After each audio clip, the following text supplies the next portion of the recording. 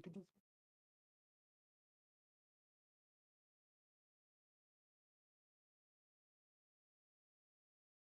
दीजिए।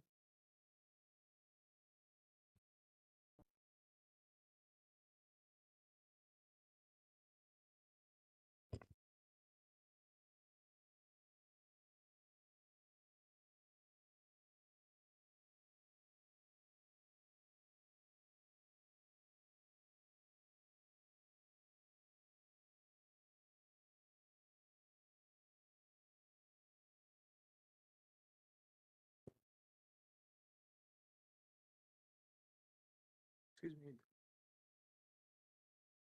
तो वॉलंटियर है ना, तो volunteer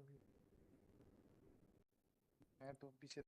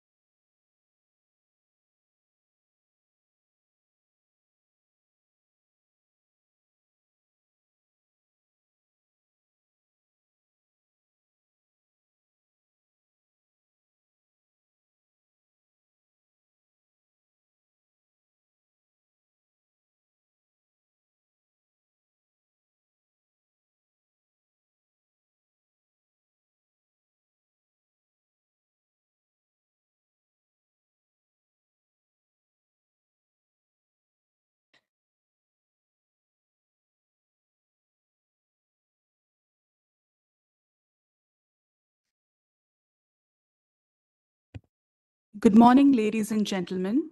We'll start today's event with the invocation to the teacher or guru.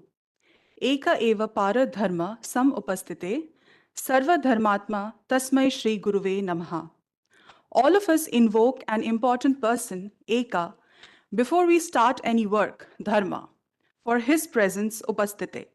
Therefore, if we think of all or any tasks at hand, we invoke and call upon the blessing of all our teachers, Guru, who might have taught us that specific task in the visual or in a virtual manner, or by an intuitive in the form of a dream even. A warm welcome to the Pan India gathering on diversity, equity, inclusion, and accessibility in science and technology under the aegis of G20 Chief Science Advisors Roundtable.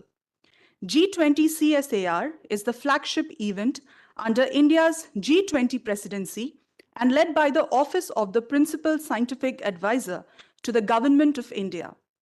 This brings together the top and emerging scientific powers of the world. Through the agendas including diversity, equity, inclusion, and accessibility in science and technology, and opportunities in health, One Health for better disease prevention, control, and pandemic preparedness, this national initiative is dedicated to cater to the significant needs in the field of scientific research, technology, development, and deployment.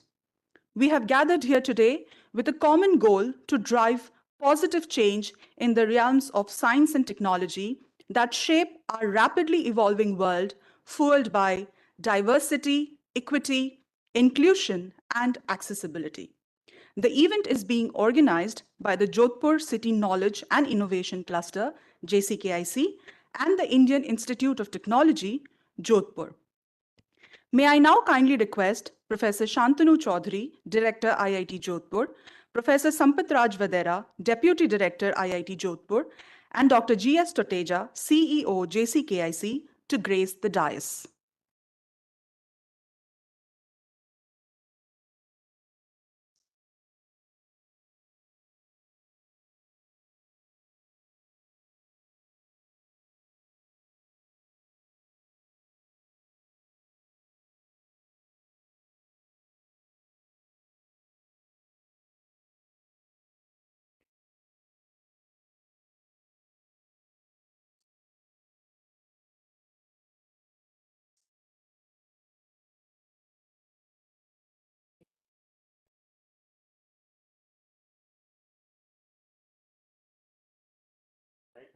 इसको बंद कर दे,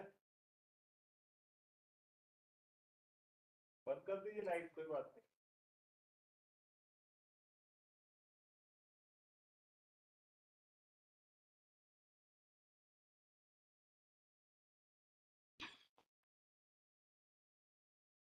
Now I request Dr. Anand Pallapalli, Head, Center of Emerging Technologies for Sustainable Development, Dr. Prasenjit Tribhuvan, and Dr. Rachel Phillip to join us on stage and present a token of our gratitude to our esteemed guests.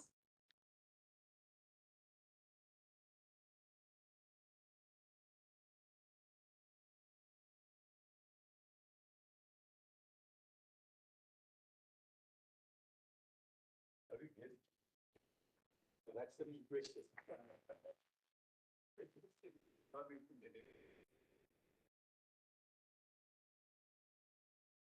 Yes. Yes. We are excited to present each of you with a plastic-free jade plant nestled in a coir rope nursery pouch, a testament to our DST Science and Technology Hub's innovation that not only serves as a gesture of appreciation, but also reflects our dedication to environmental responsibility. Now I invite Professor Chaudhary to set a context for today's event through the welcome address.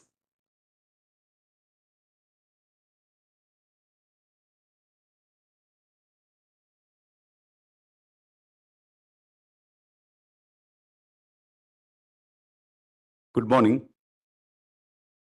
Let me welcome all of you to this workshop, which is a part of G20 sideline events in terms of the objective of getting more people, students, and faculty engaged into some of the themes of G20 and have deliberations so that these issues are in the focus of the citizens of the country. In fact, G20 has number of verticals. One of the vertical, which is being managed by the Office of PSA, has quite a few components, and IIT Jodhpur is being part of Jodhpur City Knowledge and Innovation Cluster, which is now Jodhpur City Knowledge and Innovation Foundation, is actually celebrating this. Technically, JCKI says not, it's actually JCKIF. I think this error should be corrected. The other important point to be noted is that the topic which is picked up for today's deliberations is diversity, inclusivity in science. In fact, there are various ways. I have not reading out the complete topic. You have all seen, and it was projected on the screen. But that topic has two interpretations, and I think we should be very careful about that. One interpretation is diversity and inclusivity in science. The other part of it is inclusivity, accessibility in science. The other part of the story is how SNT can enable the inclusion despite diversity, accessibility despite diversity, and ensure inclusivity as a goal. Now, these are the two very distinct aspects. And I think when we deliberate, we should be very careful in terms of addressing them. The first aspect has been that diversity in science has been addressed. In fact, you will possibly talk about more on that, and which to a certain extent is important, and such initiatives has happened in the Institute over the last few years. In fact, one major initiative and focus has been women in STEM. And we had, I think, quite a few, more than one such workshop. And I think IIT Jodhpur today has one of the largest number of women faculty members among IITs. And also, the question which comes up with women in STEM, that whether they are reaching the pinnacle, they're moving through their career, but are they moving to the position of decision making? If you look at that, in this IIT at least, we have women faculty members as heads of the departments, as deans, and various other administrative positions, almost as equal number as that of male colleagues. So this equity in terms of gender sensitivity is important. But today, definition of gender itself has become much more generalized. And we have to be very conscious about it. And that consciousness is also something important to take note of. And in that case also, the technology can play a role to make sure that inclusion is there. But on the other side of it, in fact, if you look at inclusion in science, in fact, if you have looked into even recent literature, science had a special issue on inclusion in science, where there has been discussion on how we need to enable people with special abilities. So, for example, autistic scientists to move into mainstream. Also, like people who have maybe the visual restrictions to overcome those barriers. people who have problems in mobility, how to ensure the campus has that kind of features. In fact, actually, I think in terms of accessibility, IIT Jodhpur campus is one of the best in the country. And in fact, almost all departmental buildings, with exception of maybe one or two, they're all lift-enabled, and there are also these facilities for your these wheeled cars to move in. So therefore, there is a mobility enablement of the mobility. Now, one point, if you see, if I have to have an autistic scientist have a full-fledged role in research, if we want to have someone with physical limitations part of the research, then he has to be enabled in two ways. One is removing all kinds of discriminations in your policy level. And not only policy, it's also your value. The values are something very, very fundamental, and this value system is what is important and critical when we talk in terms of a G20 or an international forum, that are we in India being part of the value changes which is happening. In fact, India is many ways much more progressive in terms of this inclusion than many of the developed countries. So in India, in terms of after independence only, that when it came, everyone got voting rights. It has not been even in US or even in UK at the beginning of the introduction of the constitution. So that's the biggest political rights, and which is actually an inclusion. But also at the same time, it's very important how science and technology can foster inclusion. The point I was touching. So for example, if I want to enable a person with visual limitations being part of science, obviously I need to use technology. And there has to be a consistent effort or research programs in institutes which really addresses these problems. Because today, I think screen readers, you must have seen the screen readers, the technology of screen readers is enables someone with limited eyesight to actually read documents which are available on internet. But even today, there is a huge challenge in terms of appreciating diagrams. Appreciating diagrams by a person who has visual limitations. And really no good technologies in place which enable someone with visual challenges to have a clear-cut understanding of diagrams. The visualization, diagrams, graphs, charts, these are languages of modern science. Now the question therefore comes in, can you create mechanisms, in fact, in terms of even publication, document generation, where actually I can have these elements presented as part of your publications, which are accessible to people with limited visual capability. And in fact, actually, if you try to look at the statistics, the majority of the people who has got visual limitations, they don't move to science and technology. Extremely few. Lots of them do go to postgraduate level, even PhDs, but primarily in humanities and social science, and mostly humanities, where actually the diagram and these charts, mathematical formulas, etc., are not that used, because the Braille has limitation with respect to that. You have limitations in terms of presentation of those material. In fact, there are work happening in this space, but I think institutes should have some kind of research program to address this inclusivity concern.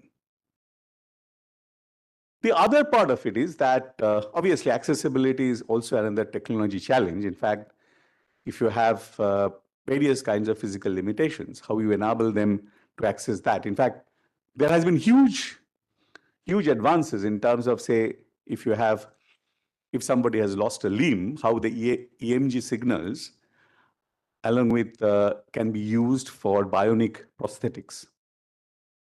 In fact, bionic prosthetics is in terms of robotics and brain science combination is a major biomedical engineering focus. Now, this also, I think, some of the younger people who are around should think about and look at it.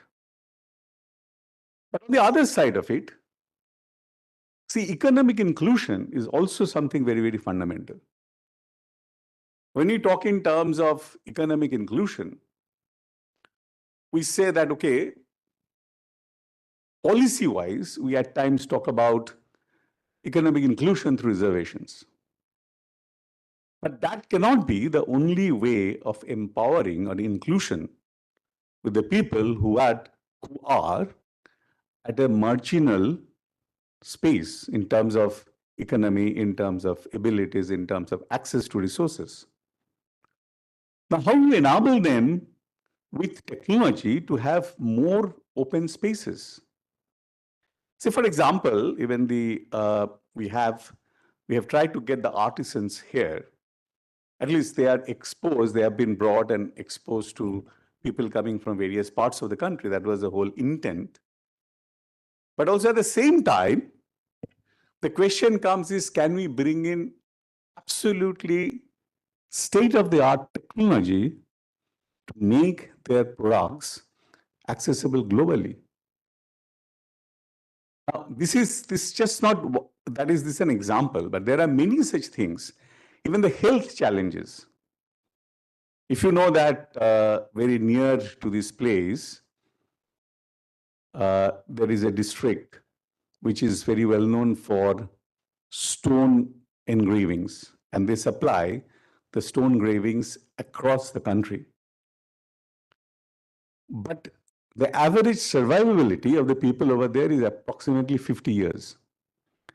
There are villages which has got only widows and kids and no male adult, because they start the work of stone carving right from the age of 15, actually 12 to 15, between that age.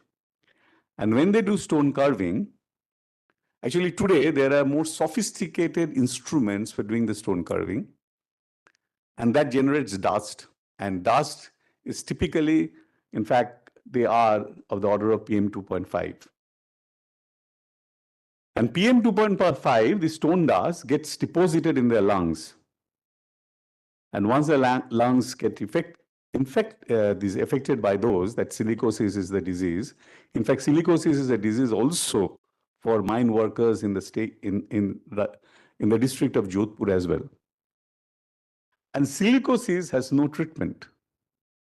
If silicosis happens, the only way is state government provides a dole and they walk towards the death.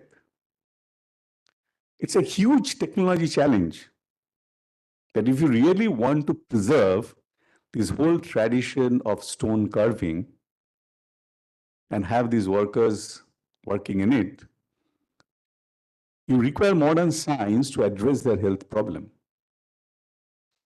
And that's what the science can really do. I'm just putting an example is, it's not just inclusion of the diversity into science, in scientific actions, but also very, very important is how science can enable inclusion. It is not the people who are doing stone carving have no right to health. And right to health can be only ensured by science. And this is true not just for these stone workers here, but this is also true with people who works in coal mines. And across UP, the people who works in these bangles, in terms of when they prepare that glass dust gets into their lungs. So it's an occupational hazard, actually, of the people at the edge of the society. They're not big businessmen. They actually being exploited by the big businessman for these businesses all around, and they're at the edge and they have right to health, and science and technology can give that right. And I think that's something is very, very important for this kind of conference to deliberate and think about. Lots of things happening in the space of inclusion. If you see global literature, discussions which is happening here, the DST policy, SCRB policy, lots of these things happening today. In fact, but not many initiatives are targeted towards taking science to empower people at the margin. Also, when you look at G20, it's a diversity of human population. Diversity of the human population means we should need to know each other's culture, language, and that's true for India as well. And in fact, there is a major project which is happening in the country today, Anubhashini, which is actually video to video translation, spoken word to spoken word translation.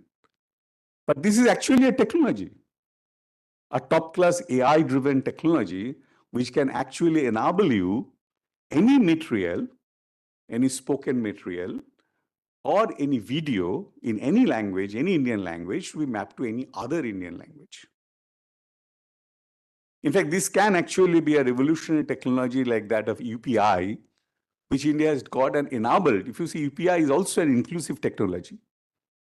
Today, across the country, your UPI is used by even the person selling pan at the street corner. So he is internet enabled and his income is ensured.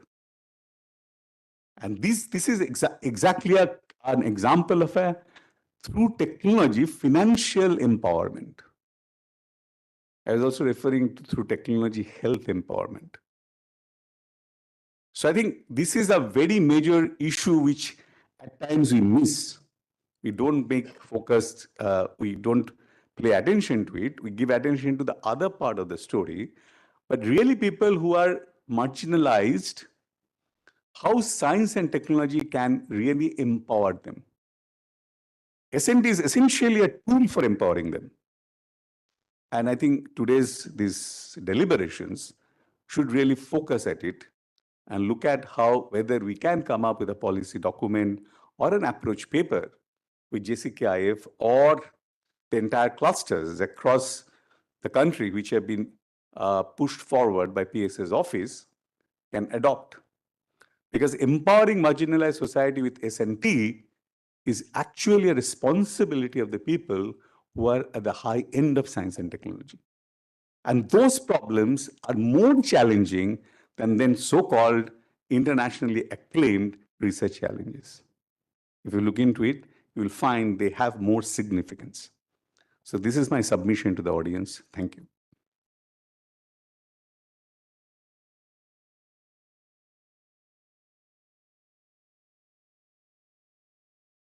Thank you, Professor Chaudhary.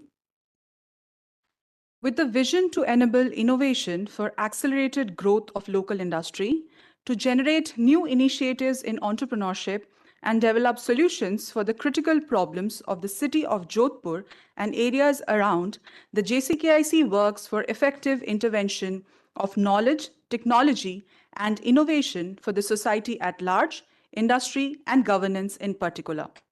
I now request Professor Vadera to talk about the initiatives under the Jodhpur City Knowledge and Innovation Cluster, JCKIC.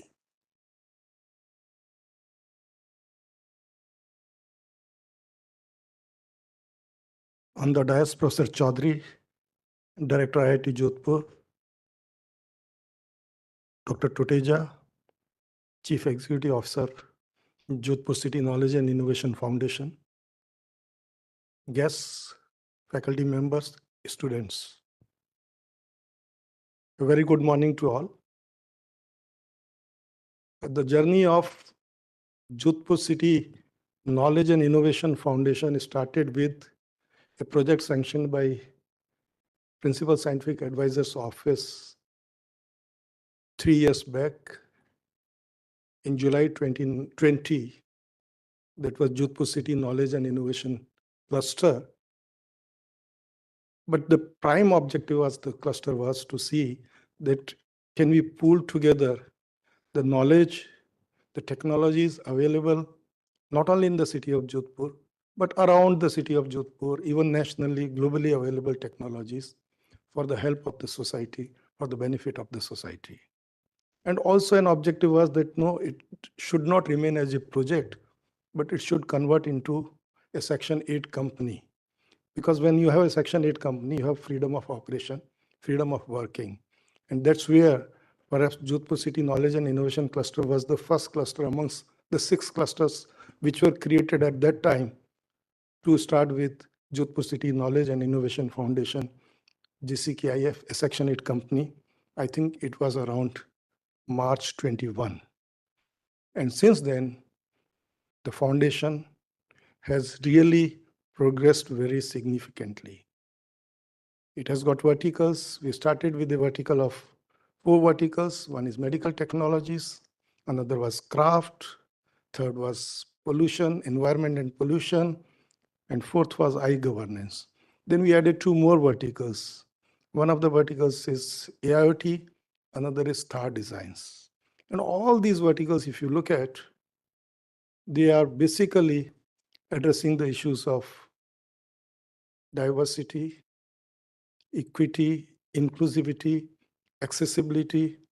And Professor Chaudhary rightly mentioned that it is not that inclusion in science and technology, but also promote these things amongst the masses, amongst the society through science and technology.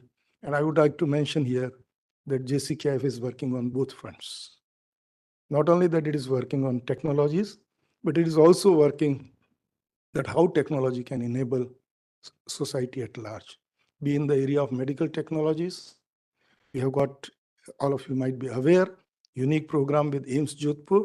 And again, objective is here to develop affordable solutions for the society, wherein it can address the healthcare challenges of the society. That's again, so main objective of this program is that innovation, and through this innovation and science and technology, how we can address the problem and problem of the masses. And therein we are jointly working with AIIMS Jodhpur. Another vertical, if you look at craft, again, it associates with artisans. So how science and technology can help the artisans. And there are also advanced technologies that are being used. Whatever state-of-the-art technologies, they are being used to see that how we can help the artisans and how can see their growth. And they are the society, they are the people, where the traditions are there, where the culture is there, and where the creativity is there. So how to foster those things? Again, JCKIF is working on those aspects. Governance, associating with the governance bodies of Jodhpur and trying to see that how city of Jodhpur can be helped through this process to see that we can have better mobility and also we can control the crimes and other things. So this is another area.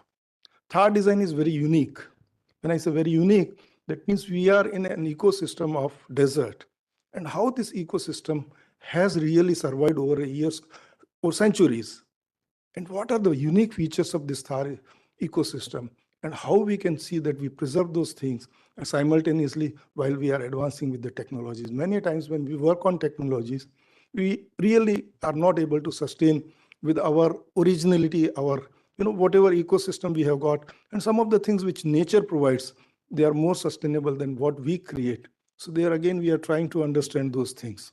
Again, if you talk of IoT, there again, we are trying to see that how we can develop the technologies and which can reach to the masses. So in all, if you see Jodhpur City Knowledge and Innovation Foundation, in 3 years' time, under the leadership, visionary leadership of Professor Chaudhary, and of course, Dr. Tuteja has been very instrumental in steering this Jodhpur City Knowledge and Innovation Foundation. We have made reasonable progress, significant progress, still miles to go. And this is an opportunity to recapitulate all those things, that what we have done, whatever we have done, how we can implement, and what more is to be done. And then all of us together try to see that we can reach to the masses and we can address the issues of diversity, inclusivity, equity, accessibility in science and technology and through science and technology. I think these deliberations, whatever we'll have today, will provide some insights and some action plans, which perhaps we can, and this is an opportunity to put across these things to a global platform. So we should make use of this opportunity. I wish that we'll be able to come out with good ideas, good solutions, and action plan. Thank you. Jai Hind.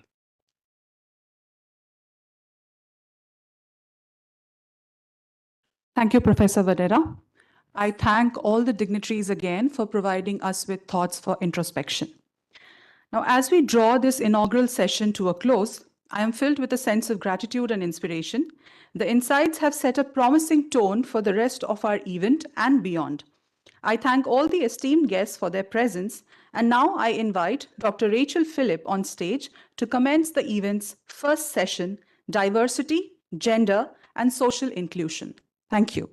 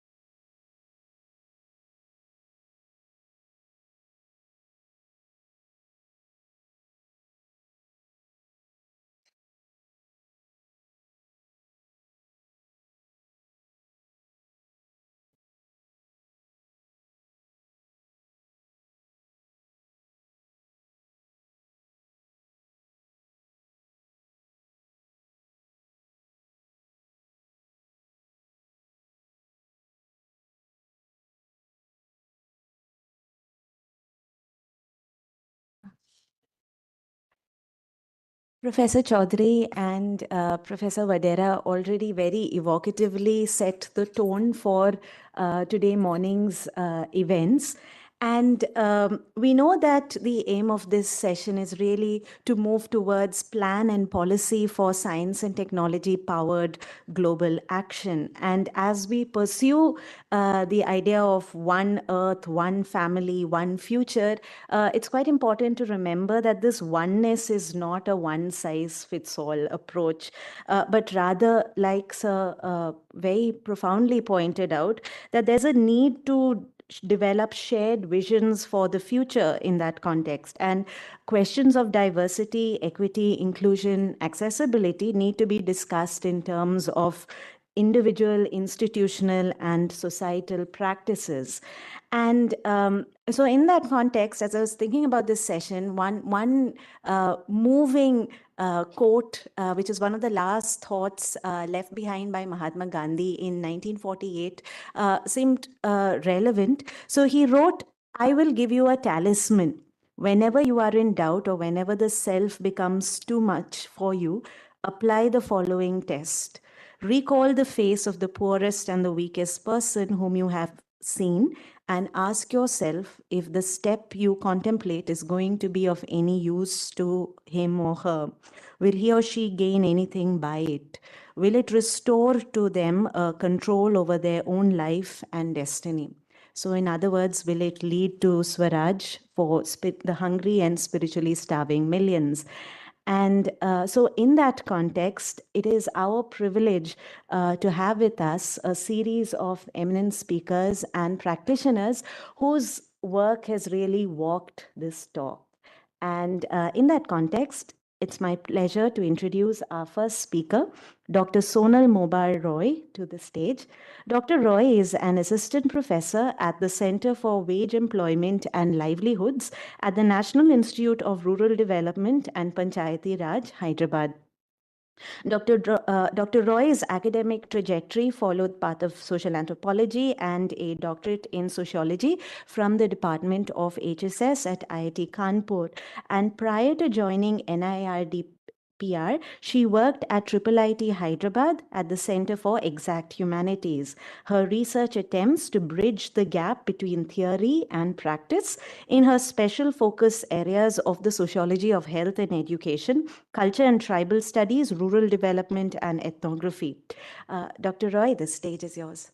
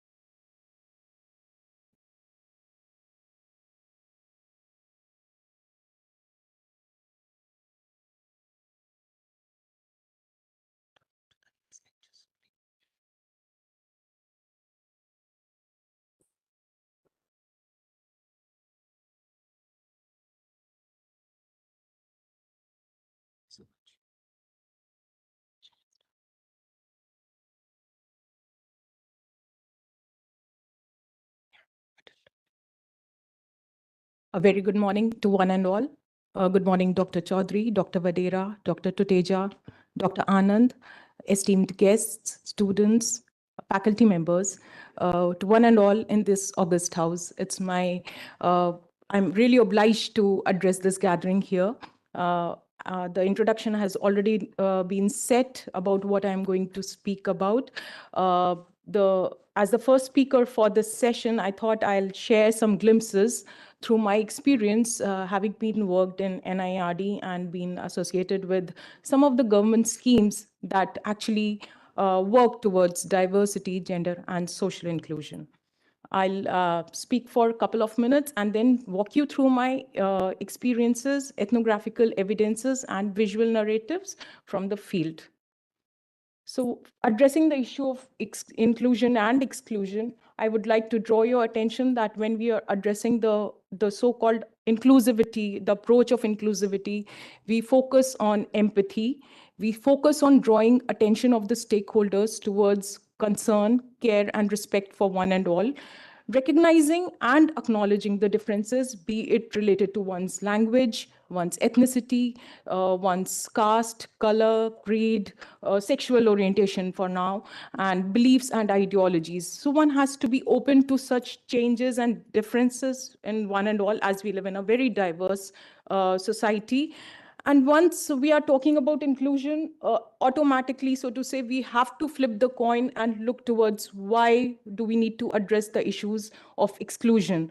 So is it an attitudinal problem? Is it one's problem of not having inadequate skills and opportunities?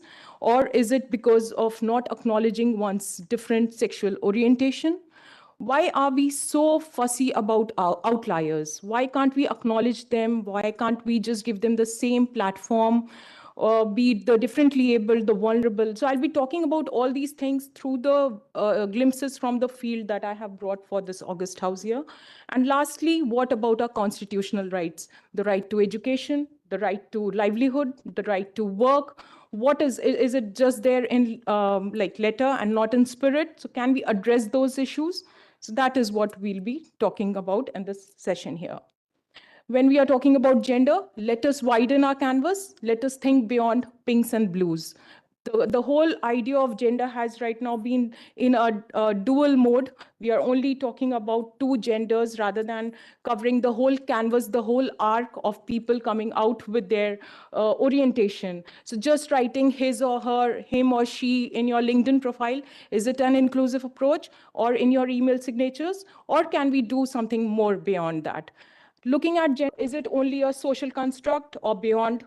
Can we think about why the society, why the media is actually giving us certain misleading ideas about what a female should do, how she should move about, dress up, etc.? Who are the people in the society who are drawing lines? Who are the ones who are playing the roles in power dynamics? Who are the ones who are actually building these stereotypes? All these movies, serials, when we talk about a daughter-in-law, do we only think about Gopi Vau or Rashi Ben or someone like that? So what are some of the these directors of serials trying to portray through primetime serials? Can we question all these ideologies? Can we actually turn the table and think about wider gender roles, accept the changes that have been brought in by science and technology and in social media? So can we talk about all these? So right now, people are actually throwing a lot of flipping coins and talking about ideas, but what about accepting them, acknowledging them, and practicing them in day-to-day life? So can we do that? So that is what I want to draw your attention towards. So coming to what my idea as of now, when we are talking about gender, inclusivity, and diversity is, we are actually working at NIRD under the Ministry of Rural Development, and we have a lot of interventions planned for the marginalized, or as I said, people living on the edge. So who are these people living on the edge? How do they look like? how is their lifestyle? So can we think about it, just give it a glance, think about the issues, challenges? Is it only about staying below poverty line? Is it about arranging for 2 square meals a day? So we have a lot of interventions, and we are also having a lot of lacuna. There's a gap. So as a researcher, what I individually work in is identifying those gaps, and can we mitigate those gaps? Then what are those approaches to fill in those gaps? Something like social audits. We have time to time social audits. We do a lot of monitoring and evaluation. A continuous progress is there, and we evaluate the performance of these interventions. Lastly, we also look at convergence, because so many schemes and programs are there to cater to the marginalized. But again, since it's a big, vast country, we cannot reach to every nook and corner, though it is a progressive process. So again, coming to convergence, because under one scheme, we cannot fulfill the idea of bringing a person above poverty line or giving him or her the livelihood. So probably convergence is the final mitigation, wherein we actually bring in funds from various sources and make sure that the person, the poorest of the poor, as Dr. Rachel was saying, can be helped with. So some of the examples here, I'll go step by step, taking one program at a time. So here I have brought a glimpse from my field work, wherein we were studying about children with special needs, the differently abled kids. And there is something that I observed in one of the primary schools. There are pictures from 2 different schools, actually. So under the Sarv Shiksha Abhiyan, we are supposed to take care about the mobility of children with special needs, as Dr. Chaudhary was saying, and it is good to hear that the campus has good mobility provision for people who are differently abled. Sorry to say, in some villages, this is actually either not being taken care of, or they have given it a oversight. So in the first picture, you can see the classes are on the first floor, and the staircase doesn't even have a proper railing or a rail bar. So probably once the teachers were suggested, the principal was asked to come up with some budgetary provision to come up with the rail bar. It was taken care of in time. Yeah. Thank you so much. But anyhow, this was the situation when I visited this primary school. The second picture here is about a slope that was provided for a person who could mobilize through using a wheelchair. But as you can see, it's a rotten, rusted rail bar that is broken. So though it is not in a good condition, it also fails the whole idea of helping the CWSN, and also plays as a hazard for students who would play around and actually be at a risk there. So once the headmaster was asked to take care of it, it was done in due time. But this is something that people do not think of, or they give it a oversight. Secondly, most of our reports here in India talk about female literacy and state that absence of lavatories and toilets and running water and dustbins are critical issues for evading school. Herein I bring 2 pictures from schools of Government of India, run like government schools. The provision was there, but sadly the toilets were not being used, because it's not in the behavior. The people there, the girls in the village, were not used to using a toilet and a flush system. So even if you do help, you do provide with a seat, you do provide with water, there are behavioral and attitudinal issues towards using. So when I'm talking about gender inclusivity, we are talking about diversity. If you try and see through those lens, you will see, though interventions are provided for inclusivity, for addressing the challenges, sometimes it's the other way around. People are not open to use the interventions. So how to address these issues? Here are pictures from, again, different states, 3 different states, 3 different pictures. The first picture is about a dilapidated school that was finally shut down by the authorities because it posed as a hazard for the children and the teachers. You could see how they would have been running the school in a shed. The board was there in the shed. It was almost like a dump yard.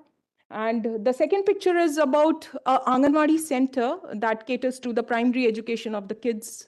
Herein, the novel step taken by the government was that the books were provided in the local regional language. They addressed the issue of alienation from the curriculum. So this inclusive approach helped kids from that particular district to get access to education, and language was not a barrier. The third picture is from the COVID times, wherein I visited a tribal hamlet. You could see there are actually two buildings that are visible in the photograph. One is in Anganwadi and one is the primary school in the same compound. During COVID times, when there was a shortfall of teachers, staff, etc., the Anganwadi teacher and the primary school teacher came together to address the challenge, and they made sure that the kids were attending the school. They held combined classes and provided meals to the students. So this was a very inclusive approach for catering to a very, very challenging time. Then I would like to draw your attention towards one of the most popular schemes that we have, that is called the midday meal scheme, which caters to the classroom, mitigating classroom hunger. Herein are two pictures from my field visits. The first one talks about how the kids are made to take the midday meal during recess time. The issue here I would like to draw your attention is towards social hierarchy. So people coming from different social sections in the community, even the kids for that matter, have to follow certain norms. So you can see how a kid is sitting on the other side of the room and apart from the other, so to say, section of the society. So these social hierarchy norms are so so much in penetrating, they're penetrating the whole discourse that even the kids are not free from following these. So this was something that was very disturbing, and I did highlight this issue to the headmaster present there, who cut a very sorry figure because they cannot challenge the local context. Second picture is of a cook who was preparing the midday meal. You might have come across various accidents or news of accidents and issues that rigged MDM. This is how a kitchen shed looks like in a primary school. The picture is blurry because of the smoke. You can look at the safety and hygiene factors there in the small shed. The issue there I want to bring your attention to is towards the caste of the cook and helper that we have in MDM scheme. So there have been issues in certain pockets of the country wherein the kids did not want to take food prepared by a cook or helper from another community. So these can be addressed locally without creating more disturbance in the local context by hiring people or mothers from the local community and giving them the livelihood opportunity as well, and help the local context. So this is something I thought I'll share here. Next is the Mahatma Gandhi NREGS that I'm currently engaged with. Here, we have been addressing issues related to women, the wages, the issue related to wages, unequal wages, inadequate wages for that matter, and various other woes that have rigged the scheme. The pictures show tribals from various states who were benefited with the assets provided. So in the first picture, you can see the person got an asset of a well that actually helped him raise the productivity from his land. The other two pictures on the right show goat sheds, which provided alternative livelihoods to people coming from the marginalized sections of the society who had no other means of livelihoods. The last picture shows how people are engaged in MGNREGS. It was one of the schemes that was the security net during the COVID times as well. Herein, when we are talking about inclusivity, the priority is given to women-headed households, people with differently disabilities, and it caters to the marginalized sections with the priority on top. And there are instances wherein people would actually create shelf of works and make it public so that people who are differently abled can check on the board and go to the closest site available to them for seeking employment at the site. So that is how MGNREGS has been addressing the issue of inclusivity. Yes, so this is on Poshan Abhiyan. Again, two pictures, two different stories there. The first one shows A&M and ASHA. These are the two stakeholders in the scheme, wherein they reach out every week to the interiors, a village in the interiors of the state. And since they do not have an office, you can see a charpai arrangement for them, a makeshift arrangement where she's sitting with the ice box, the vaccination kit, the stethoscope. So that is how the ASHA and the A&M have reached out to the tribals in the village there, ensuring that no one is left behind. So they carry the nutrition food packets with them, the vaccinations, etc. And every week such visits are made. So this is how they are overcoming challenges of reaching out to the most marginalized sections of the society. The second picture is of Anganwadi in a Koya tribal hamlet. We call it Tanda in Telangana. So this is a story from a Tanda, wherein during the monsoons, the Anganwadi was in really bad shape. Like there was water dripping. You can see there is a barsati on the windows. Anytime it could have just dilapidated. So the child development project officer took a call and ensured that all the kids from this Anganwadi were shifted to the nearest makeshift center and continue to take benefit from the scheme, that is Poshan Abhiyan. So people have interventions, there are challenges, geographical issues, there are local contexts, there are social dynamics, there are social hierarchies, but these can be addressed if there is a will to address them through proper channel. This is from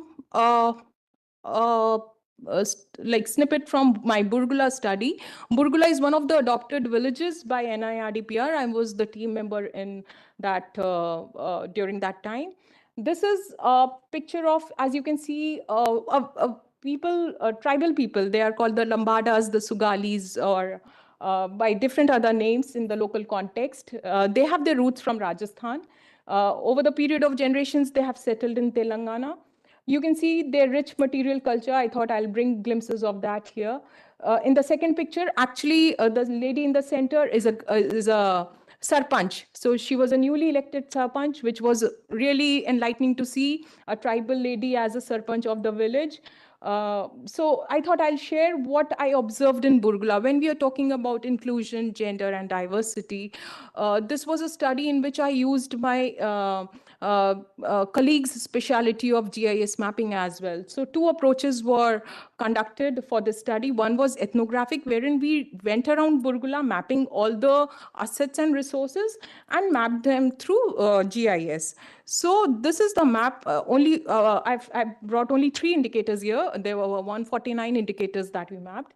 So in the first map, you could see availability of piped water. All the villages around Burgula, there is Burgula, and on the top and towards the north and south, we have Tandas. So I see that piped tap water was available to one and all in the panchayat.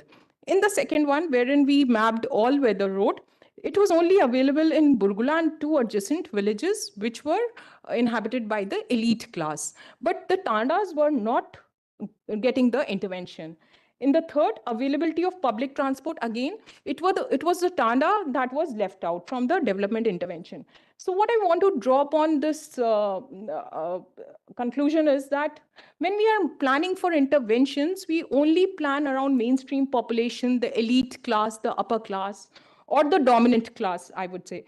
But it's always the people on the edge, the marginalized, the vulnerable, who are left out of these development interventions. So next time, now with the study, what we did was, again, action planned, was we called all the sarpanches of the Tandas as well and gave this presentation in a local language and made them ensured that in the coming budget, in the forthcoming budget, they would actually be focusing on allocation of budget on these interventions and plan accordingly. So once this visualization was there in front of them, they could actually see, oh, Burgula has this intervention and it's my village that is devoid of it. So these pictorial visualizations actually help them understand the impact of intervention, the access issue, and it has been worked upon in the coming year. Again, I thought I'll share pictures of the vulnerable, what we see and maybe sometimes just overlook. It's a day-to-day thing. She's a shepherdess coming from a Chechu tribe in South India there. Tribal ladies there sitting and resting. This one is from my visit to Piplantri some time back here in Rajasthan. An MG Narega worker returning from work with the tasla on her head. I thought I'll share these pictures, how the face, when we talk about poorest of the poor, the vulnerable, how do they look like? They are a common man. It's not like I'm labeling them or giving them a name. Day-to-day ladies, day-to-day जिनको हम अम्मा बोलते हैं, प्यार से उनको address करते हैं, they are the faces around us. But can we also address the challenges they face every day? So what are the concerns of the vulnerable? I would like to just sum up here. Access to sanitation, household toilets. They are having the problem of domestic violence. They don't have a platform for participation. Then Gram Sabhas are there, but they would not speak up. We have sarpanches, female sarpanches, but there is an issue of sarpanch pati. Then whenever we are talking about genders and different gender and their issues, there are challenges of eve teasing, molestation, etc. There is issue of mobility and safety, as I pointed out, with people having different needs. There are issues regarding health interventions, support services. There are issues related to livelihood, their unequal wages, absence of minimum wages. And finally, I think stigma. Stigma is one of the major challenges that I feel is for the vulnerable, be it the differently able kid. I would see in a primary school how a teacher addresses a person, a student having a disability with that label.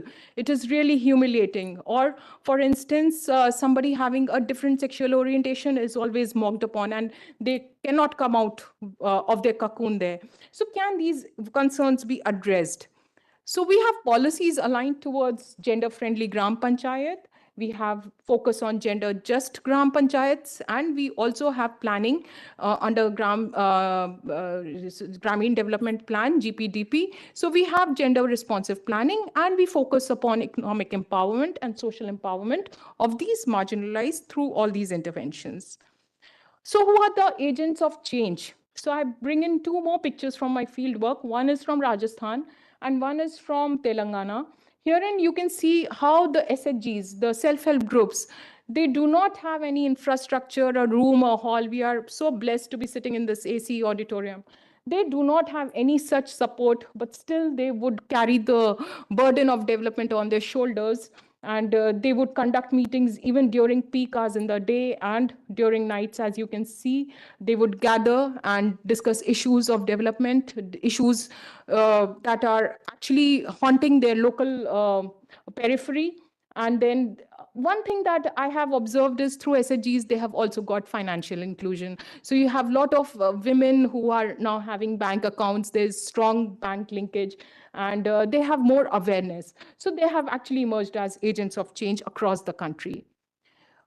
Again, when I talk about vulnerables, I feel they do not get a platform to speak their concerns. So I thought I'll share from my experience two pictures here again. One there, one from, I think this was in UP, and one in, again, back in Telangana. I feel crowd mobilization and PRA, participatory rural appraisal, are two techniques that actually give the platform for people to come forward, engage in discussion, and identify gaps and come out with solutions in the local context. So rather than supply driven, it's more of a bottom up approach wherein people can tell you what they need, what are their concerns, and how do they want these concerns to be addressed. So what are the strategies for promoting inclusion? We are aiming through rural development and the various interventions, we are aiming towards a just society where no one is left behind. Referring to John Rawls' veil of ignorance, we want people who are privileged to remove the veil of ignorance and take heed of challenges and concerns of the other set. We have to help people who are the marginalized, sitting on the edge of development, to break the culture of silence. We want people to be coming out and talk about their issues and take ownership of the various interventions that we plan for them. Provide access to one and all, be it any intervention. We do not want any discrepancy of access related issues there.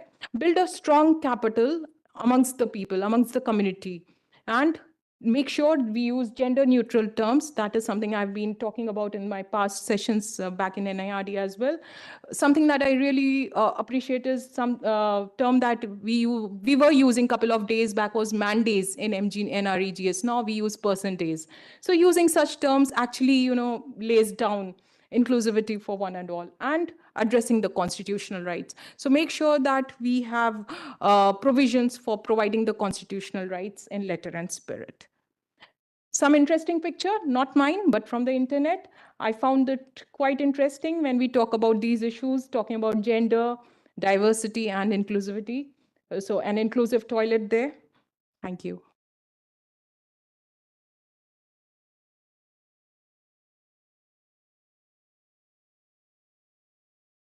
We'll have the questions later.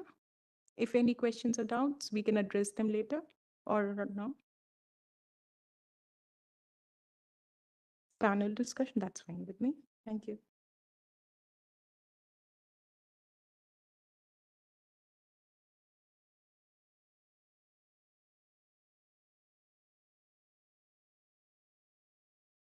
Thank you so much, Dr. Roy, for so evocatively reminding us of the need to plan bottom up and the challenges that are involved in that process. And I am sure many of you have questions, so I would ask you to sort of keep them ready and we will take them up during the panel discussion, just in the interest of time. With that, now we'd like to continue the conversation, and for that, I'd like to introduce our next speaker, Ms. Ajaz Sharma. Ms. Sharma is a development sector professional with 17 years of experience in diverse education programs across geographies.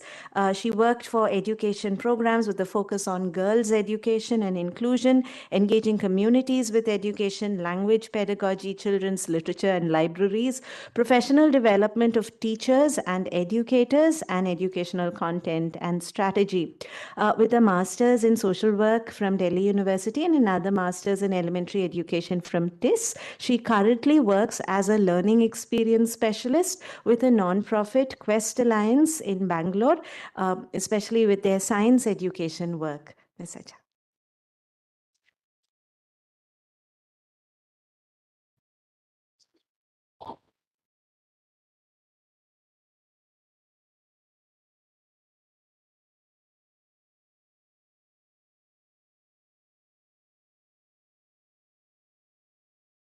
video.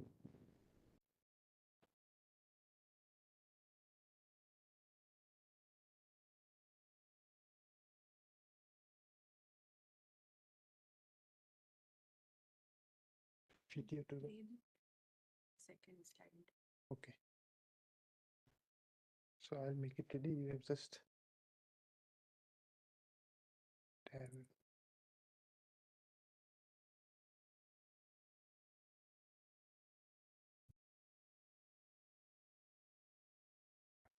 Share screen discussing.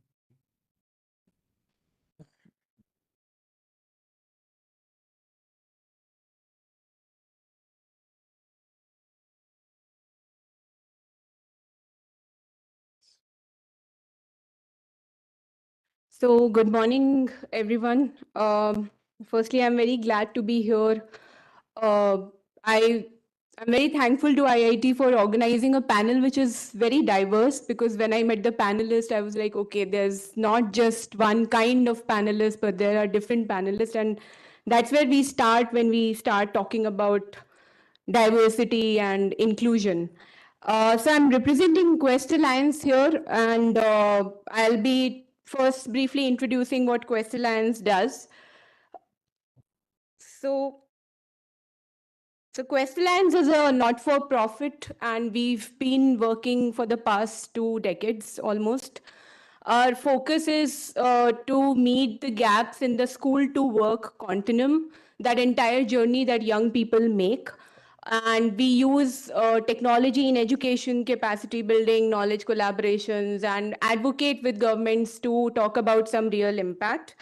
Now, there in this school to work continuum, there are three things that we are engaged with. We work mostly with government schools, actually only with government schools. And we work with middle schools basically to build responsive education system, address any critical issues on ground. The major portion that I am engaged with and that I'm going to talk about is the work that we do with secondary schools.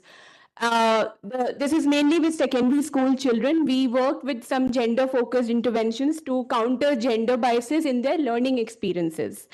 And one of the key things that we do is, and which is also the larger goal of Quest Alliance, to foster 21st century skills in young people.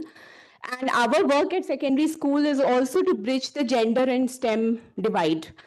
And the other key work of Quest Alliance is with the youth ecosystem, which is generally with ITIs and VTIs across the country, to ensure employability skills in the youth. Now, where we work, these are not all the geographies of Quest Alliance, but basically the STEM and gender work that I spoke about. We used to work in Punjab, Haryana, Rajasthan, Arunachal, and Uttarakhand, but we are not, the partnerships got dissolved, so we are not there anymore. But in all the other states that you see on this side of the screen, we are currently working, and the experiences that I'll be sharing will be drawn from each of these places. So now, before I move to what exactly we do, I want to play a video.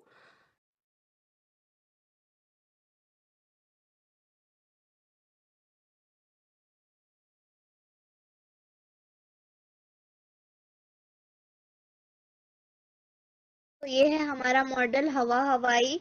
और हवा हवाई पे हमने ये किया है कि ये जो चक्का है ये बैटरी सिस्टम और मोटर के जरिए ये घूम जाएगा ऐसे।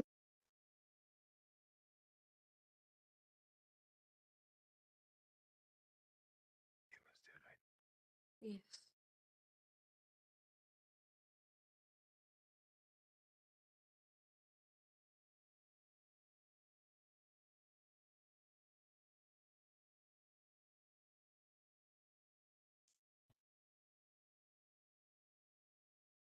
तो ये है हमारा मॉडल हवा हवाई। और हवा हवाई पे हमने ये किया है कि ये जो चक्का है ये बैटरी सिस्टम और मोटर के जरिए ये घूम जाएगा ऐसे। घूमते घूमते वो सफाई हो जाएगा। इसके नीचे हमने फॉर्म दिया। तो ये है हमारा मॉडल हवा हवाई। So I'll just talk और about हवा it. हवाई पे हमने ये किया है कि So ये जो चक्का है this is a ये video battery of system from one of our battery system और hackathons, मोटर के and जरिए I'll ये tell you घूम what we जाएगा do in ऐसे। hackathons. घूमते But घूमते वो सफाई this हो जाएगी। इसके girl नीचे is हमने फॉर्म in दिया है ninth कि ये standard किस in one तरीके of से our सफाई schools हो in जाएगा। Odisha. She's और ये जो created बॉटल this है बॉटल को अगर cleaning device, and this was bottle during को the हमने COVID बीच से lockdown ओपन that किया we है did ताकि उस these पर हम पानी डालें hackathons. So तो वो she's नीचे talking about घुल what this जाए device और नीचे पानी गिरेगा exactly तो वो is. अपने आप And साफ I'll हो जाएगा। come back to this video and what we do and why we've created this during the presentations. But I just wanted to show what she's exactly showing you here. We don't have the audio, but you can read it's called a Hava Hawaii. That's the name they've given to their prototype. And she's explaining how it is built and how it functions. So coming back to the presentation now.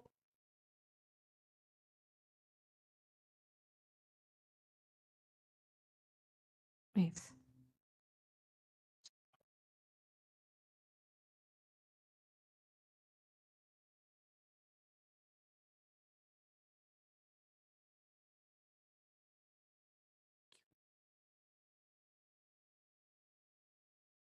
So there are two key things that we try to address through the work that we are doing with young girls in these schools.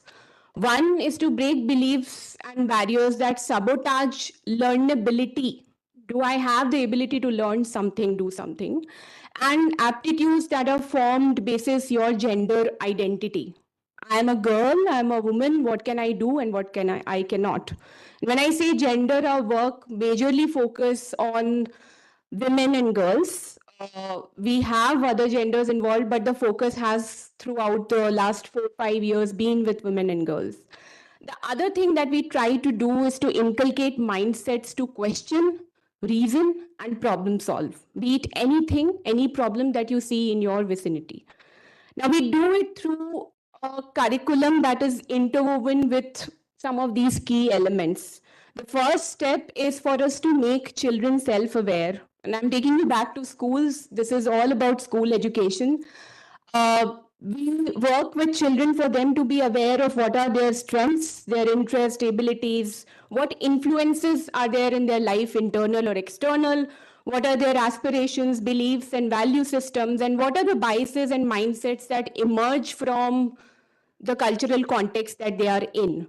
So there is a lot of self-awareness discussions that happen with children. Then we also work on making them gender aware. What are the different gender identities? What is that I identify with as a child, as somebody who's growing up right now? And what are the gender roles that I have been conditioned to or that I subscribe to, and why? What are the stereotypes around those gender roles? And how do they affect the choices and the mindset that I have towards things? Because we work with young people from the school to work continuum, one major thing is to also make them career aware. These are not distinct watertight compartments. These things are put them in a way for the sake of presentation, but in career awareness also, can there be a more informed exploration? I mean, people sitting in this room may be very aware, but when we go, and there is a very famous draw a scientist test, which is applied worldwide. And one of our sessions has that test. We ask children to draw maybe a scientist or a doctor or an engineer, and it's often mostly a male figure that they draw. So it's never in your mind also that it could be any other gender as well. We don't even imagine that. Inevitably, unconsciously maybe, we tend to go in that direction. Yes. So I'll switch English, Hindi both as I'm talking. So हम gender की भी awareness create करते हैं, हम career के बारे में awareness create करते हैं, जिसमें सेल्फ और जेंडर दोनों के कंपोनेंट बहुत स्ट्रांगली इन्वॉल्व्ड हैं, क्योंकि करियर के लिए जो डिसीजन मेकिंग होती है और एक यंग एज में जब बच्चे स्कूल में हैं, वो ये डिसीजन मेकिंग सिर्फ इस आधार पे नहीं कर पाते हैं. एक तो इन्फ्लुएंस्ड होते हैं. अगर आप पूछें क्या करियर ऑप्शंस हैं, ज्यादा से ज्यादा बोलेंगे teacher, doctor, engineer, police, and you can interact with children across the country and see that some of the options are just out of these 5 to 7 career clusters. इससे beyond हम सोच ही नहीं पाते हैं बच्चों के साथ. तो लेकिन ये पता नहीं होता है कि करियर में होगा क्या, इस करियर में होने का मतलब क्या है, डॉक्टर बनने का मतलब क्या है, और वो रास्ता कैसे तय होगा, और उस रास्ते में कितनी सारी अड़चने आएंगी, what are the stereotypes that will be faced with, we don't imagine that. तो हम बच्चों के साथ जब काम करते हैं तो हम इन इंटरसेक्शंस पर भी बात करते हैं. और एक जो बहुत की चीज हमारी अप्रोच पे है वो है स्टेम माइंडसेट्स पे काम करना. स्टेम माइंडसेट्स कुछ नहीं, ये साइंस, टेक्नोलॉजी, इंजीनियरिंग, मैथमेटिक्स से जो माइंडसेट्स हमें मिलते हैं, जो हमारे एम्स ऑफ एजुकेशन है. अगर आप एम्स ऑफ एजुकेशन देखें, what's the aim of education of say science education in a school, what's the aim of education for a language education in school, not very different. Being there, having the ability to observe, drawing inferences, being able to talk about what you feel, being able to think. STEM mindset is nothing but a mindset that enables you to think for yourself. वो ways of thinking कैसे affect होती हैं. So STEM mindset में जब हम काम करते हैं, हम computational thinking बच्चों को introduce करते हैं. And this computational thinking, I'm not sure how many of you have read Seymour Papert. His book Mindstorms, which is a mind-blowing book about what computational thinking is, which is not about learning computers or computer science, but कैसे हमारी thinking, it's actually computational thinking is nothing but reason कर पाते हैं कि नहीं, आप किसी चीज के लिए सवाल पूछ पाते हैं कि नहीं, आप critical हो पाते हैं कि नहीं, या जो आपसे कहा जाए बस वो उठा के कर दें. तो जब हम बच्चों के साथ काम करते हैं, we focus on bring in these set of skills, which includes algorithmic thinking also, which includes abstraction, decomposition. ये भारी भरकम शब्द हैं, लेकिन we try to bring all of these things in our work by very simple activities, which I'll talk about later. But this is the key, this is the skeleton of the work that we do with children. Now, so how do we work? We work with the entire ecosystem of our learners. तो हम ऐसा नहीं कि हम सिर्फ बच्चों के साथ काम करेंगे स्कूलों में, हम उनके पूरे इकोसिस्टम के साथ काम करते हैं, और ये हम क्यों करते हैं ये समझना भी जरूरी है। तो इकोसिस्टम में कौन आता है? जो स्कूल हैं वो आते हैं, उसमें जो हेड ऑफ द स्कूल हैं और जो टीचर्स हैं वो आते हैं, पेरेंट्स और कम्युनिटीज आती हैं, वो पेरेंट्स और कम्युनिटीज जहाँ से ये बच्चे स्कूलों में आते हैं, बच्चे खुद इसका हिस्सा होते हैं, and the system. The system is very important. So although white and yellow color coded, they are interlinked what we do. So system के साथ जब हम काम करते हैं, and because we work with government schools, it's important that we have a buy-in from the government. जो सारी state governments और जो सारी स्टेट्स मैंने आपको दिखाई, वहाँ पे गवर्नमेंट के साथ कोलैबोरेशन में हम काम करते हैं, क्योंकि उसके बिना हमारा काम हो ही नहीं सकता. हम एक एनजीओ हैं, हमारी प्रोग्राम साइकिल की लाइफ शायद कुछ सालों की है, तो अगर हम गवर्नमेंट के साथ काम नहीं करेंगे, हम कम्युनिटीज के साथ काम नहीं करेंगे, so when the project gets over, things get over, and this happens a lot in the NGO world. तो हम गवर्नमेंट के साथ काम करते हैं कि क्या हम इस तरीके के माइंडसेट्स, इस तरीके के करिकुलम को इंटीग्रेट कर सकते हैं. अभी we been very successful in doing integration of our computational thinking curriculum with the Odisha government, and उस करिकुलम को उन्होंने अडॉप्ट किया है अपने स्कूल्स में लागू करने के लिए. We are trying our best to integrate processes in a way कि स्कूल में जो टीचर्स हैं और जो हेड ऑफ टीचर्स हैं वो उस चीज को समझ पाएं जो हम करना चाह रहे हैं, और वही उस चीज को आगे ले जा पाएं.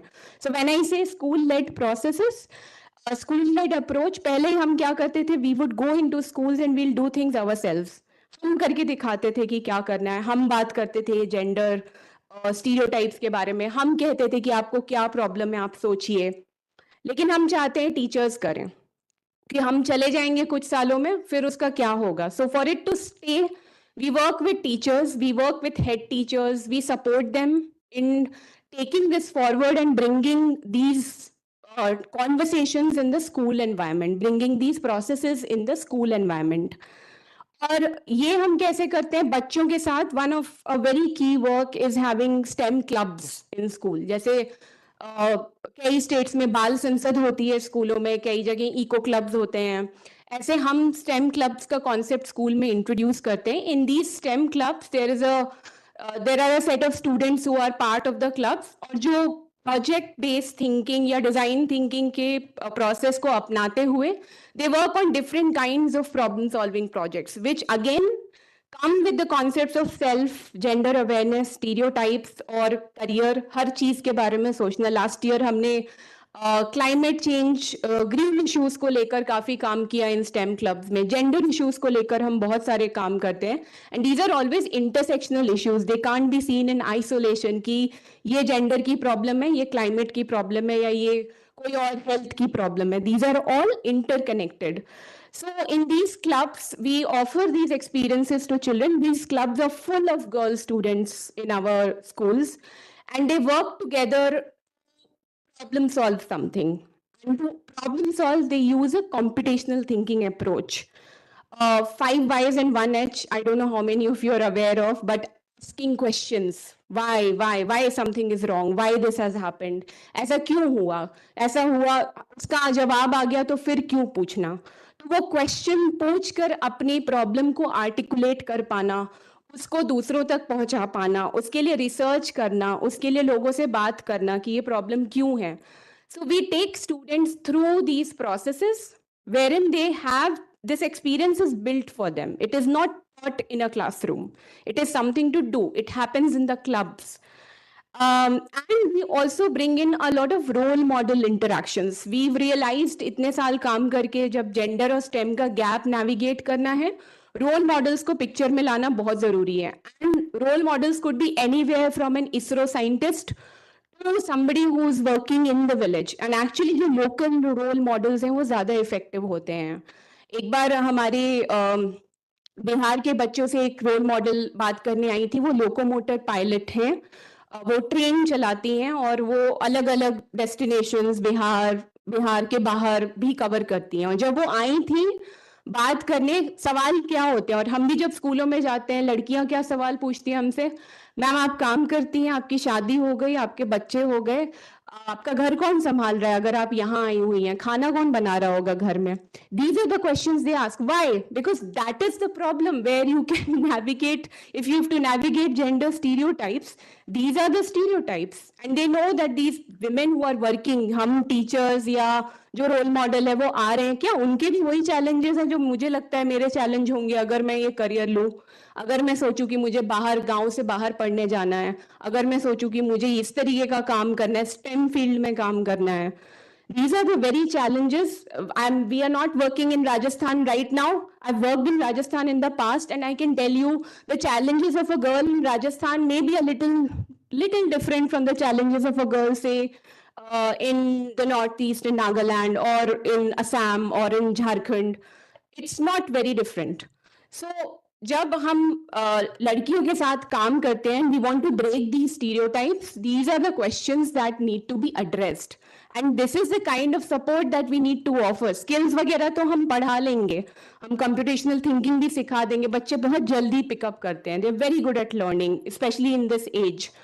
But the thing is to break these barriers. Once we were making some, and because we give career guidance, we were working on some STEM career videos.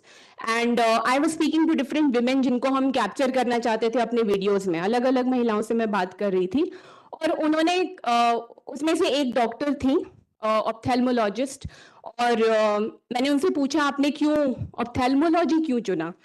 तो उन्होंने बहुत सारे आंसर्स थे. पहले मुझे लग रहा था कि अरे वाह, मतलब क्या कहानी है. वो झारखंड से हैं और उन्होंने उनके पेरेंट्स बहुत एनकरेजिंग थे कि हाँ मेडिसिन का फील्ड लो, हम सपोर्ट करेंगे, पढ़ाई करवाएंगे, सब कुछ. ऑप्थेल्मोलॉजी क्यों चुना, तो उन्होंने कहा कि आईज को लेके ऐसी कोई बहुत इमरजेंसी आती नहीं है, और मैं घर से क्लिनिक चला सकती हूँ, और मैं फैमिली को मैनेज कर लूंगी, और तब मैं ये भी मैनेज कर लूंगी. So this was the reason that she chose ophthalmology, though she told me her interest was in working on research in finding some in cancer care or even gynecology, as many women end up choosing. But she chose ophthalmology because the reason specifically was related to how she will be able to handle the family and her work. So it's not that जो career में gender को लेके stereotypes आते हैं वो स्कूलों में ही आते हैं, वो आप करियर स्टेम करियर चुन भी लो तो भी वो आते हैं. And there are enough researches to talk about how many women choose STEM careers, but later in their life they drop out of it or they move out of it because of certain gender stereotypes which lead them to play certain roles in society where it's not very flexible for them. तो उनको अपने career को छोड़कर पहले ये prioritise करना होता है कि मैं अब इसको कैसे मैनेज करूं फैमिली को. ये क्वेश्चन में आता ही नहीं है कि जो फैमिली में और लोग हैं जो मेल हैं वो क्या कर रहे हैं. So these are, and that's why girls come up with these questions to us. So when we work with children, role model interactions and career exploration and guidance becomes very important. I want to really mention that recently career exploration there is a lot of information available. There are guidance services available, but we've also come up with a gamified tool, which is actually a game to explore careers where we have taken ये सारे जो challenges हैं gender के आधार पर या आप कहाँ रह रहे हैं, आप किस बैकग्राउंड से हैं, आप वो सारे challenges को आधार बनाकर एक गेम बनाया जिसमें कैरेक्टर्स प्ले किए जा सकते हैं जो आपको बताएंगे कि कैसे आप डिसीजन मेकिंग करते हो. Because decision making is a big challenge for our children. कैसे चूज करें, कैसे डिसाइड करें, छोटी छोटी चीजें होती हैं जिस पे हम अटक सकते हैं. And other than this, we also do a lot of work in researching and studying the things that we are doing because we need evidence. अगर हम चाहते हैं कि ये चीजें सिस्टम में इंटीग्रेट हो तो क्या एविडेंस हम गवर्नमेंट को प्रेजेंट करें. Have we demonstrated enough say that yes, this works. तो ये करते रहना भी बहुत ज़रूरी है. So we do lot of collaborations, knowledge partnerships, अलग अलग इंस्टीट्यूट्स के साथ, जैसे बैंगलोर में इंडियन इंस्टीट्यूट ऑफ साइंस के साथ बच्चों का कैंप होता है जिसमें they give exposure to how a scientist's everyday work looks like. What does it mean to be a scientist? And same questions come up to them also, जो कि बच्चे हर कहीं पूछते हैं. So these exposures and these interactions become very important. ऐसे तो बहुत कुछ है यहाँ बताने को, but I won't take so much time going into all of those things. But this is the crux of the work that we do. And working with the ecosystem becomes very important. पर अब हमने ये सब काम करके क्या सीखा है? So it's important to talk about it. हम लोग बहुत देर से एक्सेस की बात कर रहे हैं. Access is very important. पहुंच होना बहुत जरूरी है, बट एक्सेसिबिलिटी उससे ज्यादा इंपॉर्टेंट है. पहुंच के बाद क्या? तो मैं पहुंच गई कहीं, पर अब वहां का एनवायरनमेंट कैसा है? मैंने I have reached school. School is there has to be free and compulsory education, right to education act कहता है. स्कूल हम पहुंच गए. अब स्कूल में हमारे कैसे अनुभव हो रहे हैं? क्या मुझे क्लास में एज अ गर्ल, मुझे लड़की हूँ, मुझे बोलने का मौका मिलता है? क्या मुझे कॉन्फिडेंस है बोलने का? क्या मुझे टीचर एनकरेज कर रहे हैं? अगर मुझे कोई प्रॉब्लम है, क्या स्कूल में कोई फीमेल टीचर है कि मैं उनसे जाके बात कर सकूं, या मेल टीचर्स ही हैं और ऑलरेडी मेरे अंदर कॉन्फिडेंस की कमी हो सकती है कि मैं मेल टीचर से जाके अपनी बात कैसे कहूँ, कैसे उनको अप्रोच करूँ, समझेंगे कि नहीं? क्या अपॉर्चुनिटीज हैं लर्निंग एनवायरनमेंट में? क्या हर कैंप में और anything that is happening the boys are being sent, और am I also being sent for something as a girl? तो क्या वो अपॉर्चुनिटीज क्रिएट हो रही हैं? क्या मैं सवाल पूछ सकती हूँ क्लास में? या सवाल जनरली आप क्लासरूम्स में जाएंगे तो आप देखेंगे कि टीचर सवाल पूछना चाहिए, समझ में आया, कहानी कैसी लगी, सब बच्चे कोरस में जवाब देंगे, बहुत अच्छी, हाँ. दैट्स द ओनली सवाल जवाब दैट कैन हैपन. इससे आगे हम कहाँ बढ़ सकते हैं सवाल पूछने में? So access is only the beginning. क्या एग्जाम्पल्स हम सेटअप कर रहे हैं? हमने टेक्स्ट बुक्स प्रोवाइड कर दी लोकल लैंग्वेज में. We have put text books में, हमने लड़कियों को भी दिखा दिया कि वो कुछ डॉक्टरी कर रही हैं या कुछ भी कर रही हैं. लेकिन are we giving enough examples, and what is the path for that? सिर्फ टेक्स्ट बुक अच्छी बनाने से हो जाएगा inclusion? No. So access is only the beginning. It's just providing something will not really enable inclusion. You can provide computer labs. I went to a school in Karnataka. There were very nice adult tinkering labs. लेकिन adult tinkering lab की चाबी किसके पास थी? लड़कों के पास थी, और लड़कियां वहां गई भी नहीं थी. So there are a lot of things to address. It's a very complex thing, actually, not so easy to talk about. Lekin I just want to point out that access is only a beginning of things. There's so much more to do after you have created access. There's so much more work to do. One of the other work to do is addressing deep-rooted mindsets. Because unless we address those, this is not going to break. Because some of these mindsets these are not mindsets जो school में होते हैं. ये school की बात नहीं है. Mindsets हमारे घर में बनते हैं. हो सकता है हमें एक्सेस घर में भी नहीं है. And which happened during COVID. When we were during COVID, we also connected with children online. And we tried to see how online learning is happening. There are enough reports about it. So there, time up. Okay. So there, and it's there out there in research reports. You can Google and read. Mostly it was the girls who did not have access to even online education. घर में mobile लड़कियों को कितनी देर मिल रहा है और लड़कों को कितनी देर मिल रहा है, दोनों में अंतर था. और वो क्यों अंतर है, इस पे ज्यादा सोचने की जरूरत नहीं है. हमें पता है क्यों ये अंतर होगा. लड़कियां हो सकता है कुछ और काम कर रही होंगी, लड़कियां फोन पे पता नहीं क्या कर लेंगी, किसी और से बात कर लेंगी, भाग जाएंगी घर से. There are lot of deep-rooted mindsets, lot of notions to address, and children come with these notions. And they sit in our classrooms with these notions every moment that they are deciding whether I should speak or not, whether I should participate or not. This is working in the background, and this works in everybody's mind. All of us here, we must somehow, somewhere be thinking about gender के basis पे कि हम ये करें कि नहीं, हम यहाँ जाके बोलें कि नहीं, मैं यहाँ पे travel करूँ कि नहीं. Lot of questions for us. Other than this, we've learned that we have to work with the ecosystem of the learner, which I have already addressed. सबके साथ काम करना है. सिस्टम इंटीग्रेशन पे मैं बोल चुकी हूँ, and it is never won step at a time. Parallelly सब चीज़ों पे काम करना होगा। आपको पैरेलली आईआईटी जैसे इंस्टीट्यूट्स के साथ भी काम करना होगा, आपको पैरेलली गवर्नमेंट के साथ भी काम करना होगा, district officers, state government officers, NCERT, सबके साथ काम करना है, बच्चों के साथ भी काम करना है, और वो जिस समुदाय से आते हैं उनके साथ भी काम करना है। पहले ये करेंगे, फिर ये करेंगे, फिर ये करेंगे, it won't work. We don't have time. We have so much to do. And we don't have time here also. So what was experienced by our learners? I really want to say this. Rachel, please give me time. So one thing we observed when we did all of these things, there's a shift in self-image. And that's very important as a first step. Our girls were scared of touching wires. हम एक kit देते हैं stem का, जो वो stem club में जब वो प्रोजेक्ट्स बनाते हैं तो वो किट में से चीजें यूज कर सकते हैं, जिसमें वायर्स हैं, सेंसर्स हैं.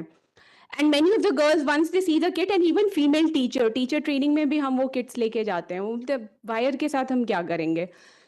सो touching the wire itself is the first step कि हमने ये छू लिया. और कई लड़कियों ने बोला है कि we never thought we could do something with a wire and battery and all of that. Machine कभी सोचा ही नहीं.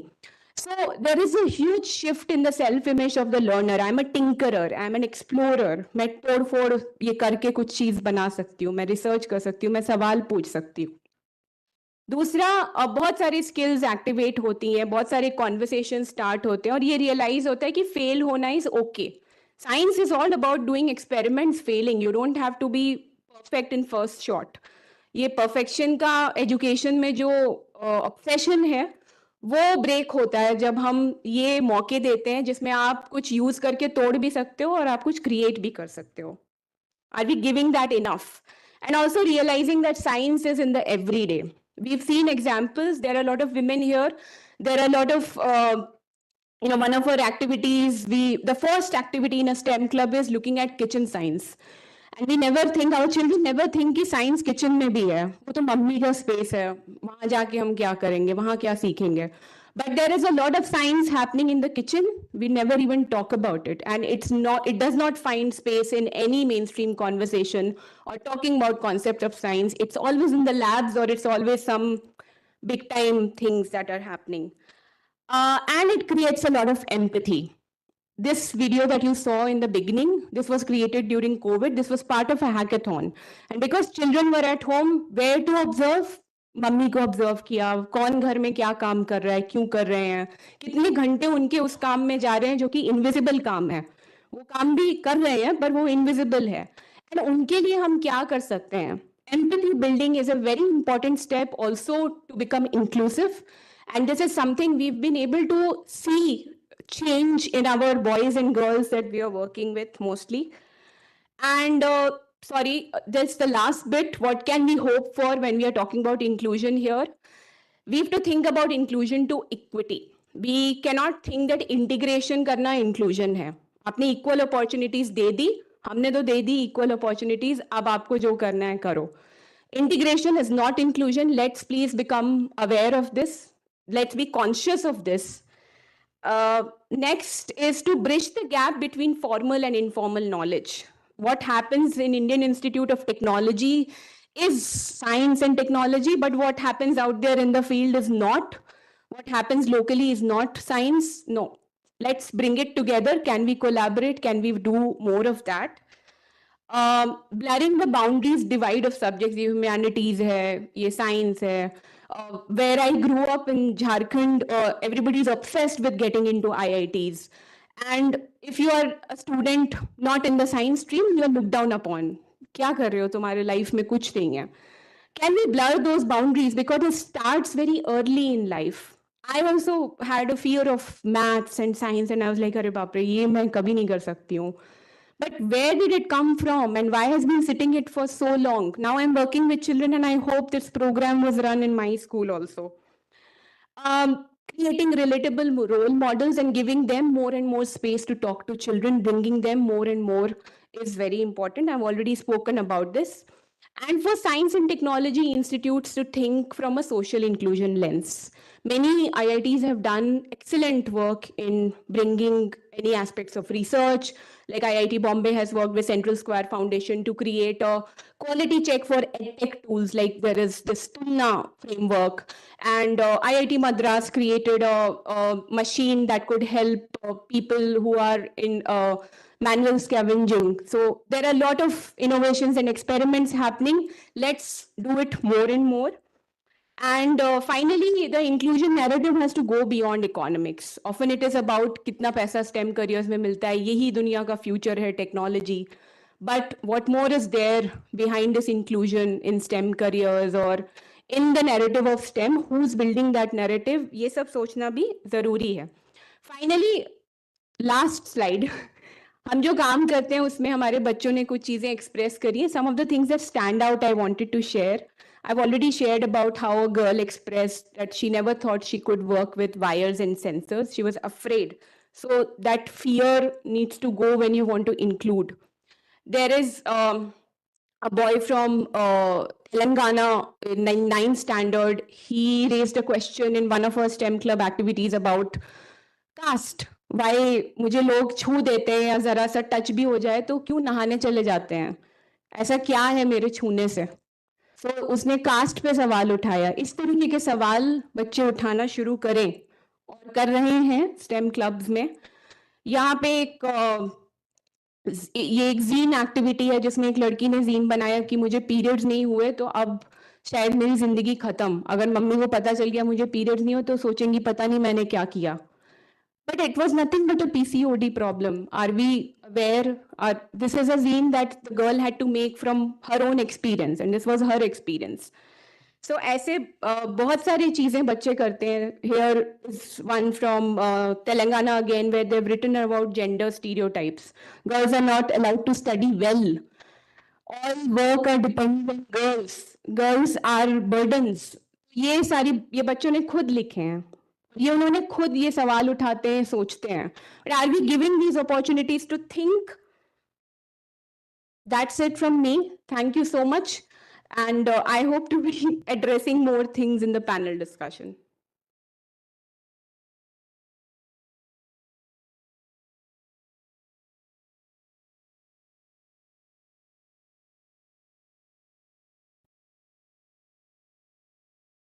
Thank you so much, Aja, for that wonderful presentation. And it's so terrible that we have to ask our speakers about time because we really want to have these rich conversations.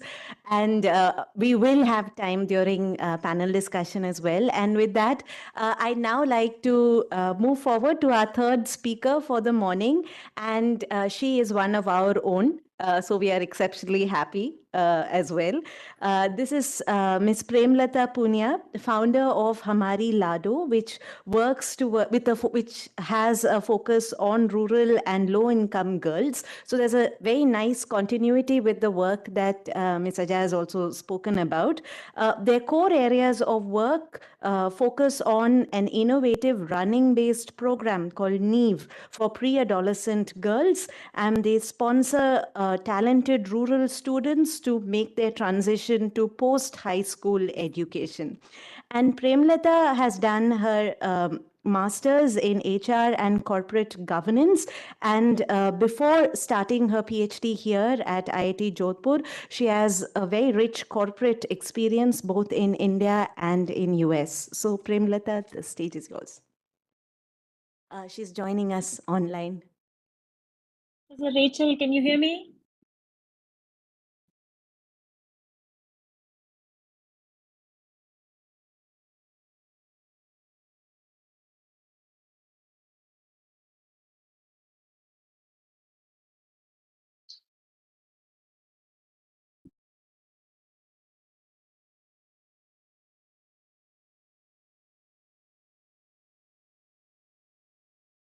I'm trying to share my screen. I don't know if it's coming through. Can you hear me first? Yeah, you are audible.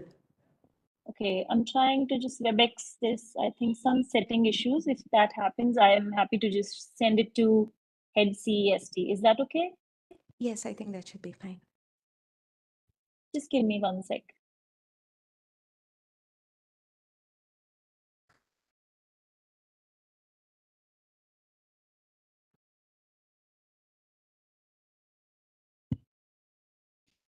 We think we live in this age of technology and it always gets better of us. Okay. I'm just getting it to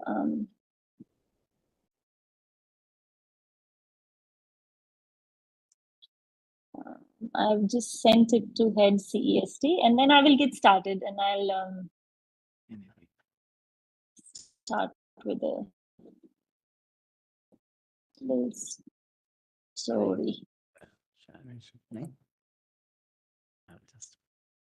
Okay, you should be able to see this.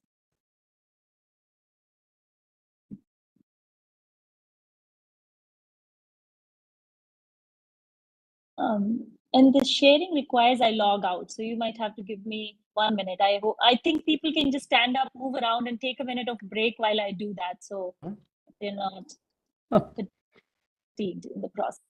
Just give me a second. Why she wants to get a break? Will you take more time? Not a break. I'm just saying people can stand up where they are if they're sitting and take a minute to sit back. Okay. Yeah. That's what. So after this session, there is a break. Okay. So the real break is there. So amazing. She hasn't sent. Premlata, you haven't sent an email to me. It's coming through. That's what it's saying. It's going through. Okay. So just say that down.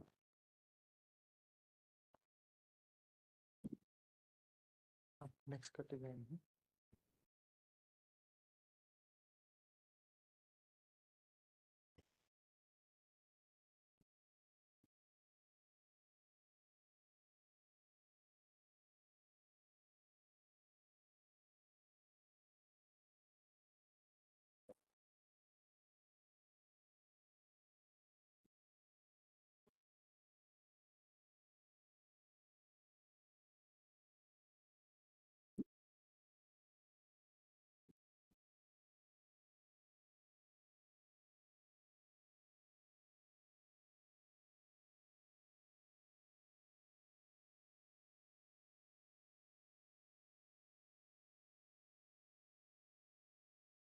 It's very odd that WebEx is not letting me share the content. I've emailed it out, so it should reach in a minute.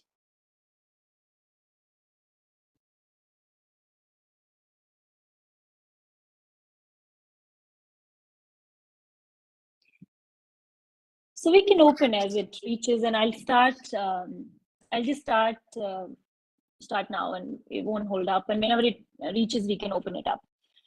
So first of all, thank you so very much for giving me this opportunity. I've really enjoyed listening to the speakers who spoke. I think I really connected with what Ms. Aja said, and I'll probably extend that forward, that conversation. And since the theme is diversity, gender, and social inclusion, I will talk about my journey of understanding these and what I understood by these terms. And as a citizen of this country or citizen of the world, since it's G20 and we're talking not just us, but at a bigger context, I'll talk about of understanding what I thought is a way of working towards it. So the very first one is we talk about diversity. And we've listened to a lot of different perspectives here. And I want to, and when the presentation comes through, I would love to share a picture that has stayed in my mind for many years now.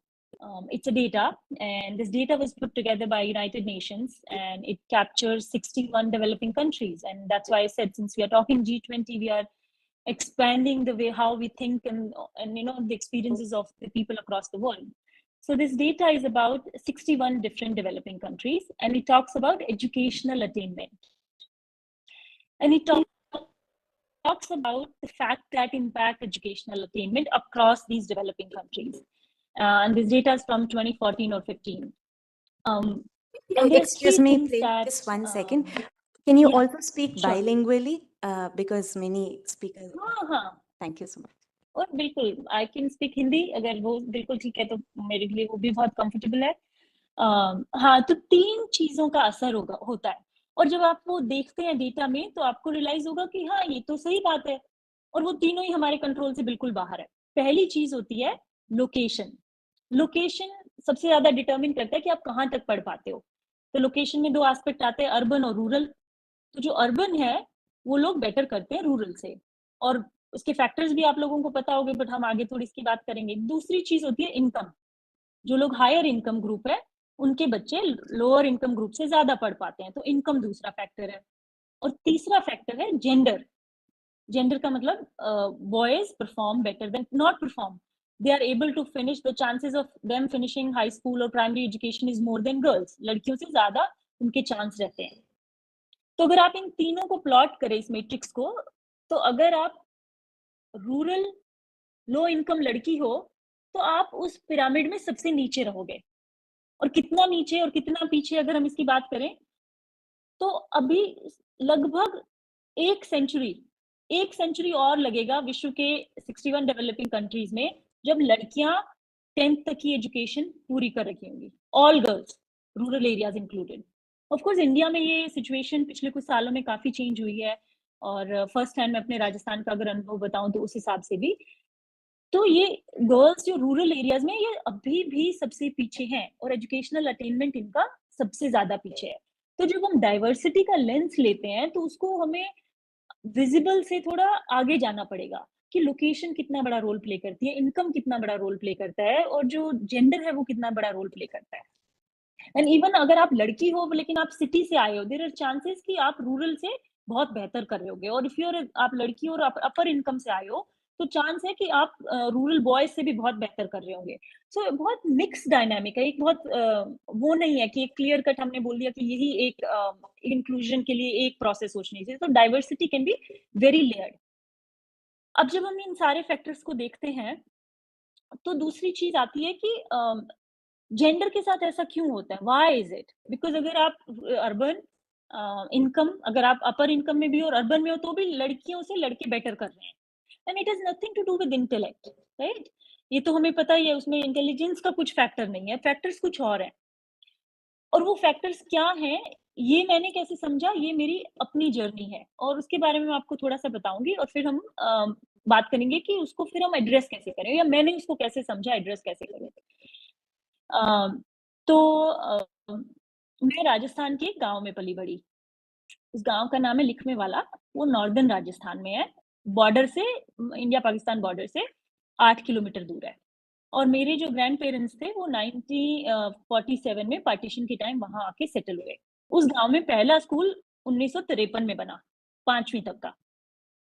जब 1993, 40 साल बाद वो school 5वीं से 8वीं तक का हुआ, तो आप सोचिए अब तक की वो लड़कियों का गांव में क्या होता होगा।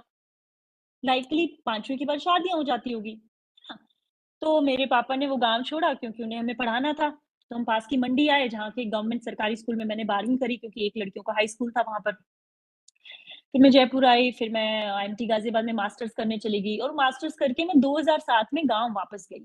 अब आप देखिए 2007 में भारत की इंडिपेंडेंस के 60 साल हो गए हैं, और 2007 में गांव का वो स्कूल अभी तक 8वीं तक ही पढ़ा रहा था। तो आप सोच सकते हैं कि 8वीं के बाद क्या होता होगा। लड़कों तो साइकिल लेके पास की मंडी में स्कूल चले जाते होंगे, तो लड़कियों को तो माँ बाप उसमें कंफर्टेबल उन्हें फील नहीं होता, तो लगभग 8वीं के बाद शादी हो जाए, है ना?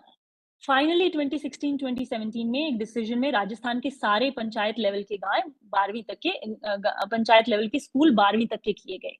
तो अभी राजस्थान में पहली जनरेशन है लड़कियों की गांवों में जो 12वीं कर रही है, और ये स्कूल आर्ट्स पढ़ा रहे हैं, साइंस तो भी बहुत दूर है ना? बहुत कम स्कूल हैं। अगर 20 गांव होंगे तो एक गांव का ऐसा स्कूल होगा जहां शायद 11वीं 12वीं में साइंस पढ़ाई जाती होगी। अब वो कब साइंस में होगा और वो कैसे, उसकी हम बाद में बात करेंगे। बट ये तो अगर हम ये डेटा देखते हैं, जो ट्रेंड दिखाता है वो ये दर्शाता है कि अगर हमें प्रोग्रेस करनी है तो बेसिक स्ट्रक्चर्स इन प्लेस करने ही होंगे। अगर 12वीं तक का स्कूल ही नहीं है, 8वीं का स्कूल है, 10वीं, तो उसके बाद लड़कियों की शादियां हो रही है। और सिर्फ ये डिफरेंस नहीं आता कि आप 8 से 12 पढ़ लोगे, लॉट ऑफ डिफरेंस। 8 के बाद जब शादी होती है, the kind of mind set you have when you have kids, versus 12 class के बाद आपकी शादी होती है। As a mother, what kind of mother you make, what educational difference उससे आता है, वो बहुत डिफरेंस लाता है। तो पहली चीज तो ये है कि जब हम ये ट्रेंड देखते हैं कि गांव के पीछे रह जाते हैं, लड़कियां पीछे रह जाती है, इनकम फैक्टर है, तो इन फैक्टर्स का आउटकम क्या होता है, उसको बदलने के लिए स्ट्रक्चर्स इन प्लेस हमें चाहिए ही चाहिए। अब क्या हुआ कि मैंने IMT से करने जॉब करी एंड देन मैं 2011 में यूएस चली गई। मैंने वहाँ यूनिवर्सिटी ऑफ मिशिगन से MBA किया और फिर मैंने वहाँ जॉब किया। अबाउट लगभग 8 साल मैंने जॉब करी, तो अबाउट डेकेड में यूएस में रही। और वहाँ मैंने क्या देखा, वो तो ऐसा कंट्री है जहाँ पे 1000 मेन पे 1000+ विमेन है। भारत की तरह नहीं है, स्पेशली नॉर्थ वेस्टर्न जो भारत है, जहाँ पे 1000 बॉयज पे लड़कियां 920 924 थी at least when I was growing up. अभी हो सकता है नंबर्स चेंज हुए थोड़े। तो वो कंट्री तो ऐसा है कि जिसमें 1000 मेन पे मोर देन 1000 विमेन है। जो आपकी डिग्रीज हैं, मास्टर्स डिग्रीज में 58% और 60% मास्टर्स डिग्रीज लड़कियां ले रही है। लेकिन जब आप वहां देखते हो, do you see 50% leaders? No. Even in corporate Fortune 500 companies 16% leaders women है।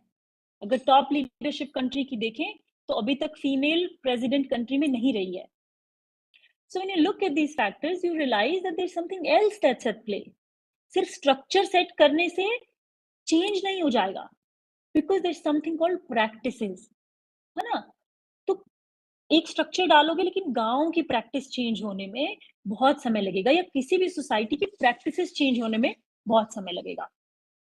So मैंने what I saw as my role, I decided to, so I was leading $1 billion business at that point of time, and I realized कि जो मेरे लिए dots connect करिए, गांव के सरकारी हिंदी मीडियम स्कूल से आके आप यहाँ तक आए हो, ये डॉट्स तो कनेक्ट नहीं करती लोगों के लिए।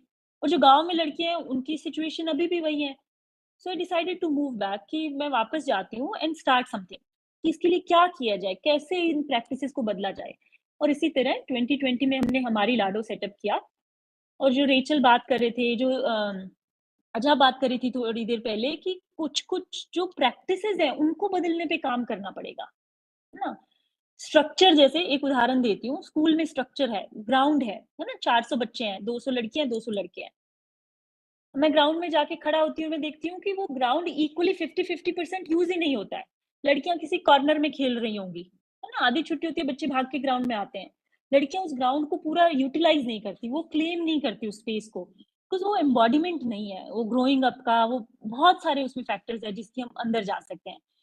तो हमने 2 चीजें शुरू करी हमारी लाडो में। पहला तो एक, अभी जो हमारे पहले पैनल में बात कर रहे थे, कि रोल मॉडल्स बदलने पड़ेंगे।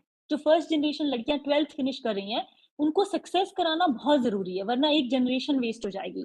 तो बच्चियां जो पहली बार 12th फिनिश कर रही हैं, बहुत इंटेलिजेंट है, we support them to education after 12th। गांव की लड़कियां जिनके पेरेंट्स पढ़े लिखे नहीं है, so that is one program we do. We sponsor them for education, nursing में teachers, sports diploma, trade education, तो एक वो करते हैं।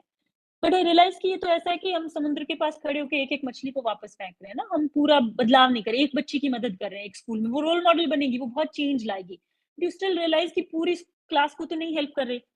सो वी रियलाइज कि हमें पूरा लेवल ऊपर लाना पड़ेगा द सोसाइटी का। So we started this programme, 5वीं 6ठी प्री एडोलेसेंट 9 से 12 साल की उम्र की लड़कियों के लिए। We started 10-week programme, it's called Neev. ये रनिंग बेस्ड प्रोग्राम है।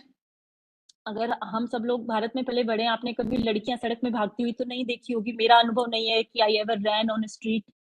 तो we started this 10-week running programme, और उसमें हम बच्चों को बहुत सारी चीजें सिखाते हैं। वो जो भी बात करते हैं, सेल्फ अवेयरनेस, रोल प्ले कराते हैं, है ना, emotional awareness, breathing, yoga, journaling, taking interviews, तो बहुत छोटी छोटी छोटी छोटी स्किल्स कराते हैं, बट साथ में रनिंग करते हैं। तो 100 मीटर से बच्चियां शुरू करती हैं, and by the end of 10 weeks they do a 5 kilometre public run, मतलब गांव में 5 किलोमीटर दौड़ होती है। And as you can imagine, पहला तो रिस्पॉन्स बड़ा रेजिस्टेंस का रहता है कि ये क्या हो रहा है, क्यों हो रहा है, कैसे हो रहा है। But once it starts to happen, then it becomes a new norm. तो वो नॉर्म शिफ्ट हो जाती है कि हाँ, बच्चों की होती है 5 किलोमीटर, बालिका दिवस पर होती है। So we started this programme, we started from first village, जहाँ पे मैं पली बड़ी। इनफैक्ट मैं वापस आके 8 महीने वहीं पे मैंने इस प्रोग्राम का पायलट किया। फिर 2021 में एक स्कूल किया, 2022 में हमने 7 गांव में करा, और अभी 2023 में हम 17 विलेजेस में कर रहे हैं राजस्थान में। और जैसे आपको पता होगा कि पब्लिक स्पेसेस का यूज करना, जेंडर नॉर्म बदलना, ये बहुत टाइम टेकिंग प्रोसेस है। तो आज करेंगे उसका इम्पैक्ट इमीडिएटली नहीं दिखेगा। सो जो सोशल इंक्लूजन की प्रोसेस है ये बहुत लॉन्ग टर्म प्रोसेस है और कई बार ये जनरेशनल प्रोसेस होती है। तो coming from a corporate world जहाँ पे हम हर क्वार्टरली रिजल्ट देखते हैं, उससे एक माइंडसेट डिफरेंट रिक्वायरमेंट रहती है इस काम की, तो वो इस काम के थोड़े से चैलेंजेस है और बहुत लेयर्ड काम होता है। जैसे अभी पहले दो उन्होंने बताया कि बहुत सारे फैक्टर्स है जो प्ले करते हैं बच्चों के इंक्लूजन में, फ्रेंडशिप्स में, स्कूल में, स्पेसेस का यूटिलाइजेशन में, स्कीम का यूटिलाइजेशन में। तो वे हम कोशिश करते हैं कि ये जो बच्चियां हैं ये इस तरह इतनी कॉन्फिडेंट बने, इनमें वो इतनी अवेयरनेस हो। जैसे मैं रोल प्ले का बोल रही थी, तो 20 to 25 लड़कियों का ग्रुप होता है जिनका हम ये प्रोग्राम करते हैं और हम उन्हें रोल प्ले देते हैं। एक लड़की डॉक्टर बनेगी, एक पुलिस ऑफिसर, एक प्रिंसिपल, एक सरपंच। और आप बिलीव नहीं करोगे, जब रोल प्ले होता है बाकी 4 बच्चियां आती हैं कि अच्छा ये आपके ग्रुप में डॉक्टर है, तो इमीडिएटली उसको डॉक्टर को सर से एड्रेस करती है, प्रिंसिपल को सर से एड्रेस करती है, सरपंच को सर एड्रेस करती है। तो मैं होने देती हूँ रोल प्ले और उसके बाद मैं बोलती हूँ अच्छा अब हम लड़कों को बुलाते हैं, उन्हें रोल प्ले करने दीजिए और आप बताइए वो प्रिंसिपल को मैम बोलेंगे। एक लड़के को अगर प्रिंसिपल बनाया तो वो उसको, या पुलिस ऑफिसर बनाया उसको मैम बोल के एड्रेस करेंगे। तो ये बच्चों के लिए बड़ी रिफ्लेक्टिव एक्सरसाइज होती है 10 साल की बच्चों के लिए कि हमने ऐसा क्यों बोला। हालांकि आजकल तो गांव में बच्चियों ने पुलिस लेडी भी देखी है, प्रिंसिपल भी लेडी है, लेडी सरपंच भी है, सब कुछ है, लेकिन देखने के बाद भी चीजें शिफ्ट होने में थोड़ा टाइम लगता है। तो जो हम बात कर रहे हैं, जो सोशल इंक्लूजन है, it's a long drawn process, it needs time, and जो नई थॉट प्रोसेस है उसको आने में टाइम लगेगा। So as a citizen, as somebody working on grass root level, मुझे लगा कि this is my path of changing this thing a little bit, of understanding diversity, of understanding the need for working on the gender requirements, of creating a different kind of social inclusion। कि आज लड़की बच्चियों से पूछते हैं आपको सबसे अच्छा क्या लगता है, उन्होंने बोला हमें सड़क पे भागना 5 किलोमीटर सबसे अच्छा लगा। तो वो अनुभव कभी मिलता ही नहीं है। जब लड़की होते हो तो आप कभी गांव की सड़क, उसी गांव में पले बड़े हो, पर कभी उस गांव की सड़क पे भागे नहीं हो। So norm shifting is a slow road, but it's very joyful one. It's a work I can see going leaps and bounds. मुझे लगता है भारत के और दुनिया के किसी भी कोने में ये काम will work. So I'm excited to see कि अगले साल 17-18 से कितने स्कूल में हम ये कर पाते हैं, and how we evolve the program as we go along. So this is just a little bit my story of understanding these 3 words. Science and technology को मैंने एड्रेस नहीं किया बिकॉज मुझे लगता है जहां मैं बच्चों के साथ काम करती हूँ वो रोड बहुत दूर है। मैं खुद, मुझे मैथ बहुत पसंद था, 10वीं में मेरे बहुत हाईएस्ट मार्क्स आए मैथ में, बट नहीं लिया कि स्कूल में मैथ बेटा क्या करोगे, इंजीनियरिंग की तैयारी के लिए कहाँ भेजेंगे, क्या होगा, तो लिया क्या, होम साइंस, है ना। तो कई बार हम आईआईटी में बैठ के भूल जाते हैं कि हम यहाँ आए हैं बिकॉज 50% पॉपुलेशन तो हिस्सा ही नहीं ले रही है ना। तो वो लेंस होना, वो सेंसिटिविटी होना जरूरी है। बट ठीक है, हम एक जनरेशन हमने बहुत बेनिफिट लिए, हमसे पहली जनरेशन ने बहुत संघर्ष किया तो उसके बेनिफिट हमें मिले, और आज हम एक जनरेशन एज ए ब्रिज काम करेगी तो आने वाली जनरेशन को उसका फायदा मिलेगा। So that is my hope, that is my dream, and that's kind of the spirit from which I do the work I do. So I will stop at that, and I think I've taken my 20 minutes. I'm sorry the presentation didn't come through, but I'm hoping the talk made some sense.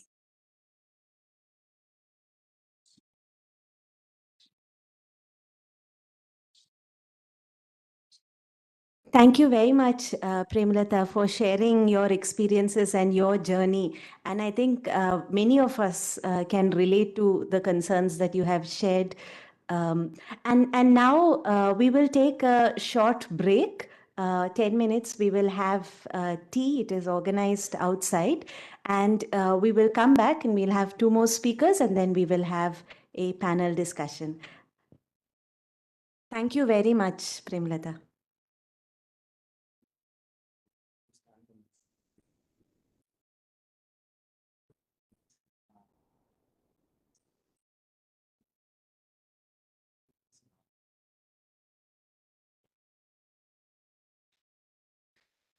So one special announcement is there. So we have several trainees who learn rope making from our Science Technology Innovation Hub for the SC sub plan from the DST. And we will be giving away 4 beneficiaries today, the rope making devices. So 2 of them will be announced just after this particular tea break. So come back, relax, and please all together applaud them when we give away that particular devices to those people, right? That will be a great point of encouragement to those ladies to continue their journey into rope making and natural fiber usage in our country, in our rural Rajasthan. Thank you so much. So now you can leave to have tea and come back, please.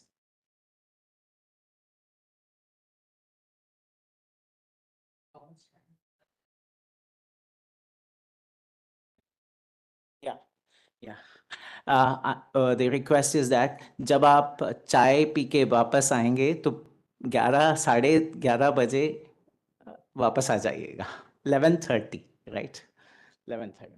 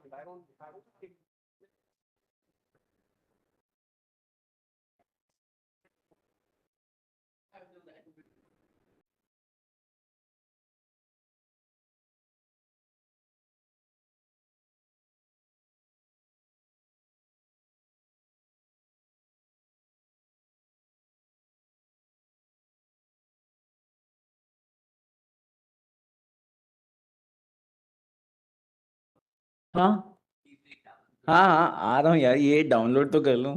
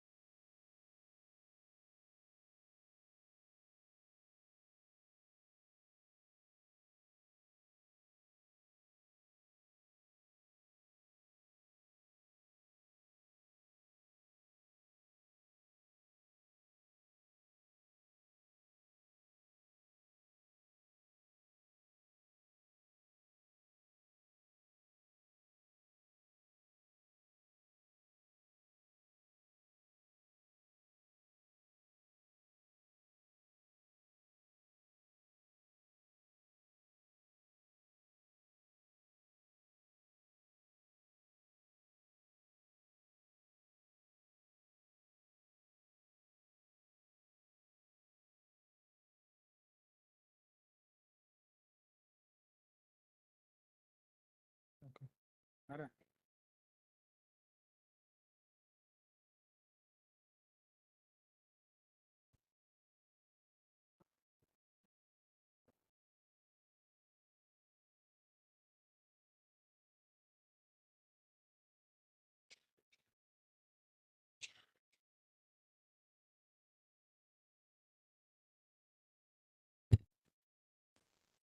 वो विक्रम, वो दूसरा वाला जो बड़ा वाला laptop है विक्रम, दूसरा बड़ा वाला जो लैपटॉप है वहां पे क्या स्टेटस है?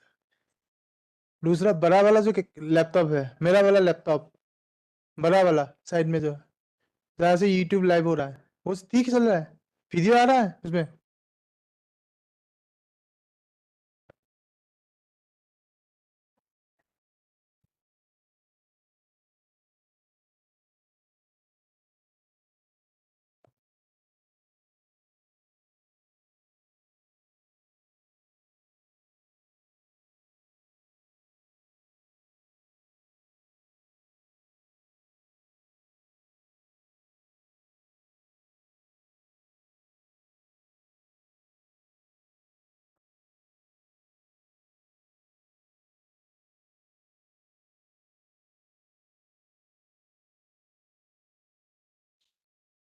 इसका कलेक्शन बड़ी दूसरे का है ना?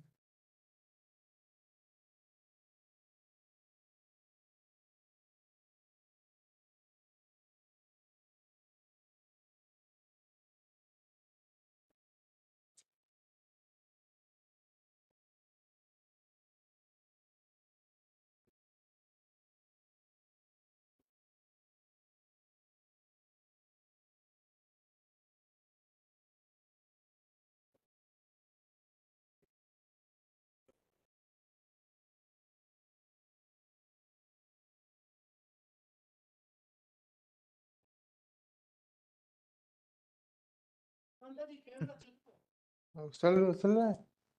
ऑडियो देख लो एक बार।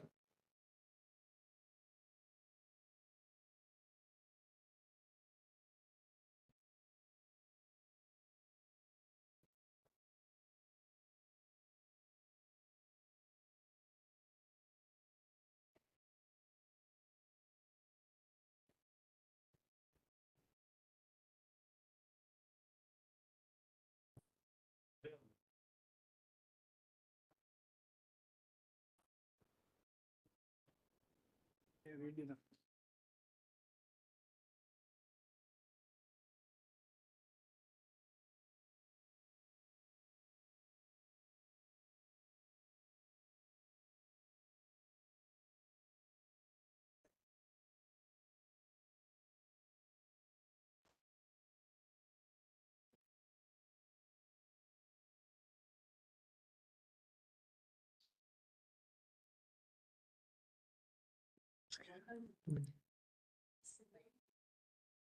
Anand sir is not here. Sir. Anand sir.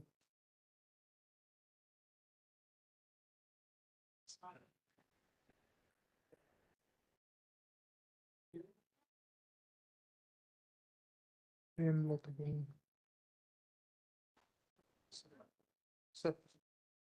Wait, wait. Password.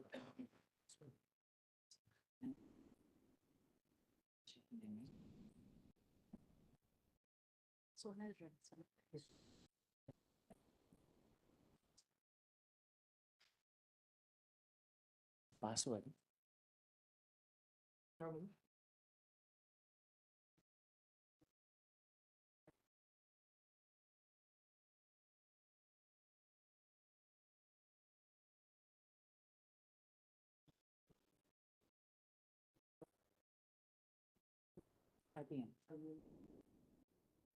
हाँ और कुछ करना again we have to give the number, which number?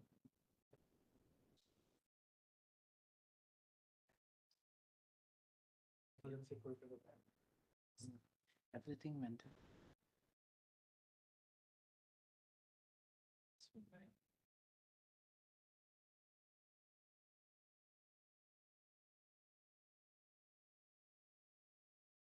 ಈ ಸೆಷನ್ ಎಲ್ಲ online ಇಲ್ಲ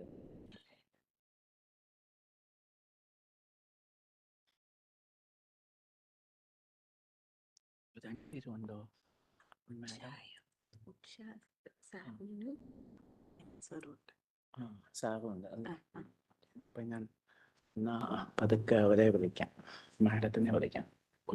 ഇല്ല, doctor സോണ.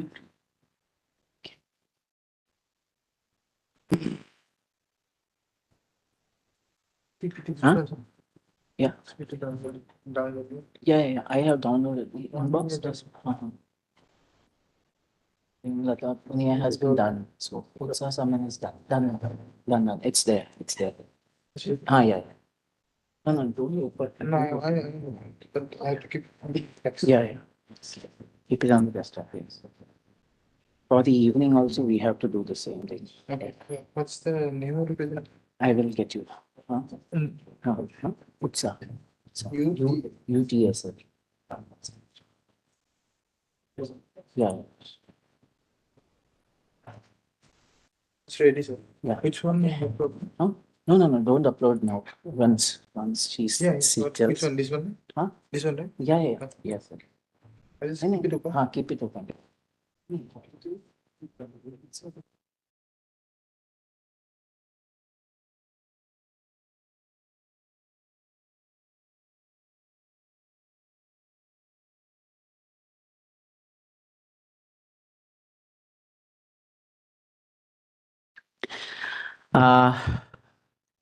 Welcome back. Yeah, with IIT Jodhpur having this wonderful program, and the Jodhpur City Knowledge and Innovation Cluster or Foundation is also a part of that particular project.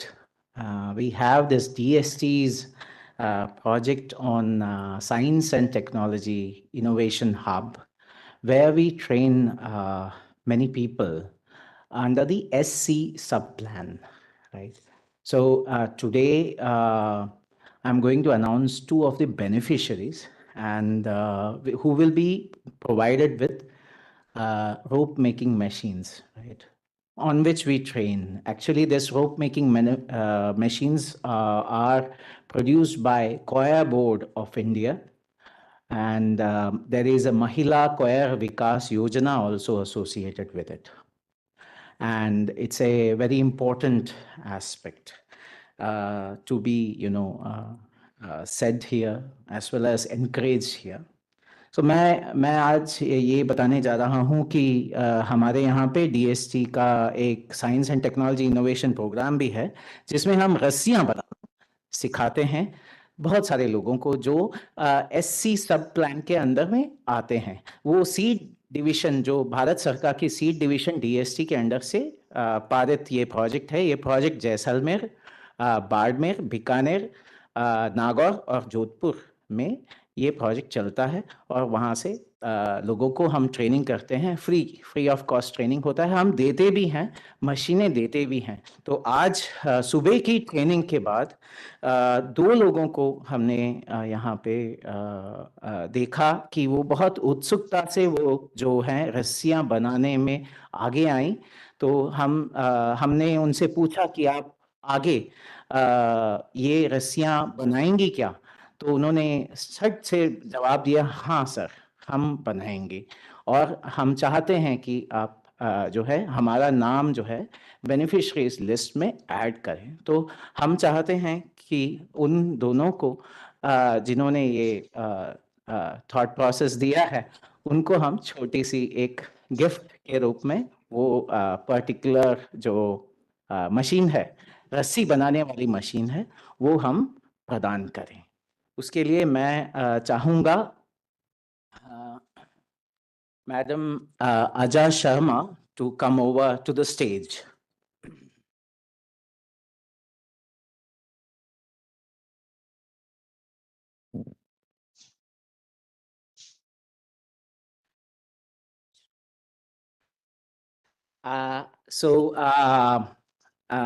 यहाँ पे madam पिस्ता मेघवाल जी हैं.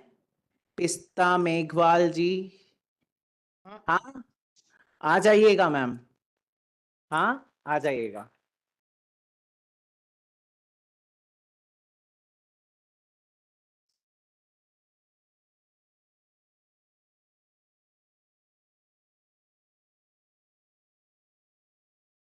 She's slowly.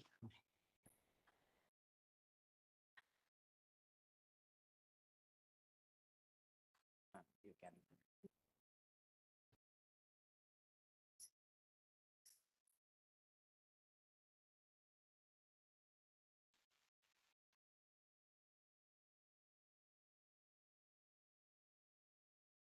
Thank you, ma. Next, I would like to have on stage Professor Sonal Roy from the National Institute of Rural Development and Technology, Rural Development and Panchayati Raj from Hyderabad. And Professor Sonal Roy comes from an institute with which we have an MOU. So it's a great honor to have you, ma'am, here.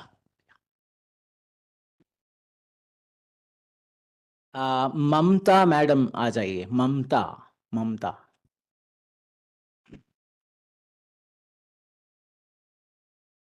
उस तरफ से आ सकते हैं, आप वहां से भी आ सकते हैं। हाँ जी।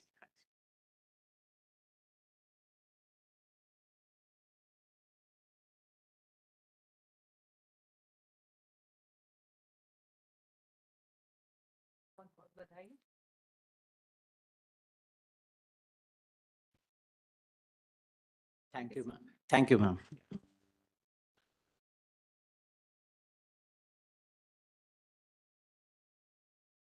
Thank you very much for your patience, and it's so great to have everyone together again to continue this conversation on equity and inclusion. Now I'd like to invite our fourth speaker for the morning, Dr. Varun Sharma, who has 23 years of extensive experience in designing and implementing organizational development programs, capacity building, and rural development and gender responsive governance. And Mr. Sharma has worked with, he has an international experience of working on very large scale government projects, which are aimed at capacity building and developing organizational governance. Mr. Sharma has worked with Stop Labor Global Network, and he also works closely with handmade paper, textile, leather, and natural stone sectors on issues related to the very pertinent theme of occupational health and safety. He is a founding member of Sustainability Forum on Natural Stone. He is currently serving Aravali, an autonomous institution of the Department of Rural Development, Government of Rajasthan, as Director of Programs. He is also advisor to Arpan Seva Sansthan on localization of SDGs.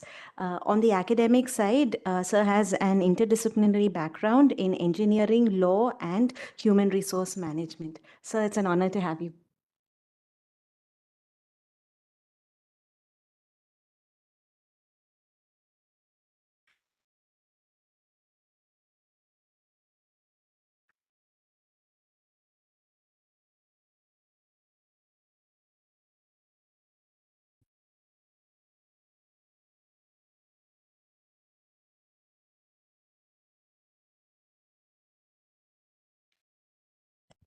सभी को नमस्कार। काफी चर्चा हमने चाय के पहले अलग अलग मुद्दों पे, अलग अलग तथ्यों पे हमने चर्चा की, और आज यहाँ पे दो डाइवर्स काइंड ऑफ ऑडियंस भी है. So I will speak in Hindi. Sometime I can use the words which Hindi word is very difficult, so I can use the English one also. सबसे पहले जो सवाल है वो हम डाइवर्सिटी की बात कर रहे हैं और उसके साथ इक्विटी, इंक्लूजन एंड एक्सेसिबिलिटी की बात कर रहे हैं, और most important we are talking about science and technology. So whenever we talked about science and technology, these words are basically far from this process. So आज की चर्चा में हम दो बात करेंगे. पहला चर्चा करेंगे दो छोटी छोटी केस स्टडीज. जो बच्चे आईआईटी से हैं उनके लिए रिलेवेंस ये है कि दोनों केस स्टडीज आईआईटी जोधपुर का बहुत बड़ा योगदान है, और how these case studies change the lives of women, we can discuss it.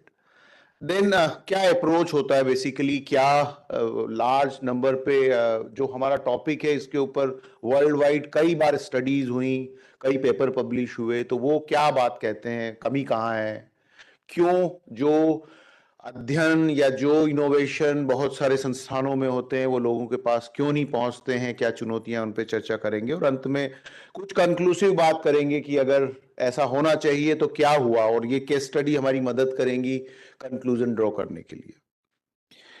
तो subsurface porous vessel is a very well known technology which is developed by IIT Jodhpur. I think 2016-17 से professor आनंद और उनकी team ये develop कर रही थी। हमको 2019 में पता लगा इसका।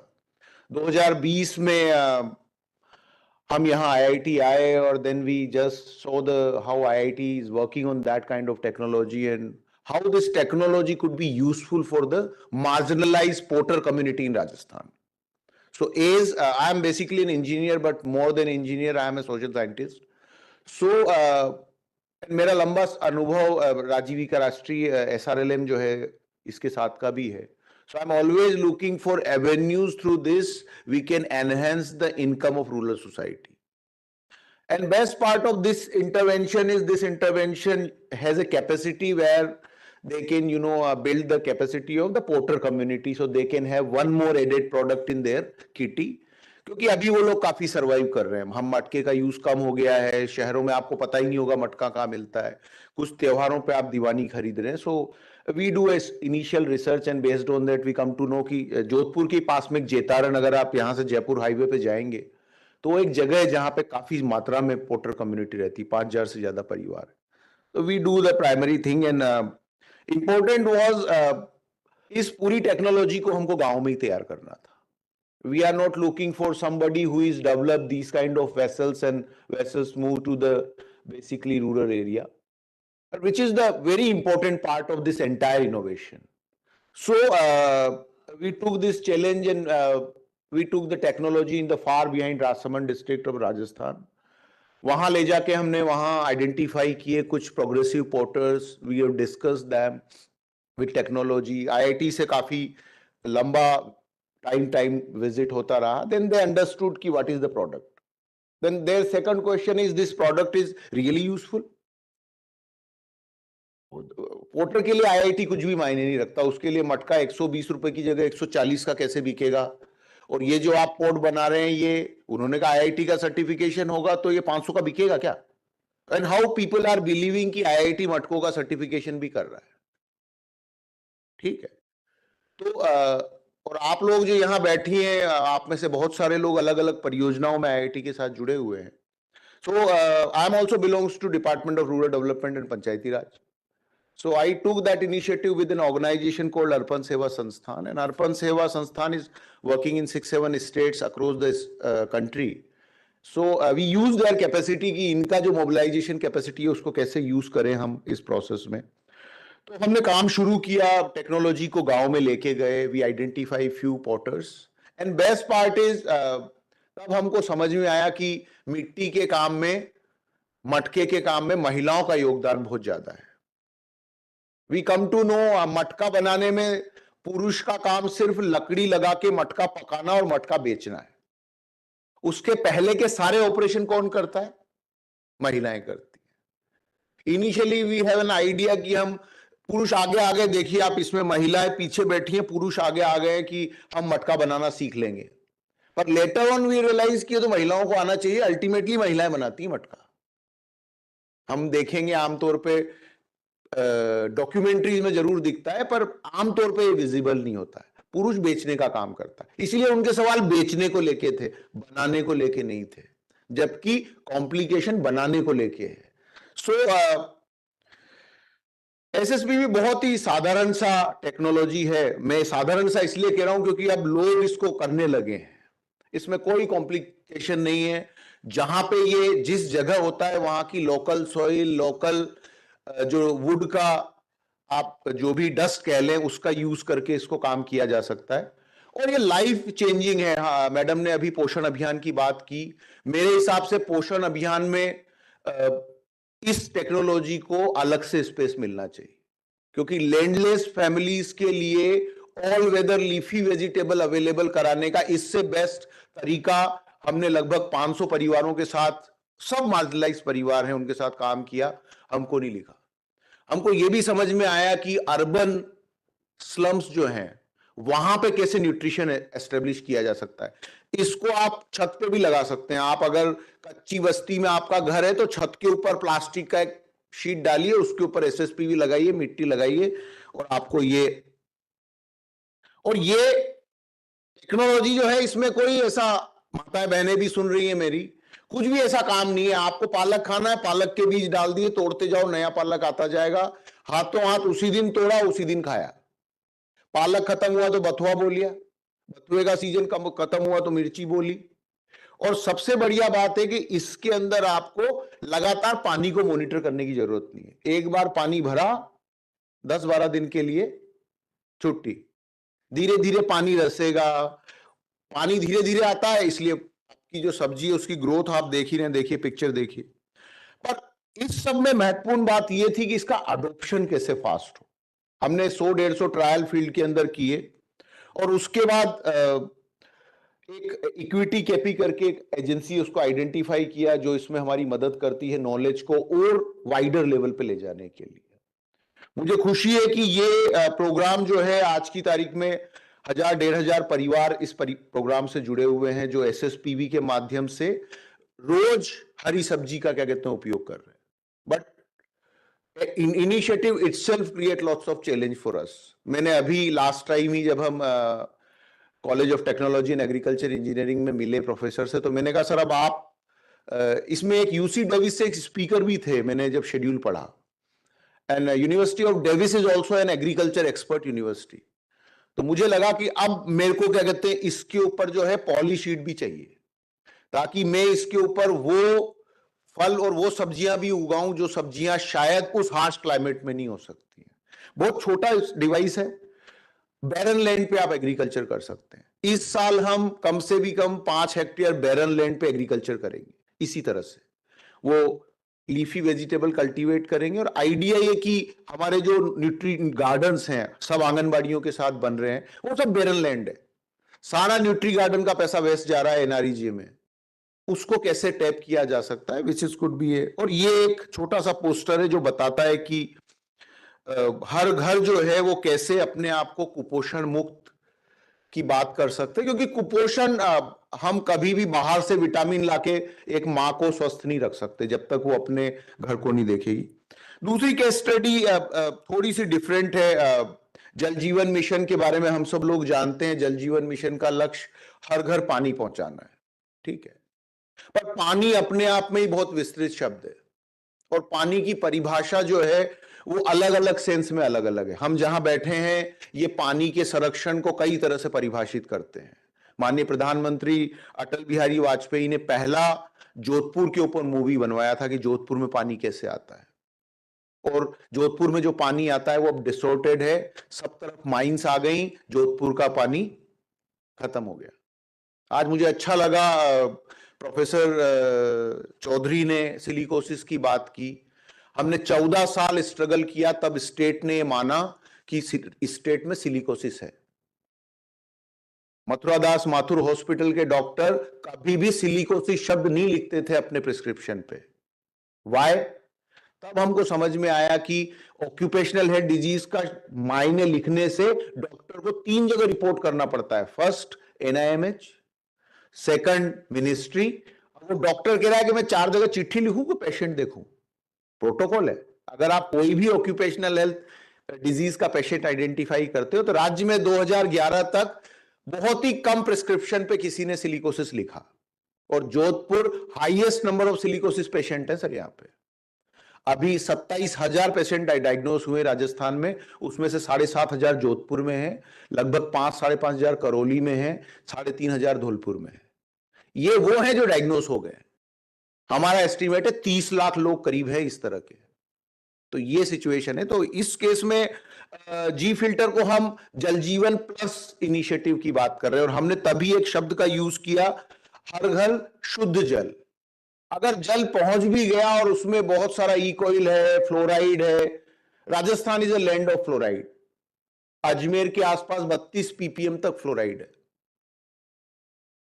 फिर उसके बाद अपन इधर जोधपुर आए तो कई तरह की और इंप्योरिटीज हैं।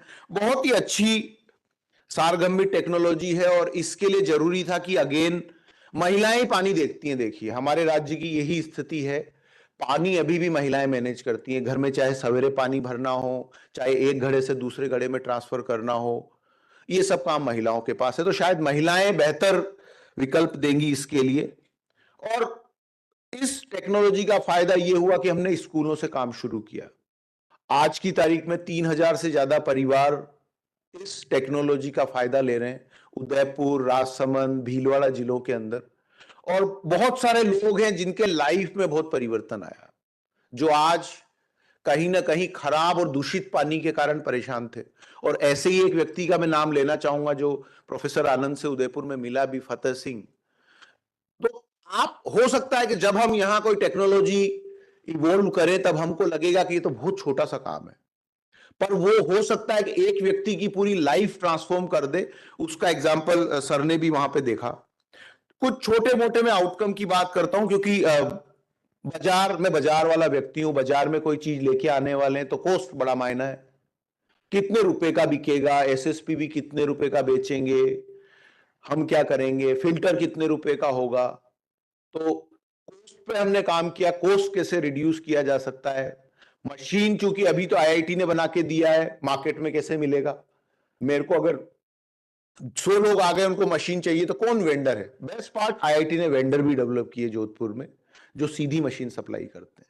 So it's a triple effect, जिसमें एक वेंडर है जिस टेक्नोलॉजी से वो मशीन बना रहा है, और बेस्ट पार्ट है इस पे कोई पेटेंट नहीं है। तो मशीन जो है वो मटेरियल और कंस्ट्रक्शन कॉस्ट के साथ ही आ रहा है। अच्छी बात यह कि कोविड के बाद में जो महिलाओं ने एसएसपीवी यूज किया, वो 9 वेजिटेबल से 12,50,000 रुपए का वेजिटेबल कल्टीवेट कर पाए। ये कैसे हो गया। वो मार्केट से वेजिटेबल खरीद के लेके आती थी जिसमें लीफी वेजिटेबल का परसेंटेज 5% से भी कम था। आज उनके पास अगर आप उन घरों में जाएं तो वो सबसे पहले आपको खाने में रोटी के साथ पालक की सब्जी देंगी, क्योंकि उनके पास बहुत है तब अवेलेबल है। और दूसरी तरफ मैं देख रहा हूं, हमारे डिपार्टमेंट पोषण अभियान में हम प्लानिंग कर रहे हैं, सरपंच को बिठा रहे हैं कि भाई ये पालक कहां से आएगा, क्या आएगा। पालक कहीं से नहीं आएगा, घर में आ जाएगा।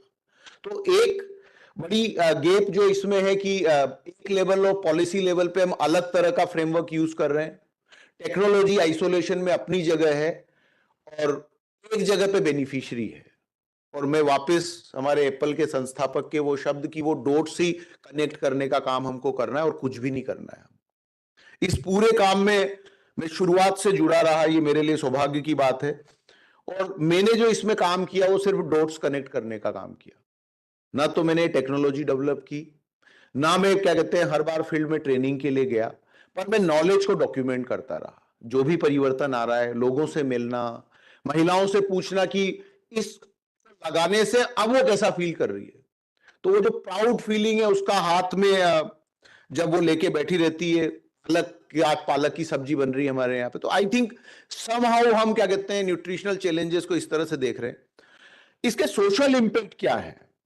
सबसे महत्वपूर्ण है कि वाटर तक पहुंच तो बन जाएगी, पर वाटर में अभी भी हम सरकार में भी ड्रिंकिंग वाटर शब्द नहीं लिखते, हम वाटर लिखते हैं। क्यों। कोई लीगली हमको चैलेंज कर ले, ड्रिंकिंग वाटर लिखते ही WHO की डेफिनेशन है। आप देखिएगा सरकार के डॉक्यूमेंट में वाटर ही शब्द मिलेगा। तो अभी तक हम वाटर एक्सेसिबिलिटी की बात कर रहे हैं, उसके साथ डिजीज का जो बढ़ेगा उस पर कौन बात कर रहा है। फ्लोराइड का पानी आएगा तो हड्डियां कमजोर हो जाएंगी। मेरे पास सारा ही पानी फ्लोराइड का है, तो उस केस में these technologies are very important. एक बहुत बढ़िया बात है कि सर्टिफाइड प्रोडक्ट है। अर्बन एरिया में मुझे लगता है कि इस तरह के फिल्टर्स को बेचना ज्यादा आसान होगा अगर उसके ऊपर आईआईटी का सर्टिफिकेशन लगा हुआ है। अर्बन लोग अभी भी सर्टिफिकेशन पे काफी रिलाई करते हैं और मुझे लगता है उसको हम यहां इस्तेमाल कर सकते हैं। उसके बाद एक और महत्वपूर्ण बात है कि खास तौर पे वल्नरेबल ग्रुप्स जो हैं उनके लिए टेक्नोलॉजी यूजफुल है। ऑल्दो इसको आप अपने बड़े मकानों के छतों पे भी लगा सकते हैं, आप धनिया और ये जो चीजें हैं ये घर में कल्टीवेट कर सकते हैं।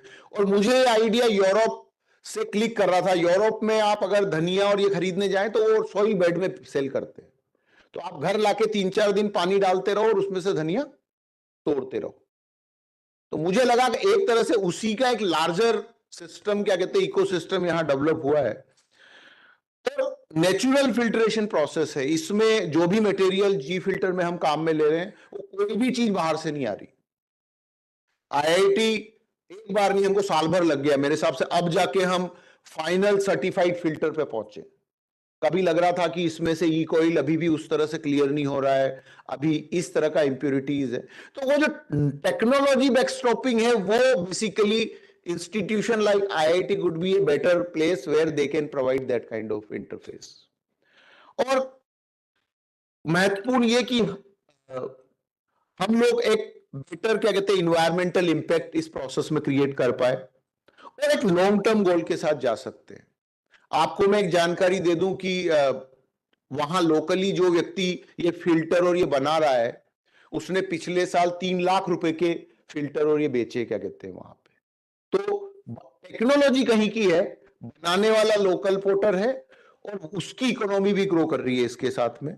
और एक बहुत महत्वपूर्ण जो मुझे लगता है हमारे भारत के कॉन्टेक्स्ट में, न्यूट्रिशनल सिक्योरिटी की बात हम बार बार कर रहे हैं। पहले RUTF लाए, हम बाहर से खाना कहने लगे, हम कहने लगे कि महिलाओं को आंगनबाड़ी में सब्जी दाल खिलाने लगे, वहां पे पोषक की थैली दें। बाद में कहने लगे नहीं नहीं, home based nutrition is the best.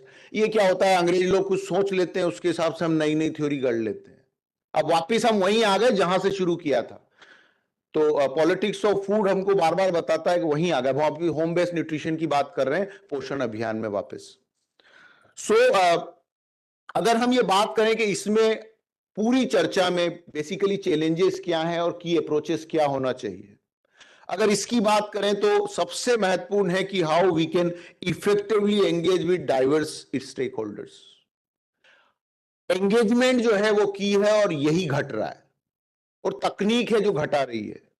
जितना ज्यादा हम सोशल मीडिया फ्रेंडली हो रहे हैं, उतना ही हमारा एंगेजमेंट कैपेसिटी कम होता जा रहा है।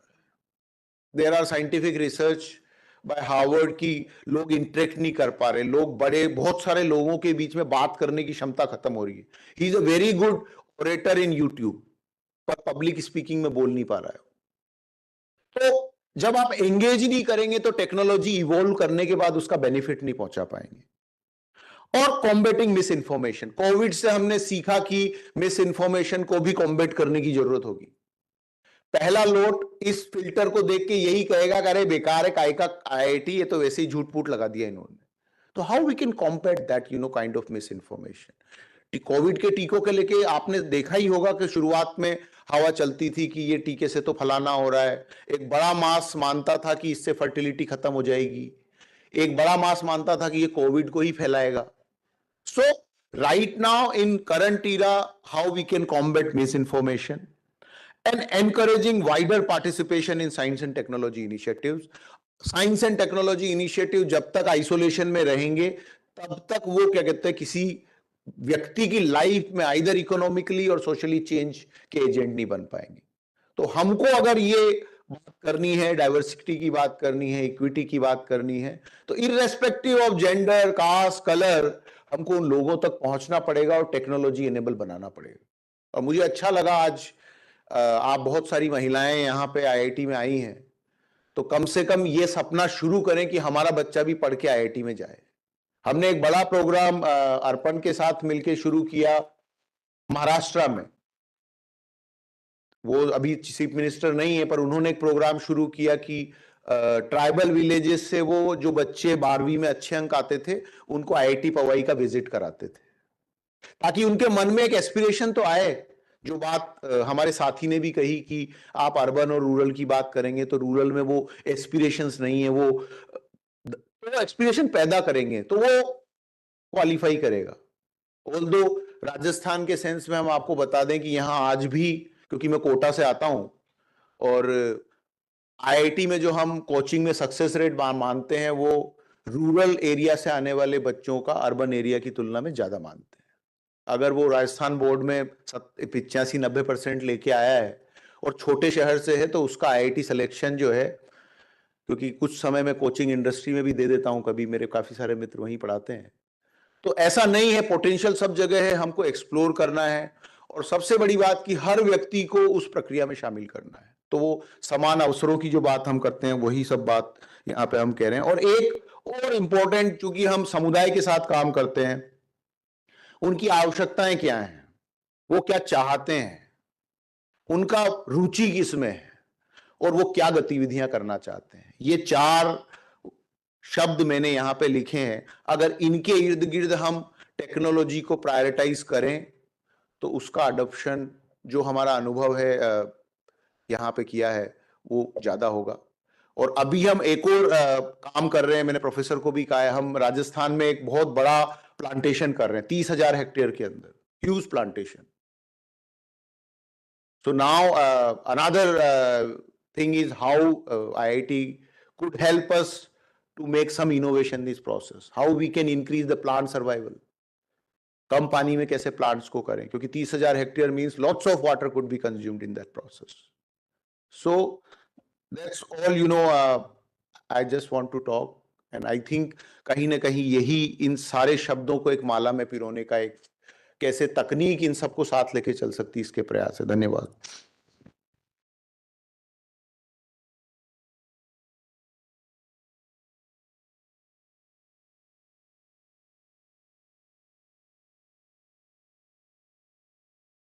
Thank you, Dr. Sharma, for that wonderful presentation of the real tangible benefits that come from collaborative efforts. And for our students, it's such a tremendous opportunity to know the kinds of problems that are there on the field and then work purposefully towards solving some of that.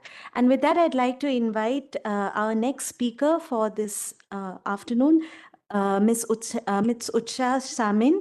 She's a journalist and researcher who has worked for various local, national, and international organizations since 2017, and she's currently with Indian Express. Her academic background includes a BA Honours and an MA in Political Science from the University of Delhi and an MPhil in Development Studies from the University of Cambridge.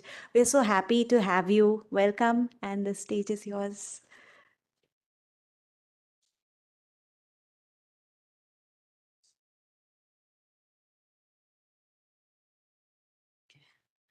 Also, I need to use my laptop, my notebook, and my phone.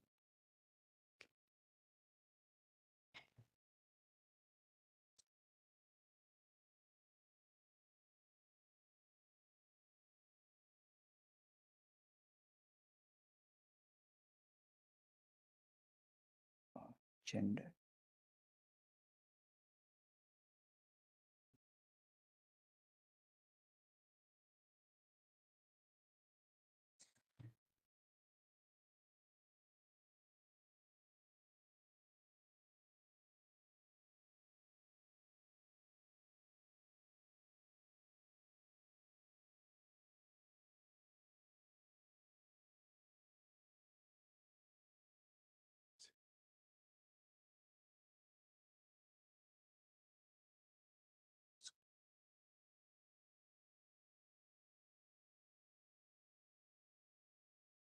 Thank you. Which one? Right. Okay, thank you. Okay, hi.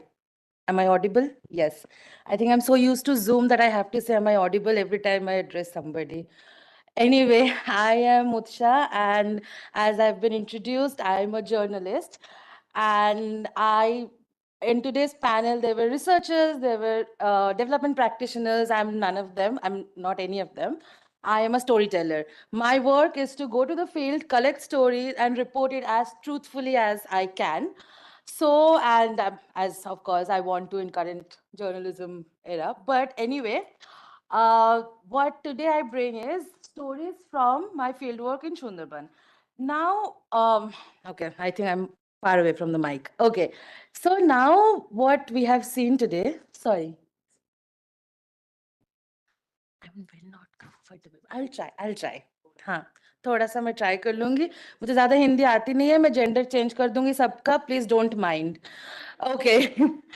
Now मैं जो बोल रही थी, मैं journalist हूँ.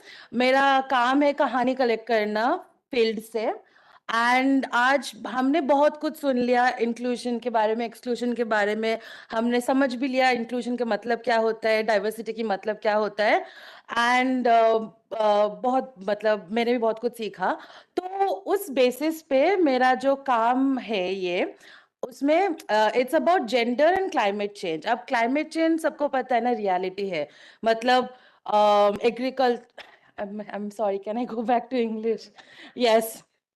Thank you. Okay, so climate change is a reality. We see how it affects our everyday lives. We have seen अभी जो हिमाचल में जो हो रहा है, एक दिन में 50 people have died, okay, and 3 दिन में 74 people had died. इतने landslides हो रहे हैं. It's the इतने सारे बारिश. So climate change is a reality. हम देखे थे जून में सारे नॉर्थ इंडियन की major cities were completely flooded. हाँ, दिल्ली में यमुना दिल्ली फोर्ट तक आ गया था। मैंने सुना, कल मैं जोधपुर सिटी में घूम रही थी and I was talking to locals, उन्होंने बोला इतना बाढ़ आया था कि लोग इधर ओल्ड सिटी में दे वर जस्ट तैर रहे थे, वो लोग, वो चल भी नहीं रहे थे, right?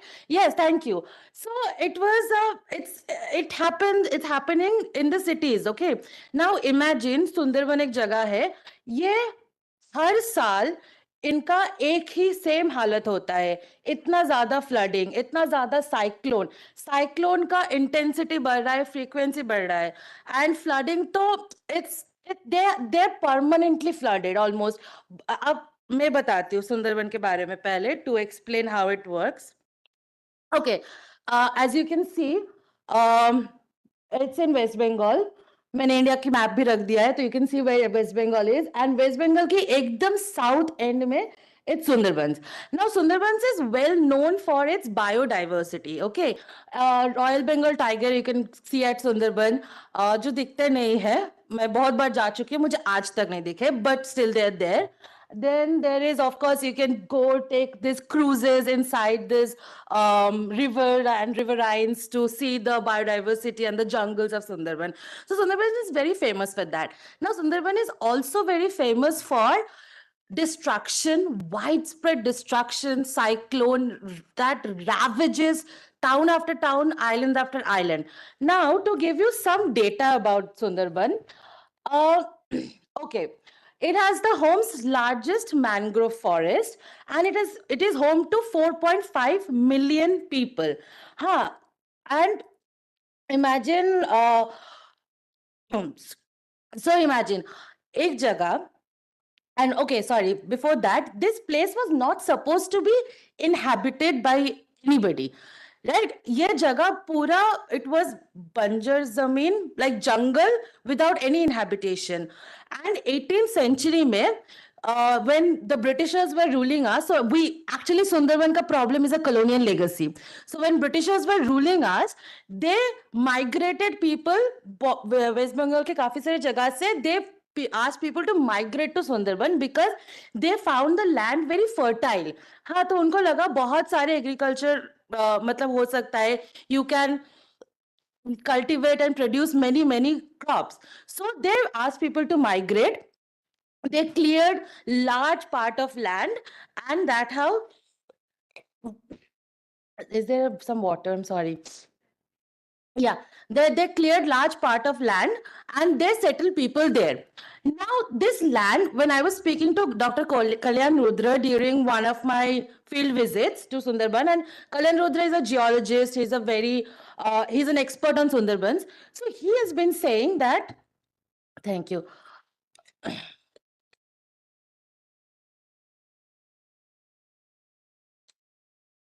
Yeah, he has been saying that this place was not meant for people at all. This place was meant for biodiversity only.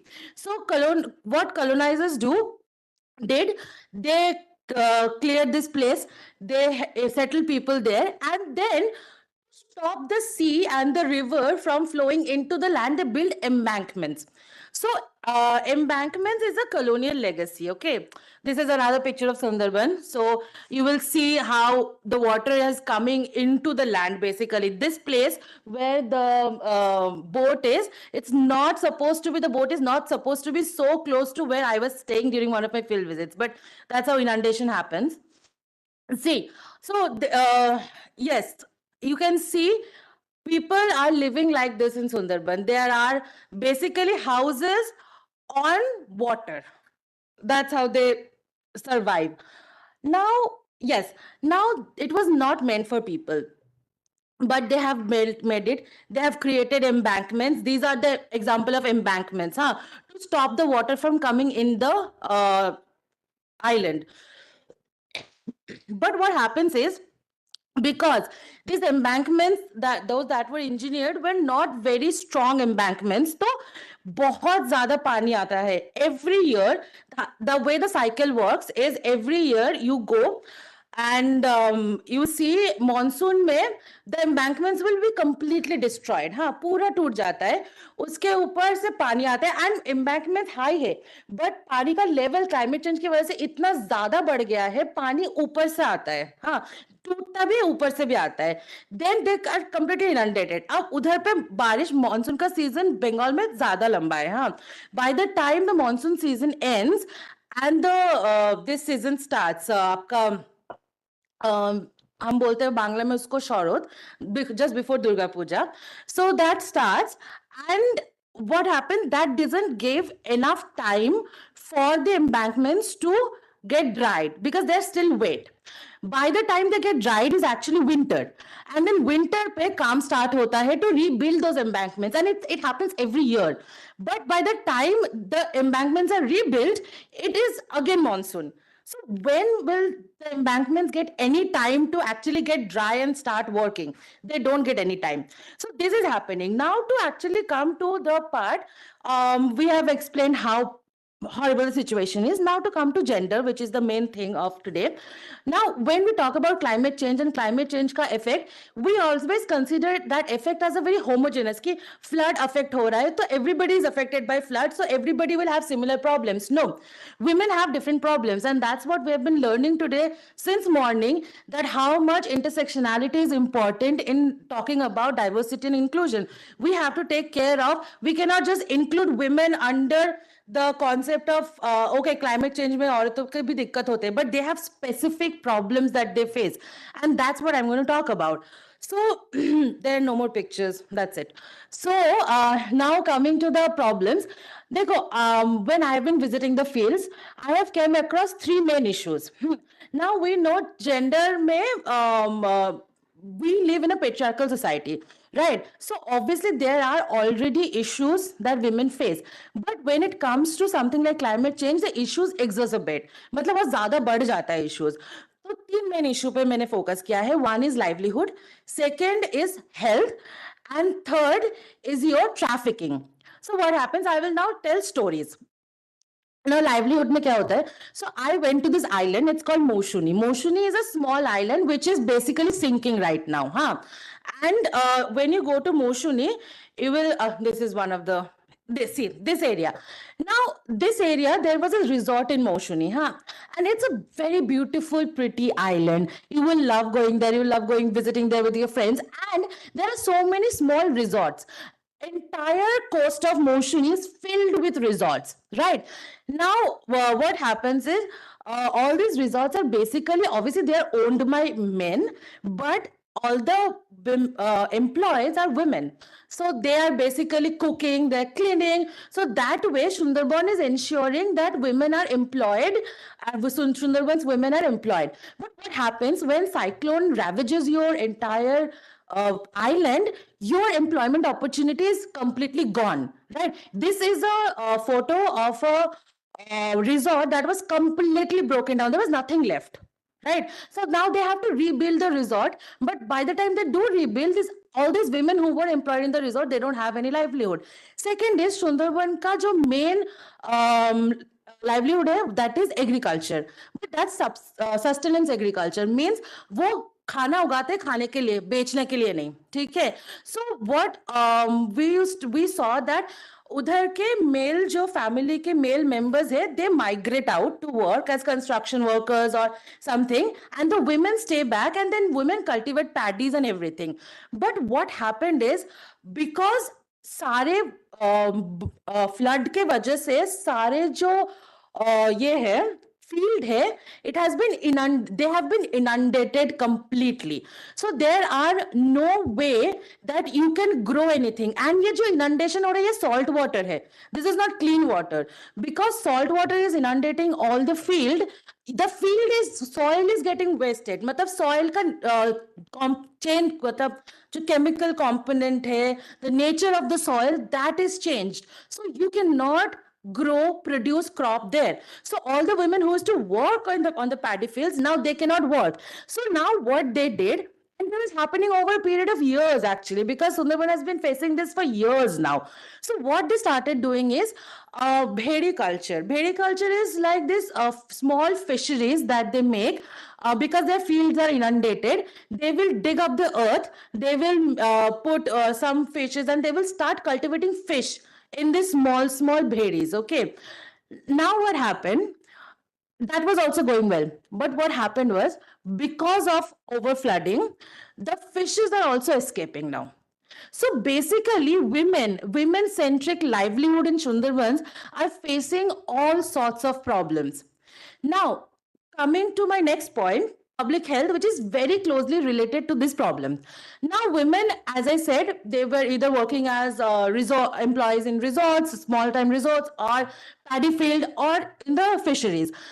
Now, paddy field and fisheries, because they're inundated with salt water, the women have been, for cultivating fish or anything, they are spending hours in salt water, in saline water. And what that creates is a huge issue of their health. Because the moment the saline water touches your feminine parts, there is a hygiene issue, right? Now that hygiene issue, and that creates so much problem. I remember I was working with somebody, a journalist, Swati Bhattacharya. She's a very renowned Bengali journalist, and she told me, and she showed me how it happens is so many women that she has seen in her field work in Sundarbans are actually facing menstrual problems. They cannot menstruate properly. They cannot actually, at one point, sometimes they cannot even properly, if I say in a very crass way. But what is happening, because of it's such painful experience for them, they're going to the doctors, and what the doctors are saying is that oh, you need to be hygienic. But how will they be hygienic? They are spending hours on end in inundated fields, and there are no government intervention, medical intervention, to ensure that this does not happen. Now, there is another thing that came out during my visit, and while I was talking to Swati Bhattacharya, she said that there is another problem that's happening with women in Sundarban, that is mass hysterectomies. So what's happening is, because these women are facing so much pain and so many issues, they're going to the doctors. And these are places that they don't even have like proper primary healthcare centers, right? Where hospitals are probably in a bigger island, hours away. So what they're doing is they're going to the quacks, okay? And the quacks will say, oh, you have uterine tumor. And you now have to go through hysterectomies, otherwise you will never get better. Now, why they are doing hysterectomies? When we talk to the quack, they're not saying why they suggest. They say we suggest because otherwise women will never get better. So what started happening is, women of childbearing age going through mass hysterectomies.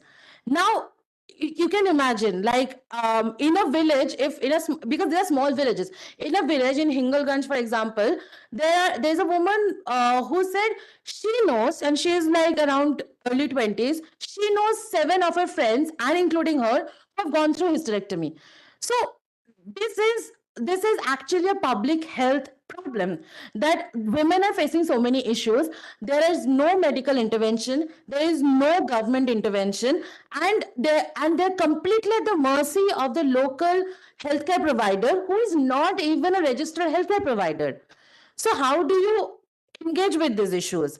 So that's another thing. So this concludes my second point. Now my third point is trafficking. Now, in any area, any poverty-stricken area, you will see women are generally sent out as domestic workers or anything.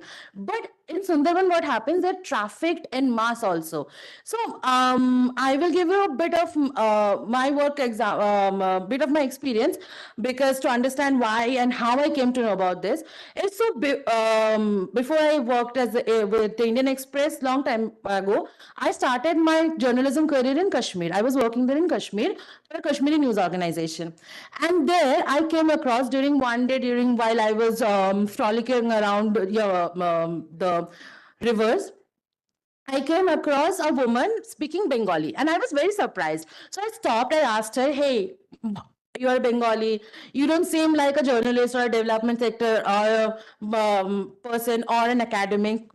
So she said, "No, no, I was married off to a Kashmiri man when I was very young, like for example, 12 or 13. Okay. Then I was like, okay, and why? She said, my parents couldn't feed me, so they married me off. I'm from a poor Muslim family in Bengal, so they married me off. Now, what happened after that was I went back to Bengal, and it was very suddenly I came across this story where another young woman. So because I work with the field, I work with people. So if there are stories, people do contact me like, hey, this interesting thing happened. That's how you do journalism. You cultivate sources, right? So one of my sources contacted me saying that, hey, can you come? There is this young woman who has run away from Kashmir. She was sold by her parents to get married up. And that young woman is from Sundarban. So now what happened? This unveiled a thread of trafficking that happens from Sundarban areas to Kashmir or many places. It depends on your religion. Also, I looked at the Kashmir area because I already worked there, and of course, like people who are from the Muslim family, women from the Muslim family are trafficked to Muslim families in Kashmir. But then there are other women who are going to other places depending on the religion. But yes, there is mass trafficking that's happening with women in Sundarbans, right? So, and they are often told by their parents that you're going there as a domestic worker, or you're going there as a nanny, for example. But then you go and you're getting married off to very, very older men. Kashmiri or otherwise men, basically. So that's the third problem, the trafficking. So these three-pronged problem are affecting the women of Sundarbans, and of course there are more problems.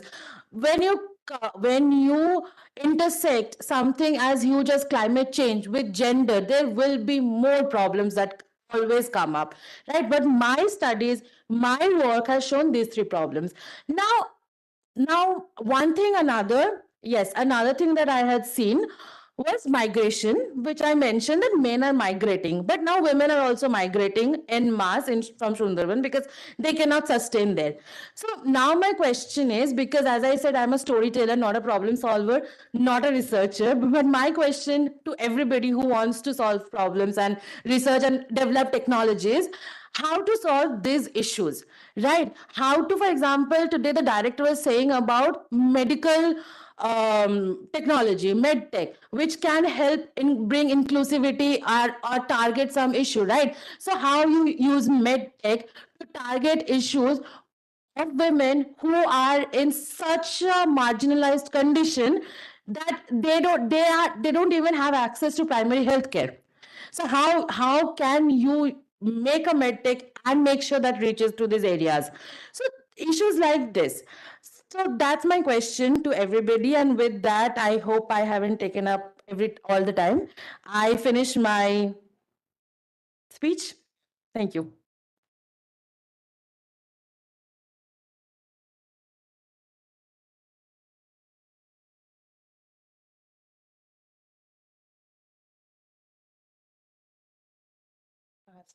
Thank you. Thank you, Madam Utsa, for this wonderful rendition of what is happening in Sundarban, the stories unwinding because of the saline rush of, salt water, as well as, as well as problems that have been brought in with the help of out there, right? यहाँ पे बहुत ही सुंदर एक कथा के रूप में Sharmin madam ने बहुत सारी बातें कह दी। उसमें सुंदरबन में खारे पानी में खारा पानी अंदर आ जाता है और उसमें फिर खेती बाड़ी और फिर हेल्थ की स्वास्थ्य की जो परेशानियां हैं वो उनके बारे में उन्होंने बहुत हमें जो है जागृत किया। दूसरी बात उन्होंने ये भी कहा कि कैसे जो है प्रॉब्लम्स है, डॉक्टर जो है वो डॉक्टर नहीं होके वो कोई और ही है। हाँ, so all that she said. So this is a wonderful thing that we have here. So actually ये जो first session है उसका वो हम ख़त्म करने से पहले हम वापस जो है हम जितने भी हमारे स्पीकर्स थे उनको हम वापस स्टेज पे बुलाना चाहेंगे। तो ताकि हमें ये पता लग सके कि और भी बहुत सारी चीज़ें हैं उनको हमें एक्चुअली बताने, और वो जो 20 मिनट थे वो बहुत कम थे। और फिर दूसरी एक और बात है, आप लोग यहाँ पे हैं तो आप भी कुछ सवाल अपने जो हैं you can surely ask some of the very powerful questions. आप भी पूछ सकते हैं जो आपके मन में होंगी। तो मैं रिक्वेस्ट करूंगा professor Sonal Roy, madam Maaza Sharma, Dr. Varun Sharma, and Madam Utsa Sarman to be on stage, seated on stage, please.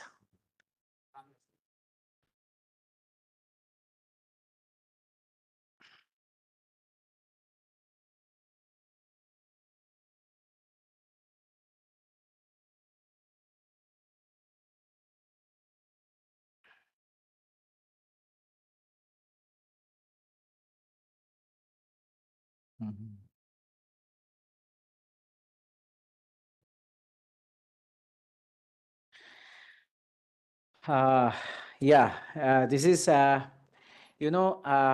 this is amazing that we have such a great panel out here. ये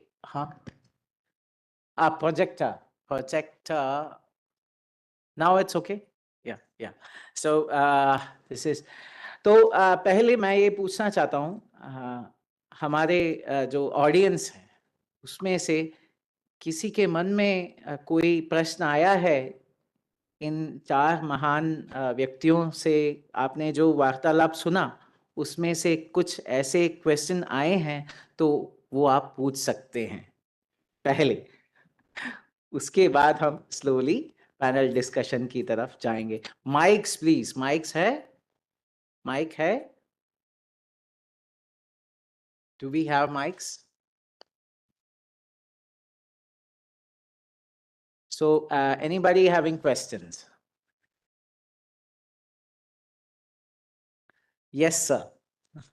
Professor Tuteja, who is also the Chief Executive Officer of the Jodhpur City Innovation and Knowledge Cluster and Foundation, is over here to tell about some of his questions. He is also the previous director, associate director of the DMRC, as well as also has been a very great government official, and he has been at the ICMR deputy directorship. Thank you, sir, for asking the question. बहुत बहुत शुक्रिया आपका।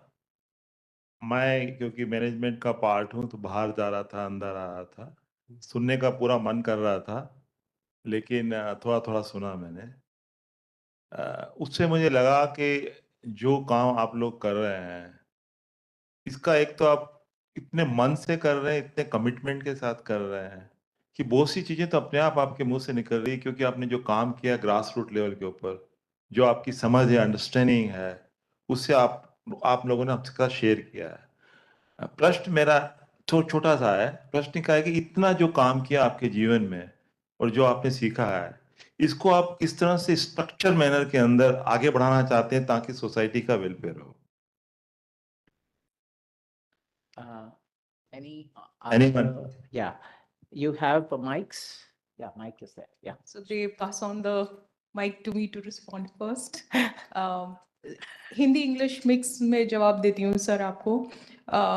जो राष्ट्रीय ग्रामीण विकास संस्थान जहाँ मैं कार्यरत हूँ, पिछले 9-10 वर्ष से जितनी भी योजनाओं में मेरा काम रहा है, चाहे वो मॉनिटरिंग एंड इवैल्यूएशन हो, इम्पैक्ट असेसमेंट हो, जैसा कि मैंने प्रेजेंटेशन में भी दिखाया, सर्व शिक्षा अभियान, मिड डे मील, पोषण अभियान और करेंटली MG नरेगा। आपका वो सवाल बहुत ही सही है सर कि हम लोग फील्ड में बहुत कुछ देखते हैं, फिर हमारा तो जो संस्थान है उसका काम ही है इस तरह की जो भी हम लोग लैकुना, गैप्स या बेस्ट प्रैक्टिसेस ऑल्सो जो भी देखते हैं, एक तो as an academic what I do is I try and document it, उसको पब्लिश करते हैं। बहुत ही ग्रेटफुल हूँ कि मुझे बाहर भी जाने का मौका मिला, अंतर्राष्ट्रीय स्तर पे भी ग्रामीण विकास की कुछ झलकियों को दिखाने का अवसर हमको प्राप्त हुआ। लेकिन जब वापस सोसाइटी को what we call as returning back to the society for betterment, तो मिनिस्ट्री के अंडर हमारा ये पूरा एक वो रहता है, एफर्ट रहता है पॉलिसी मेकिंग का। We as NIRD is one of the think tanks of the ministry, so it is our actually the job to identify such factors and report for better planning and implementation in the coming phases. तो है उसमें पूरा हमारा effort है और difference भी दिखता है।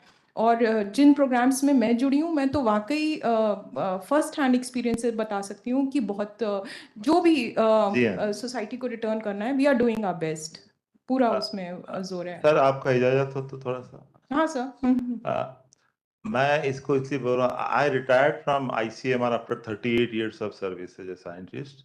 I was additional director general in ICMR Delhi, and I was also holding the charge of director of ICMR Institute in Jodhpur for 8 years. Right, sir. And I was, you talk about Poshan, na? Yes, sir. So I was chief of the nutrition for 2 decades in ICMR. And so many programs are. पोषण अभियान का जो नीति आयोग से शुरू हुआ उसका भी member था। मैं ये आपको, ये आप लोगों को जो सुना है मेरे को बहुत अच्छा लगा है। मैं कम सुना, बीच में आ रहा था बाहर, आप लोगों के लिए चाय पानी का इंतजाम कर रहा था, मुझे इतना अच्छा लगा। तो मैं चाहूंगा कि हम डॉक्टर आनंद के साथ बैठ के और इनकी टीम जो यंगस्टर हैं के साथ बैठ के आप हमारे साथ JCKIF जो हमारा है इसके साथ जुड़ जाएं, क्योंकि न्यूट्रिशन तो मेरी पूरा जीवन निकाला है। और दूसरा मैं ट्रैवल पे बहुत काम किया, नॉर्थ ईस्ट के अंदर मैंने काम किया, तमाम नॉर्थ ईस्ट में किया है। यहाँ जोधपुर में डायरेक्टर था तो पूरे राजस्थान में किया। तो ट्रैवल्स के लिए भी हम लोग कुछ अगर अच्छी योजनाएं कर सकते हैं, बिल्कुल। तो मैं डॉक्टर साहब के साथ मिलके थोड़ा सा प्लान करें। तो अगर आप लोगों के काम को हम किस तरह से आगे बढ़ा सकते हैं सोसाइटी के वेलफेयर के लिए, तो मुझे बड़ा अच्छा लगेगा। अब जैसा डॉक्टर शर्मा ने भी बताया, न्यूट्री गार्डन्स, पोषण के लिए जो स्कूल बैकयार्ड में ही पोषण गार्डन्स की, न्यूट्री गार्डन्स की बात हो रही है, पोषण वाटिका।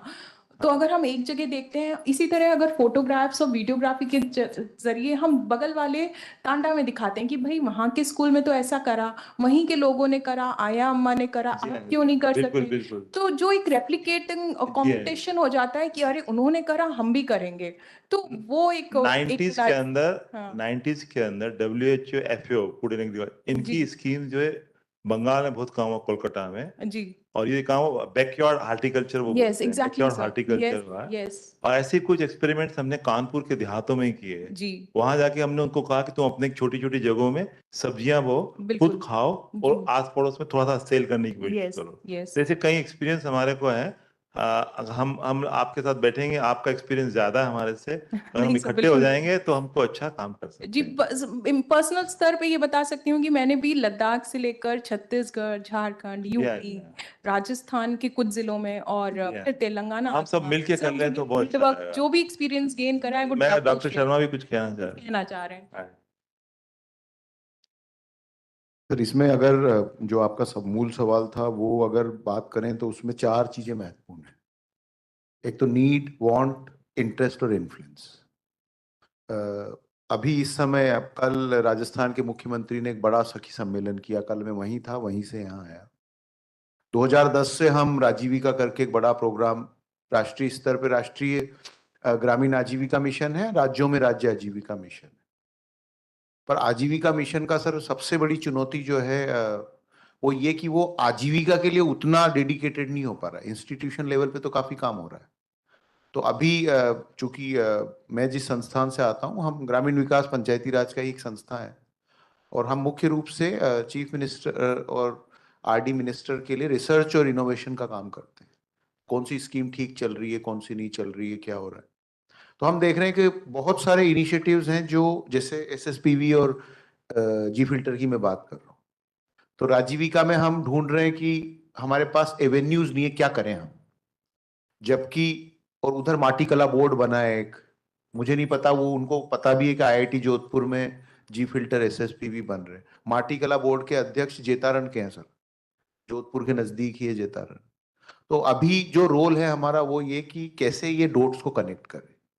दूसरा, प्रोफेसर वीके विजय के नेतृत्व में उन्नत भारत अभियान पूरे देश में है और आईआईटी ही उसके लीडिंग ऑर्गेनाइजेशन है। इवन राजस्थान में भी आईआईटी और एमएनआईटी, आईआईटी जोधपुर और एमएनआईटी ही दो प्रमुख संस्था है। अभी हमने इसका मीटिंग भी किया था, ऑल्दो डॉक्टर साहब आए थे उसमें, अब्रप्टली वो एंड हो गया क्योंकि हम अनप्रिपेयर्ड वो मीटिंग किए, ठीक है, department level.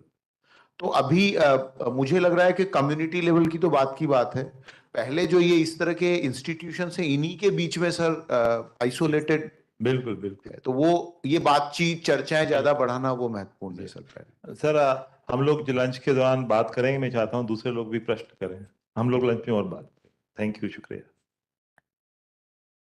Yeah, if I may put my question across. I'm Venkatesh here. The question is, when it comes to gender analysis. You may introduce also, sir. Yeah. I said I'm Venkatesh. I think is that not enough? Yeah, I teach here. I teach here at IIT Jodhpur. When it comes to gender analysis, we'll use three constructs mostly to analyze. Androcentrism, patriarchy, and masculinity are three very traditional constructs to generally understand the sense of where do women stand in comparison to men in any given society in general. But it might get little more complicated when it comes to marginalized sections, particularly some of you have worked with Dalits and SCs and STs and so on. It gets further complicated for a simple reason that the intersectionalities and the point of reference changes there. These three layers of difficulty and plus additional difficulties. How did you really address in your work, if at all you have come across any case where there was an interesting way to address these issues and also overcome?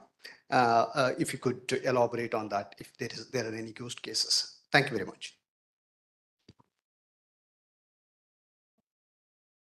Hi. So yes, I can remember one story I came across.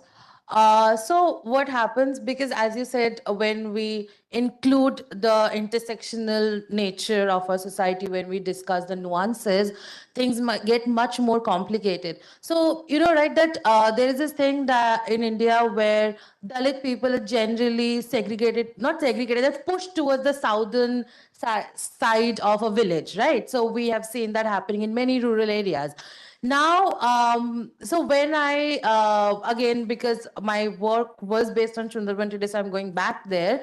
I remember I was visiting this island, Moshuni, and there, the people who are still better off are the upper caste people because they are living in land.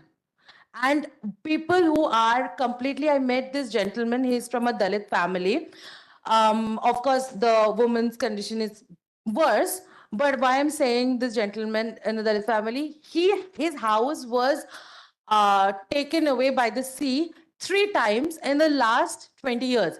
So every time the sea pushes, his house gets destroyed and he comes inside, he builds a new house. Now, all of this land he doesn't own, but he cannot go anywhere. So he's just building the house as much as he can, and whenever the sea pushes him inside. But that's the case with any southern side of any of these islands of Sundarban. Because geographically, we have seen Dalits are generally pushed to the south of the villages. So that's what I have noticed, and that's what I just wanted to share, that yes, things get much more complicated, and when you talk about development, when you talk about taking these people and reallocating these displaced people, the reallocation generally goes towards people with enough political and social clout, which is again islanders who live in a safer area. So that's what keeps happening. I just throw some light because Jodhpur itself, from Jodhpur to Barmer, it's also land of atrocities. And as you are talking about, it's a two dimensions you are including into it.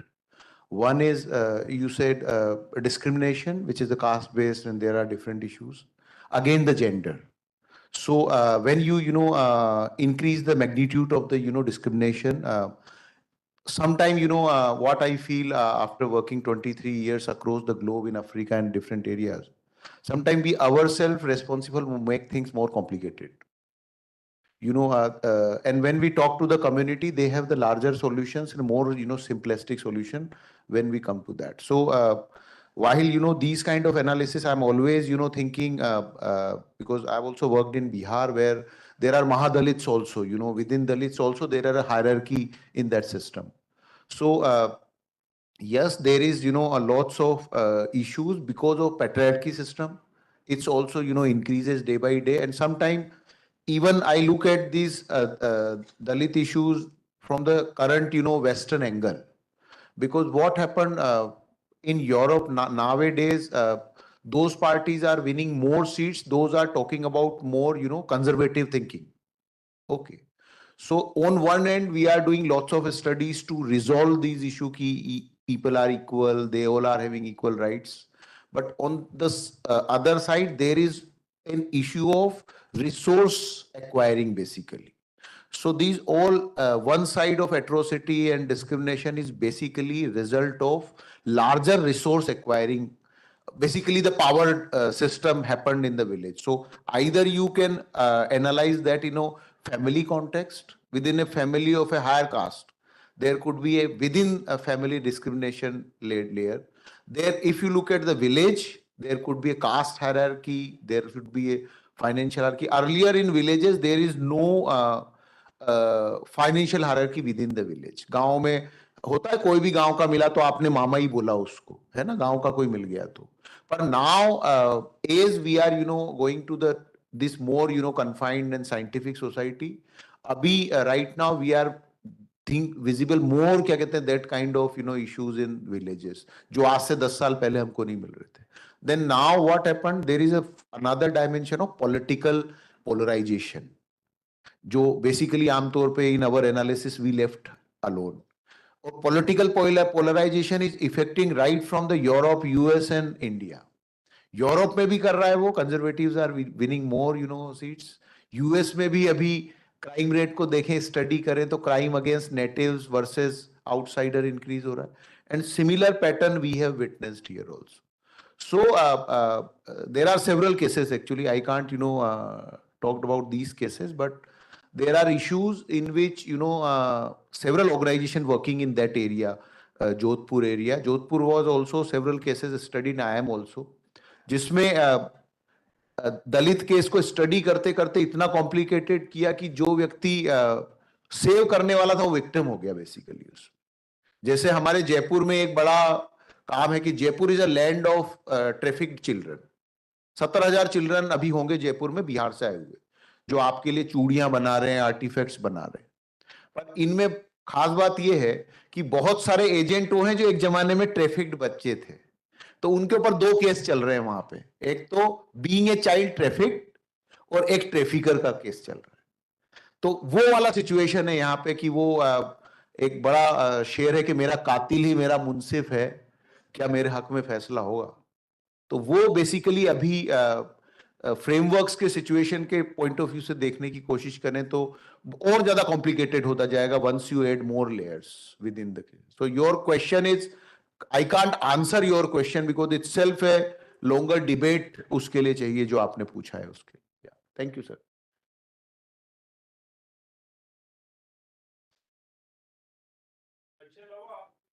So I just want to respond to that because I'm working in the space of education. I think education gives a lot of hope in terms of what you are saying, because when we work with children, एक तो adult mindsets के साथ काम करना बड़ा मुश्किल होता है, बट जब आप बच्चों के साथ काम कर रहे हैं और आप उनको इन कॉन्वर्सेशंस में इन्वॉल्व करना शुरू करते हैं, जैसे मैंने प्रेजेंट करते समय दिखाया था कि एक बच्चे का क्वेश्चन था कि मेरी कास्ट की वजह से अगर कोई मुझे छू देता है तो वो क्यों बार बार नहाने जाते हैं, और ऐसा मेरे साथ क्यों होता है, उसके पीछे क्या है। तो जब ये सवाल पूछना शुरू करेंगे, जब ये सवाल स्कूल में बच्चे आपस में बात करें और ये आम चर्चाएं हो जाएंगी जिसमें उनकी ये हिम्मत बन रही है कि ये क्वेश्चन सबके सामने लाके रखना अपने आप में बहुत बड़ी हिम्मत करना है, तो मेरे ख्याल से एजुकेशन हमें काफी होप दे सकती है। हालांकि ये बहुत मुश्किल है और ये बहुत लंबी जर्नी है, क्योंकि टीचर्स किस कास्ट से आ रहे हैं, किस रिलीजन से आ रहे हैं, ये भी मैटर करता है। क्या वो ऐसी कॉन्वर्सेशंस अलाउ कर रहे हैं कि नहीं स्कूल में। तो कई चीजें हैं, बहुत सारे मेंटल ब्लॉकेजेस हैं, but personally from our work I have learned in education, spent 18 years अलग अलग स्कूलों के साथ काम करके, कि बच्चों से हमें काफी उम्मीद मिल सकती है अगर हम ये चर्चाएं खुल के रखें, अगर इस चीज पे सवाल उठाना एक अवेयरनेस भी बन जाए तो वहां से शुरुआत हो सकती है, और बाकी तो वो आगे जैसे जैसे दुनिया को नेविगेट करेंगे और बहुत सारे एक्सपीरियंसेस होंगे। So just wanted to bring. Thank you. So yeah, there is a student from, yeah. Good afternoon professors, my self Ruchika. मेरा सवाल है कि आपने बताया कि स्टेम क्लब्स का आपने स्कूल्स में स्टार्ट किया, स्टेम क्लब स्टार्ट किया आपने, तो मेरा मानना है कि जेंडर स्टीरियोटाइप जो होता है वो फैमिली से शुरू होता है, तो हम स्टेम क्लब्स के थ्रू कैसे जेंडर स्टीरियोटाइप को मतलब ख़त्म कर सकते हैं? तो स्टेम क्लब में हम इन बातों को करते हैं, स्टेम क्लब में ये बातें निकल के आती है। पहले तो स्टीरियोटाइप क्या होता है यही समझने में बहुत समय लगता है, जेंडर क्या है, सेक्स और जेंडर में अंतर क्या है, ये जेंडर आता कहाँ से, ये रोल कैसे बनते हैं, तो बहुत लंबी कॉन्वर्सेशन तो वहीं चली जाती है। उसके बाद हम पहुंच पाते हैं इस बात पे कि स्टीरियोटाइप क्या है, और फिर जब बच्चे बात करना भी शुरू करते हैं तो कहते हैं स्टीरियोटाइप उसके साथ है, मेरे साथ शायद नहीं है, क्योंकि कोई खुल के सामने बोलना नहीं चाहता है कि मैंने स्टीरियोटाइप फेस किया है या मुझे लगता है ऐसा है। तो ये बहुत आसान नहीं है, वो बताने में लगा कि बहुत जल्दी जल्दी सब होता है, पर बड़ा समय लगता है ये बात करने में भी। शुरुआत में कोई कुछ नहीं बोलते हैं, बच्चे चुप रहते हैं, बस सुनते हैं।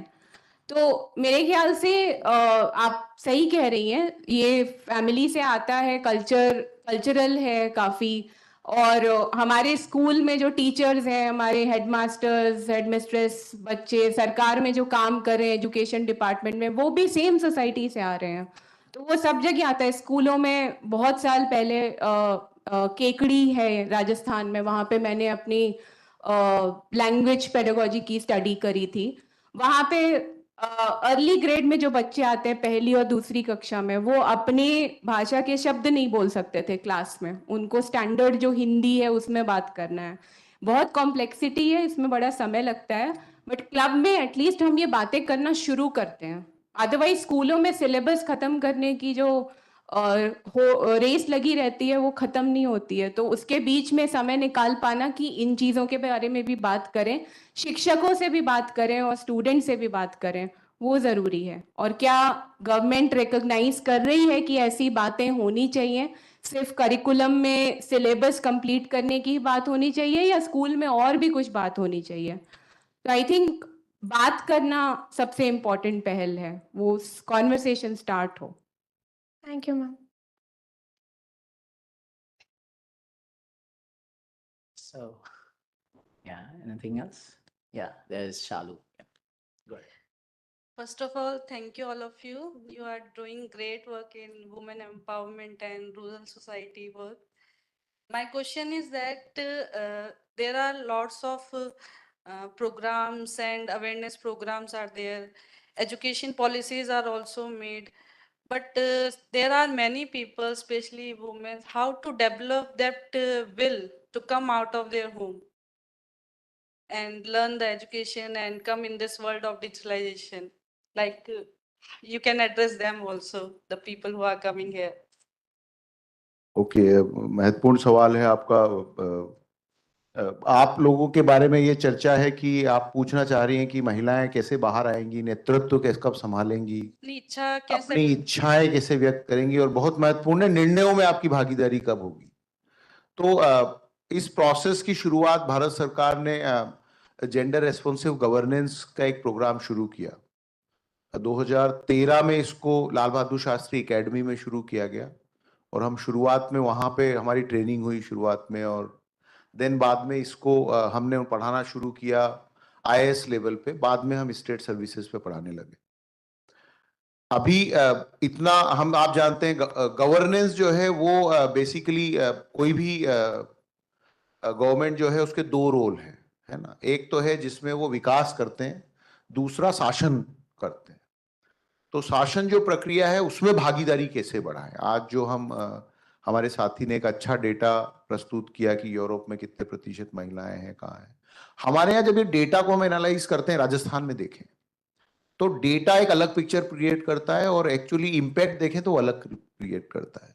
पंचायती राज चुनाव हुए पिछली बार तो लगभग 55% महिलाएं चुन के आई, ठीक है। और हम बड़े अच्छे क्या कहते हैं, क्योंकि हम ट्रेनिंग करते हैं SIRD में सब कुछ है, पर हम देखते हैं कि 55% में से एक्चुअल निर्णय प्रक्रियाओं में पंचायत में भागीदारी अभी 1% से भी कम महिलाओं की। अब समस्या ये कि अब सेकंड फेज पे क्या करें, तो भाई जब भी सरपंच पति आएगा तो हम उसको ट्रेनिंग में नहीं आने देंगे, हम जिला प्रमुख के पति को ट्रेनिंग में नहीं आने देंगे। हमने ये 4-5 साल 8 साल चला लिया, ठीक है। अब हम यहाँ ट्रेनिंग सेंटर, हमारी मीटिंग में तो सब कुछ कर रहे हैं, पर समुदाय में जब हम जा रहे हैं तो अभी चूंकि प्रधानमंत्री जी ने पंचायत राष्ट्रीय ग्राम स्वराज अभियान के अंदर 9 संकल्प दिए, जिसमें महिला हितैषी ग्राम पंचायत, एनजेंडर ग्राम पंचायत एक प्रमुख संकल्प है, और हम उस कोर्स कमेटी के डिजाइन में भी हैं।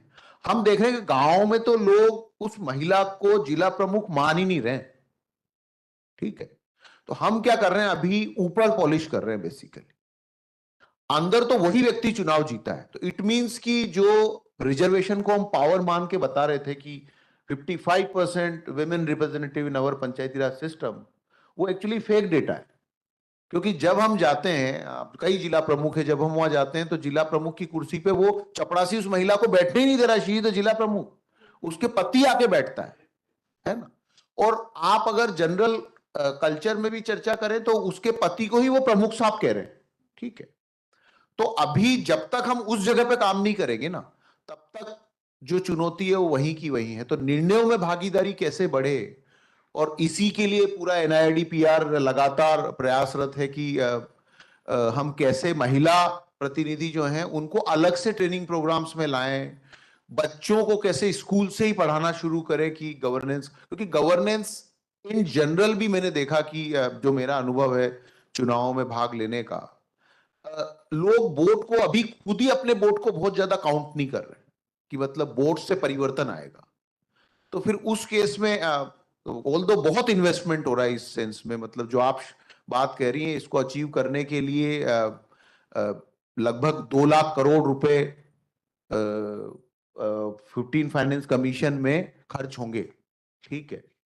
और उसका आउटकम मुझे अभी क्या कहते हैं, आपके सवाल से समझ में आ रहा है कि उसका आउटकम बहुत कुछ नहीं मिलेगा मुझे, क्योंकि समस्या जहां है वहां हम बिल्कुल भी काम नहीं कर रहे।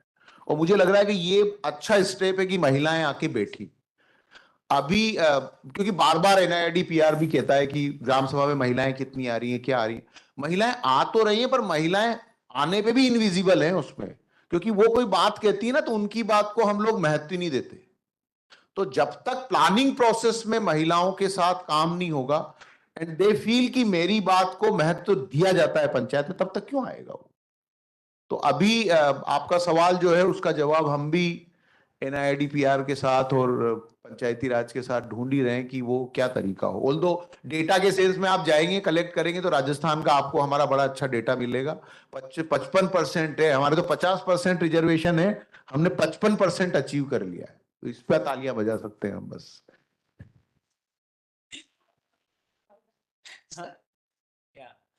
Yeah, one more question. Yeah. Wanted to add to it.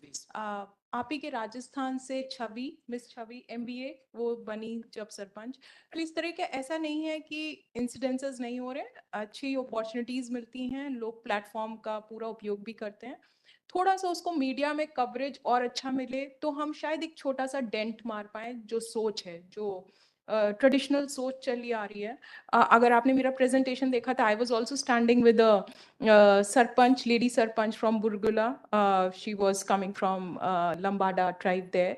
सो ऐसा नहीं है कि नहीं हो रहा है, it needs to be spoken about at a larger platform. Unless we do that, जो पुरानी घिसी पिटी सोच चली आ रही है वही drudgery चलती रहेगी. So I think it's high time that we also appreciate wherever this is taking place and talk about it. Talking about it, giving them platform. अभी यहाँ इतनी जो artisans आके बैठी हैं सुबह से, अगर मुझे भी बताया जाता मैं भी हिंदी में थोड़ा संबोधन रखती, अपना पूरा इंग्लिश में मेरा जा रहा था, तो I could have reached out to them better. Yeah. So yes, definitely it is in progress. Government is also making due efforts. Like ऐसा नहीं है, budget provisions हैं, schemes हैं, और उनको reach out करने के लिए जैसे NIRD जैसे जो institutes हैं, we are targeting women panchayats. It's there, very much there, and it's taking place. Thank you. Thank you. Add one thing. I think from what I've realized from working so many places, just talking to women never helps. You have to include the male members of their families, because women, there should be change on both level. Of course, you push the women out. जैसे आपने बोला कि हम husbands को meetings में नहीं आने देंगे. We will not. You have to make that strong decision कि ये नहीं होगा, but at the same time simultaneously you have to talk to the male members of the family, because the societal and the familial structure is developed in a certain way where even if you go and tell the women that you are the head, they will not listen to you, because in their mind it has been socialized and ingrained so much that they will think that it's they only access this power because the male members of their family allow them to access this power. So as long as you do not talk to the male members of the family along with talking to the women, real change is really hard to achieve. Hello, Professor Toteja. Mike. असल में जो बोलना चाहता था madam ने बोल दिया, तो मेरा थोड़ा शॉर्ट हो जाएगा। बड़ा अच्छा प्रश्न है आपका। मेरा ख्याल ये है कि जैसे शर्मा साहब ने कहा कि कई योजनाएं हैं जो हम बता रहे हैं कि वीमेन को बोलते हैं कि आप कैसे बाहर आओगे, उनको मोटिवेट करते हैं। मेरा ख्याल है वीमेन से ज्यादा मेल को मोटिवेट करो कि भैया उनको अलाउ करो आने के लिए बाहर। That madam also partly said. ये जो मेल है ना, मैं भी उसमें इंक्लूड है, ये ज्यादा डोमिनेंट है। जैसे सोशलॉजी के जो बच्चे वो देखेंगे, जो मेल पार्टिसिपेशन हर चीज के अंदर बहुत कम होता है। जो डिसीजन मेकिंग के अंदर जो फीमेल का डिसीजन होता ही नहीं, मेल का होता है, बीच में जुट किया। तो हमको कुछ जो ना मेल के लिए भी ट्रेनिंग प्रोग्राम और कैपेसिटी बिल्डिंग होना चाहिए, वो बहुत जरूरी है। और कई चीजें ना समाज में परिवर्तन आ रहा है, जैसे डॉक्टर साहब ने बताया, ऐसा नहीं कि परिवर्तन आ रहा है। देखिए ना, अभी भी 4 जो स्पीकर में 3 फीमेल है, ऐसा नहीं कि नहीं है। इन तीनों के लिए तालियां होना चाहिए। परिवर्तन तो आ रहा है, ऐसा नहीं कि नहीं आ रहा। मैं थोड़ा 1 मिनट सर आपकी इजाजत है, मैं अपने घर का उदाहरण देता हूँ। मैं जब शादी के लिए अपने जो भी मेरी वाइफ उसको देखने के लिए गया, तो उन्होंने कंडीशन रखी कि मैं जो हूँ वो फैशन टेक्नोलॉजी की है, फैशन टेक्नोलॉजी मास्टर किया उन्होंने। वो बोले मैं घर का काम, घर में रहूंगी, हाउसवाइफ, मैं नौकरी नहीं करूंगी, ये कंडीशन रखी। मैं कहा ठीक है भैया, शादी हो जाए बहुत बड़ी बात है, जो मालूम को वो सब मान लेते हैं। वो सब कुछ हो गया। अब इतने साल हो गए हमारी शादी को, 30 साल। मेरी एक बिटिया है जो लॉ कर रही है, और एक मेरी भतीजी जो जयपुर में रहती है, वो फिजियोथेरेपिस्ट। मेरी वाइफ अब यह कहती है कि बच्चों को, हमारी लड़कियां हैं, इनको तो काम मैंने कराना ही है। She took 30 years to understand. 30 years बोलती नहीं, अब वो खुद कह रही कि लड़कियों को काम कराना है, और हमारा भी पूरा सपोर्ट है परिवार के रूप में। परिवर्तन तो आ रहा है। तो जो मेल मेंबर्स है ना, उनको थोड़ा सा अपना ध्यान रखना चाहिए कि पता नहीं कि अगले जन्म में वो फीमेल बन सकते हैं। यस, मैं ऐसे ही करता हूं। मैं जब ट्रैवल में काम करता था, और जो उसके बाद दूसरे लोग जो होते, जब हेल्थ सिस्टम में जाता था, PSC CSC में, तो उनको मैं कहता था कि इन लोगों के साथ अच्छा व्यवहार करो, अगले जन्म में मैं भी ट्राइबल हो सकता हूं, आप भी हो सकते हैं, किसका क्या पता है। तो इस तरह से थोड़ा मेल मेंबर को डराओ भी थोड़ा सा। ठीक है, थैंक यू।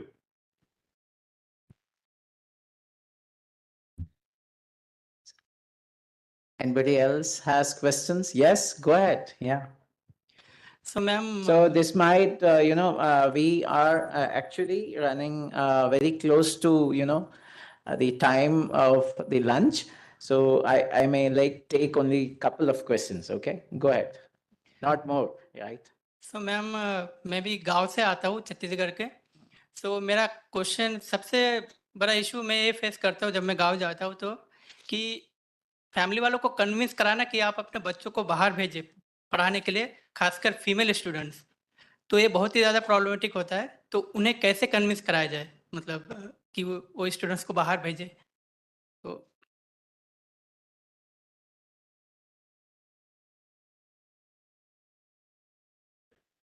ऑफ हो गया है तो पीछे देखें नहीं तो वो देखें.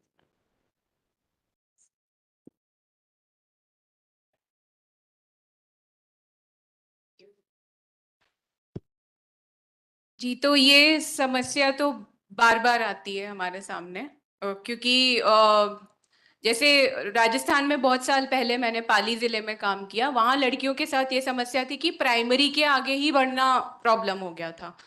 अभी हम और राज्यों में काम करते हैं और अब काफी साल हो गए, 10 साल पहले काम करती थी मैं, अब और राज्यों में देख रही हूँ प्रॉब्लम है कि अब हाँ सेकेंडरी तक पढ़ा लेंगे, उसके बाद नहीं, क्योंकि स्कूल नहीं है यहाँ पे. ये बहुत कॉमन समस्या है. और हम कह रहे, मैंने कहा कि साइंस स्टेम के लिए हम एस्पिरेशन क्रिएट कर रहे हैं, साइंस स्ट्रीम ही नहीं है स्कूल में. तो मेरे ख्याल से पहला है यही, वापस घूम फिर के बात वहीं आती है कि आपको पूरे स्ट्रक्चर के साथ काम करना होगा. आपको हम उनके पेरेंट्स से भी बात करते हैं, लगातार बात करनी पड़ती है. वो कई सालों का काम होता है, वो एक बार में तो होता नहीं है. जब निर्णय लेना है तब तुरंत नहीं. दूसरा, अगर कहीं जाना है तो बात आती है कि फिनेंशियली हम नहीं कर सकते हैं. तो हमने अपने करियर गाइडेंस में जैसे हमने शुरू किया कि हम पेरेंट्स को भी बताते हैं कि किस तरीके की स्कॉलरशिप्स अवेलेबल हैं, सरकार किस तरीके की स्कॉलरशिप दे रही है खासकर लड़कियों के आगे की पढ़ाई के लिए, कहाँ से आपको मदद मिल सकती है, जिससे उस फैक्टर को हम रूल आउट करें. तो एक लॉन्ग लिस्ट ऑफ आपको बैरियर्स नजर आएंगे. फाइनेंशियल है, कहीं कल्चरल है, कहीं कुछ और है. तो हर चीज को एड्रेस करना पड़ता है. तो जो मैंने पहले भी कहा प्रेजेंटेशन के समय कि एक बार में एक ही काम नहीं करना है, एक बार में कई सारे काम करने हैं. और वो सारे काम अलग अलग स्तर पे करने हैं, समाज समुदाय के साथ करने हैं, उनके पेरेंट्स के साथ करने हैं, उन बच्चों के साथ खुद करने हैं, स्कूल व्यवस्था के साथ करने हैं, एजुकेशन डिपार्टमेंट, स्कॉलरशिप है कैसे मिलेगी, कैसे वो फॉर्म भरना है, कहाँ जाके बात करनी है, उसके साथ भी करना है. और बाद में इशू आता है कि पेरेंट्स, एक जो रोल मॉडल की मैंने बात करी, गांव से एक भी अगर व्यक्ति निकल गए आगे तो बस उसके बाद थोड़ा सा सोच खुलने लगती है. तो एक के लिए जो वो कोशिश है वो बहुत जबरदस्त करनी है. एक हो जाएगा तो एक एक करके वो नंबर बढ़ता जाएगा और फिर वो एग्जाम्पल सेट हो जाता है. लेकिन बहुत साल लगते हैं एजुकेशन में, तो कुछ भी करने में बहुत बहुत साल लगते हैं. बहुत साल तक पता नहीं चलता है कि कुछ हो भी रहा है कि नहीं. एग्जाम्पल मैं आपको दे देता हूँ. जयपुर से 60 किलोमीटर दूर बगरू और दूदू के पास में मोजमाबाद करके एक इलाका है. 4 साल पहले राजस्थान रॉयल्स जो क्रिकेट टीम है ना, उनका सोशल विंग भी है, तो उनके साथ काम शुरू किया. और उनका क्रिकेट टीम का जो सोशल विंग है, उनका ये ऑब्जेक्टिव था कि जैसे राजस्थान रॉयल्स खिलाड़ियों को उभार के लेके आता है, ऐसे कुछ ऐसा करें जो किसी ने नहीं किया है. तो अब मेरी बारी करके एक प्रोग्राम हमने डिजाइन करके दिया जिसमें रिमोट विलेज से बच्चियां जो हैं, जो उनका ड्रीम है वो पूरा करने के लिए निकलेंगी. तो 4 साल लगे. 650 करीब 4 ग्राम पंचायतों में ऐसी बच्चियां थी जो 10 साल से लेके 19 साल की थी. 4.5 साल में उनमें से लगभग 100 बच्चियां जो हैं वो बाहर निकली. पर वो एक पूरा कॉन्टिन्यूस प्रोसेस था जिसमें उनकी फैमिली के साथ काम किया गया. उनके घर के जो लड़के क्या कहते हैं जयपुर आते थे पढ़ाई करने के लिए, उनके साथ एक्सपोजर विजिट कराए माँ बाप के, फिर बाद में बच्चियों के. फिर एवेन्यूज तलाशे गए कि वो कौन सी जगह है जहाँ पे 12वीं पास बच्ची है तो वो आके कुछ स्किल कोर्स करे ताकि वो यहाँ अर्न करे. फिर अर्न की बात आई तो माँ बाप का कहना था कि ये 7,000 की नौकरी क्यों करेगी, 15,000 की होनी चाहिए जयपुर में रहने के लिए. देन उस पर रिवर्स काम किया क्या कहते हैं. तो उसका फायदा ये हुआ कि लगभग 78 बच्चियां अभी जयपुर में आके काम करती. तो इसका जो बात हमारे साथी ने भी कही वो बहुत महत्वपूर्ण है कि इसमें जितने भी वो स्टेक होल्डर प्रोसेस में हैं वो सब रोल प्ले करते हैं। गांव के एल्डर लोग भी प्ले करते हैं, गांव के टीचर भी रोल प्ले करते हैं, क्योंकि बच्चियों के केस में हमने देखा कि एक जरा सा कुछ बात होती है और सारी बच्चियों को वो गाड़ी ही नहीं निकलने देते वहां से। अब वो जैसे SBI बैंक में रिसेप्शन की नौकरी लग गई तो वो छुट्टी लेगी उसी दिन रह सकती है ना। गांव वाले क्या करते हैं, आज तो फलानी अमावस्या, आज बच्ची को जाने मत दो। तो शुरुआत में हमको ये भी चैलेंज आया कि बच्चियों को, बैंक वाला कहता सर इनको हम कंटिन्यू नहीं कर सकते, ये ऐसे थोड़े कभी भी छुट्टी ले ले। तो बहुत सारे कुछ ऐसे नॉर्म्स भी हैं, सोशल नॉर्म्स भी हैं जो ठीक है, पर जब आप इस तरह के जॉब में आते हैं तो उसको आपको ब्रेक करवाना पड़ेगा, तभी वो कंटिन्यूटी कर पाएगा। तो शुरुआत में हमारे भी अर्पण के टीम मेंबर बहुत परेशान होते थे, नौकरी लग गई, सब खुश हो गए कि बच्चियों की नौकरियां लग गई। मैंने कहा अभी तो परेशानी शुरू हुई है। अब क्या होता है, आजकल कंपनियों के अपने यूनिफॉर्म है, गांव में वो बच्चियां गांव के कपड़े पहनने हैं, तो उन बच्चियों के लिए एक जगह ढूंढा हमने जयपुर में जहां आके वो कपड़े बदलती हैं अपने, और वो उस फैक्ट्री या उस कंपनी के कपड़े पहनती। जैसे टाटा मोटर का शोरूम है, उसमें जो सेल्स एग्जीक्यूटिव उसके कपड़े हैं, वो कहते साहब ये पैंट शर्ट तो गांव में कोई पहनता ही नहीं है। तो अब बहुत छोटी छोटी चीजें निकलना शुरू हुई, तो उस जगह वो कपड़े बदलती, जाते वक्त फिर कपड़े चेंज करना। पर खास बात है कि उनमें से हमने कुछ कमिटेड कनेक्टर्स को आइडेंटिफाई किया जिनमें स्ट्रॉन्ग डेडिकेशन था। उन बच्चियों के कारण वो पूरा प्रोग्राम कंटिन्यू हुआ। तो हम इसीलिए हमेशा वो जो कनेक्टर, वो जो एक बच्ची जो पहले बाहर निकालती है, जो 4 लोगों से लड़ लेती है, वो बहुत महत्वपूर्ण होता है। तो आप अगर ये एग्जाम्पल्स, लोकल एग्जाम्पल्स कोट करने लगेंगे ना तो ज्यादा इफेक्टिव होंगे। आप निकले ना, अब आप अपनी बहन, अपने 2-3-4 लोगों को और निकालो। तो ये रोल होता है बेसिकली, जब आप कुछ करते हैं तो अब आपकी जिम्मेदारी है कि आपके मोहल्ले में कहीं भी कोई ऐसी बच्ची जो पढ़ाई कर सकती है उसको IIT के लिए मोटिवेट करो, कोचिंग में लेके आओ।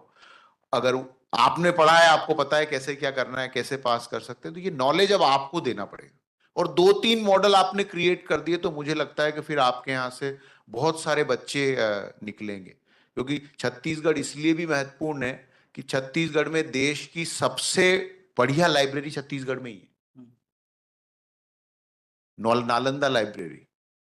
तो आपके यहाँ एक अपॉर्चुनिटी भी, हम स्टेट को पिछले 2 साल से उसकी डॉक्यूमेंट्री दे रहे हैं कि आप भी कुछ ऐसा करो। क्योंकि अभी ये अपॉर्चुनिटी तो आ गई कि हमारे पास एक्सेसिबिलिटी बढ़ गया ज्ञान पे, सबके ऊपर। तो ये प्रक्रिया में तो अब आप ही एम्बेसडर बन जाओ। देखो अब आप आ गए हो, तो इसका सॉल्यूशन हमारे थ्रू वापस आपके पास आ गया। तो आप अब प्रण करो कि मैं तो 2 बच्चियों को आगे निकालूंगा ही निकालूंगा, और आपके प्रण के साथ हम यहाँ पे बैठे हुए हैं, विल हेल्प यू। और सर बैठे हुए हैं, सर का अनुभव है, सबके अनुभव को लेके करें इसको। तभी ये प्रश्न का सही जवाब तो तभी तय होगा जब अगले 2 साल बाद हम वापस कोई इवेंट में बैठे और आप कहो कि 2 बच्चियां और बैठी हैं मेरे साथ की।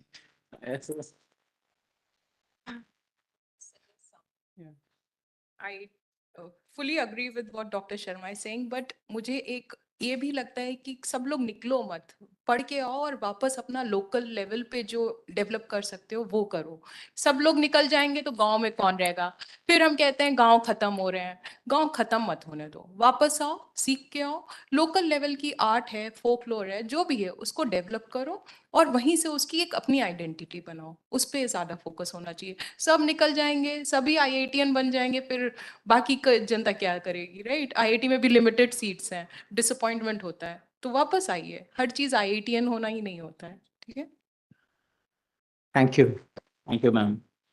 So I would like also to comment on this. I was here, I heard the talks, and I also heard Dr. Varun also telling, and let me come to the project that I did, right? It's on, he also emphasized that that woman in a potter's family is actually the material scientist. Can you give her 100% respect for that? Because she teaches you what to make at the end of the day. She has the knowledge how to mix burada और जो माटी है उसको मिलाने की कला जो है ना, वो उसी को मालूम है। जो कुम्हार जो बनाता है ना, उसको ये मालूम नहीं है, वो बना देता है। पर जो मिक्सचर यूज करना है, वो जो चाहिए ना, वो सिर्फ उस महिला को ही मालूम है। तो क्या आप उनको एक मटेरियल साइंटिस्ट का रेस्पेक्ट आज से देना शुरू करेंगे तो कहां से कहां भारत देश निकल जाएगा। यस फार्मर ही नहीं पहचानते सारा वही। यस यस यस यस या yes taking a pot of it. या yes yes yes correct. Yes, yes, yes, yes. So that's what it's very nice to actually listen and to also experience what has happened on the ground, and it's amazing. Anybody else has questions? This is a final question. Otherwise, I will just go ahead and finish off this particular. I will rest them. Yeah. Last question of the evening, afternoon, sorry, not the evening. Yeah. The last final question. Yeah. The mic over there. Over there. एक question है, अगर education की बात हो रही है तो हमारी गवर्नमेंट हमें इतनी फैसिलिटी दे रही है एजुकेशन के लिए, तो ये बेगर्स की पॉपुलेशन क्यों बढ़ रही है इतनी? मैंने ली उनमें चिल्ड्रंस की। किसकी एक बार और बताइए ध्यान से। बेगर्स की, भिखारी की। भिखारियों में उनकी पॉपुलेशन क्यों बढ़ रही है? उनमें सबसे ज्यादा चिल्ड्रंस की क्यों? क्यों? It's amazing question.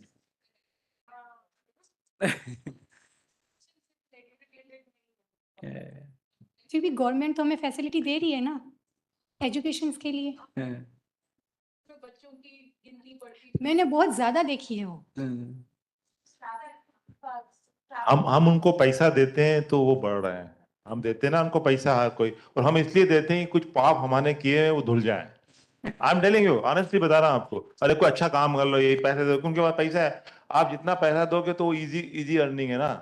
ये एक मेन, और पैसे पता है बहुत से कारण है, ये एक रीजन है। बट कोई जेन्युइनली रीजन ऐसा कुछ है नहीं। तो आप बात कह रही है ना, इसके बहुत सारे रीजन है जिसकी परिणति आपको निकलती है। मैडम से शुरू करें तो ग्रामीण विकास में आती है। किसान जो आज अभी हम खाना खाएंगे तो कितना खाना वेस्ट करते हैं। किसान जो है वो अनाज उगाने के लिए दिन रात एक करता है, और शायद हिंदुस्तान में उतनी गरीबी देखी नहीं। मैं अफ्रीका में बहुत रहा हूँ, मैंने देखा। You can use the mic. You can. Oh, it's not working. Okay. It's not working. Hello. तो ये सिर्फ कई डिफरेंट फैक्टर्स का क्यूमुलेटिव आउटकम आप देख रहे हो। तो आपके सवाल का जवाब तो के लिए तो भारत सरकार में एक हाईली एम्पावर्ड कमेटी है जो ये जवाब ही ढूंढ रही है। हमने गरीबी उन्मूलन में राजस्थान की बात करें तो 2003-04 में डीपीआईपी फर्स्ट फेज, उसके बाद एम्पावर सेकंड फेज, उसके बाद एसआरएलएम थर्ड फेज। विदाउट ये कारण पता नहीं पड़ पाए, पर कारण सबको पता है। कारण इसलिए पता है कि किसान जो आपको 15 रुपए किलो अनाज दे रहा है, उसको उस अनाज का 5 रुपए भी नहीं मिल रहा है। वो जो आज टमाटर बेच के करोड़पति हो गए, आपको मैं 7 दिन बाद का अखबार का स्टोरी बता देता हूं कि टमाटर फेंक रहे हैं किसान, और ये होगा। हमने अभी देखा है इस बार बारिश के बाद टमाटर के कल्टीवेशन एरिया में 490% बढ़ गया है। तो इस बार आपके यहां इतना टमाटर आएगा कि 1 रुपए किलो में भी नहीं बिकेगा। तो क्या हो रहा है, किसान महंगा खरीदेगा, सस्ता बेचेगा। इस देश में 60% लोग किसानी पे निर्भर है। तो जिस देश में इतनी बड़ी जनसंख्या हर रोज ठगी जाती हो, वो ठगने के बाद क्या करेगी, वो अर्बन एरिया में आ जाती है, इस आस में कि जो भी जयपुर गया, जो भी जोधपुर गया, उसकी आय बढ़ गई। पर वो ये कभी नहीं देख पाते कि जोधपुर में बहुत बड़ी स्लम एरिया है, सूरसागर तालाब के पीछे लोग हैं, लोग पत्थर की खदान में चले जाते हैं।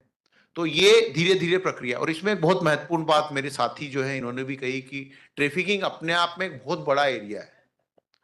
और एक और इसका नया तथ्य है कि मुंबई में रिसेंटली एक व्यक्ति को पकड़ा गया, भरत जैन नाम है उसका, आपने कहानी सुनी उसकी?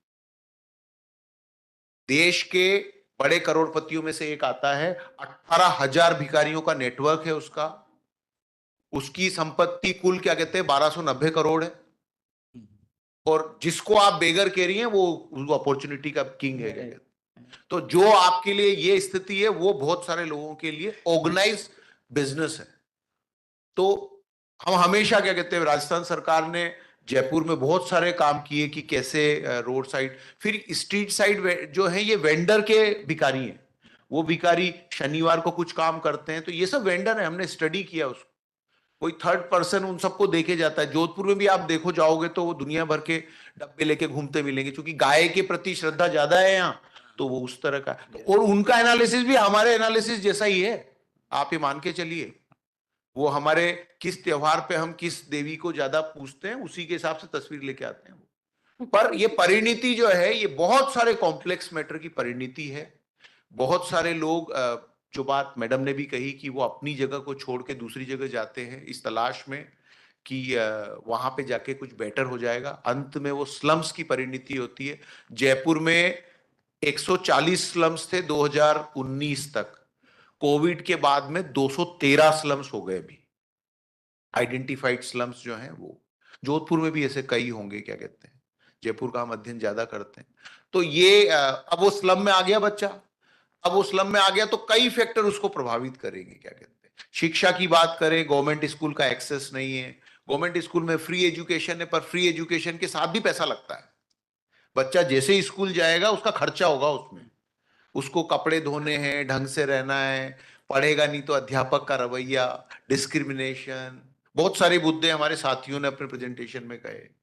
फिर उनकी क्या कहते हैं आपसी इश्यूज, फिर खाने की अवेलेबिलिटी, एक टाइम खाया एक टाइम नहीं खाया, फिर आजू बाजू के बच्चों को देखना कि शायद मंदिर पे जाने से भोजन मिल जाता है तो वो मंदिर के बाहर बैठने लग गया, फिर आगे ऑर्गेनाइज क्राइम आ गया जो उसको अपने काम में यूज लेगा। तो ऐसे बहुत सारे फैक्टर्स हैं। बड़ा गंभीर चिंता का विषय आपका सवाल लाजमी है, और ये क्या कहते हैं गंभीर चिंता का विषय जिसपे सबको विचार करना चाहिए, और हम सब उसके क्या कहते हैं कहीं ना कहीं प्रभावित करने वाले लोगों में है। मतलब मैं अपने आप को अलग नहीं रखता, अगर इस जगह पे कोई एक भिखारी है तो उसमें मेरा भी कुछ न कुछ कंट्रीब्यूशन तो होगा, है ना। Thank you. Thank you sir. इसमें मैं बस जोड़ना चाहती हूँ कि ये सिर्फ बच्चे जो शिक्षा से जुड़े हुए नहीं हैं और भिखारी हैं सिर्फ उनके बारे में नहीं, शायद ये भी सोचना चाहिए कई बच्चे शिक्षा से जुड़े हैं, उनको हम रिकॉग्नाइज भी करते हैं, और वर्किंग चिल्ड्रन एक कैटेगरी कही जाती है। बच्चे ये काम पे जाते हैं, राजेश जोशी की बहुत प्रसिद्ध कविता है बच्चे काम पे जा रहे हैं। तो कई बच्चे हैं जो काम पे जाते हैं, पढ़ने के बाद, स्कूल के बाद पन्नी बीनने जा रहे हैं स्कूल के पहले, या स्कूल करने के बाद काम पे जा रहे हैं, कहीं पे किसी के घर पे काम करते हैं, फिर उसके बाद अपना होमवर्क या जो भी उनको करना है करते हैं। कोविड के समय मैं एक स्कूल के साथ काम कर रही थी, और ये बैंगलोर की बात है। बैंगलोर जो इतनी बड़ी सिटी है, बहुत कुछ वहाँ हो रहा है, लगता है कि बैंगलोर में सब कुछ है, लेकिन जो बच्चे स्कूली शिक्षा से जुड़े थे, जो अंडर सर्व्ड कम्युनिटीज से आ रहे थे, वो दुकान पे बैठे हैं, गजरा बहुत बेचते हैं वहाँ पे रोड साइड पे, वो बेच रहे हैं और क्लास कर रहे हैं, मोबाइल सामने रखा हुआ है, वो गजरा भी बेच रहे हैं और क्लास में भी जुड़े हुए हैं। ये तो ऑनलाइन एजुकेशन थी, और इसमें हम जान रहे हैं एज ए टीचर, हम सब सिस्टम में हमको पता है कि बच्चे काम कर रहे हैं। तो ये बहुत बड़ी समस्या है, ये सिर्फ एजुकेशन की बात नहीं है, ये बहुत सारी कॉम्प्लेक्सिटी है यहाँ पे। चाइल्ड लेबर के लिए तो लॉ बना हुआ है, फिर भी बच्चे लेबर कर रहे हैं। तो मतलब मुझे लगता है काफी कॉम्प्लेक्स इशू है। हालांकि हमने ये बात नहीं करी कि इसका सोल्यूशन क्या होगा, क्योंकि सोल्यूशन बड़े लंबे समय के काम से आता है, और इसकी तह तक पहुंचने में भी बहुत समय लगता है। पूरा ये नेटवर्क है जो आपस में एक दूसरे को सपोर्ट करता है। एक और कॉम्प्लेक्सिटी जोड़ना चाहते हैं इसमें। मध्य प्रदेश में एक रिमोट ट्राइबल एरिया है, भील ट्राइब्स रहते हैं। ये स्टोरी हमने रिसेंटली इंडियन एक्सप्रेस में किया था, एंड उसमें जैसे आपने बोला ना बहुत सारे फैसिलिटीज है, अभी स्कूल का बहुत सारे प्रोग्राम्स है, बट उसमें ना जो गांव है उनका, गांव से नियरेस्ट स्कूल जाने के लिए उनको रोज सुबह 3-4 किलोमीटर गांव से आना पड़ता है नदी के पास, नदी में तैरना पड़ता है क्योंकि कोई ब्रिज नहीं है, तैर के उस पार जाके फिर चल के स्कूल जाना पड़ता है। ठीक है, 1980 से ये है, 1980 से उस गांव के लोग कॉन्स्टेंटली, जो भी गवर्नमेंट आया है उसमें कांग्रेस हो बीजेपी हो जो भी, सबसे ब्रिज मांग रहे हैं, किसी ने नहीं ब्रिज दिया, ना कि उस गांव में स्कूल बनाया। ठीक है, आप प्रोग्राम्स बनाना आसान है, बट इम्प्लीमेंटेशन के लिए और भी जो जो चीज चाहिए ना, अगर वो नहीं करोगे तो बच्चे एजुकेशन कैसे एक्सेस करेंगे। Correct. Thank you. I think I think I should, thank the panelists. Yeah. Thank the panelists for being here and giving us answers, which had been from a multitude of directions. It has been answered and very well. Thank you for this knowledge giving here. And it's a wonderful opportunity to have you here. And I will now request Professor Toteja, our Professor Toteja, to give away a little gratitude to the panelists.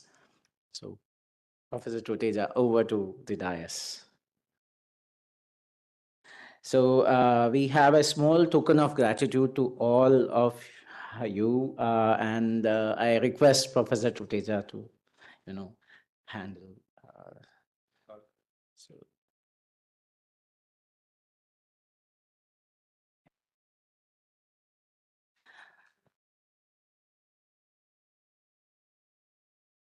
Yes.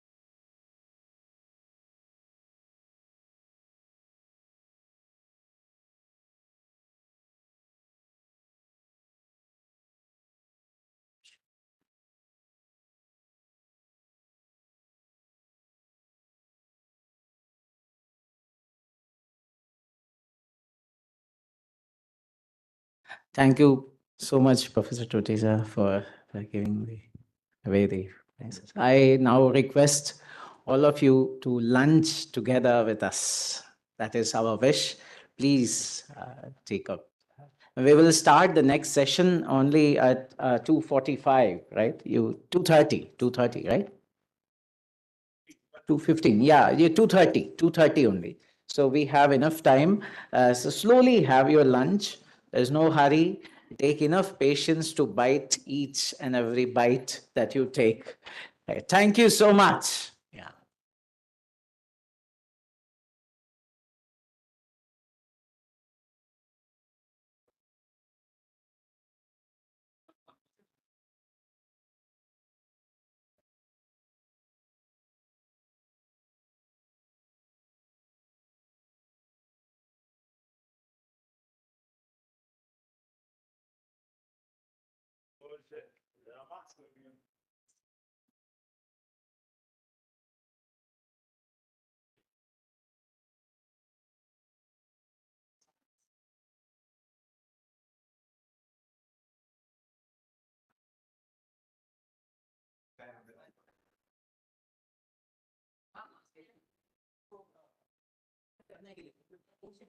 Email करना head CTS मेरे computer में है मेरे computer में है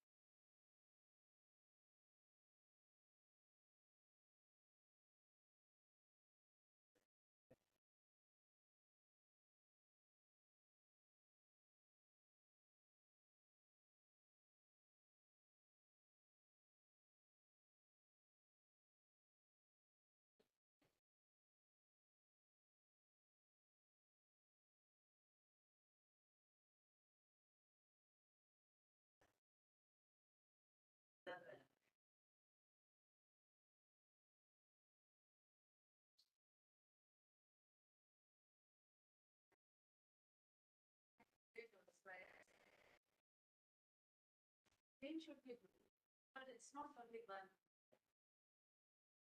Answered very systematic.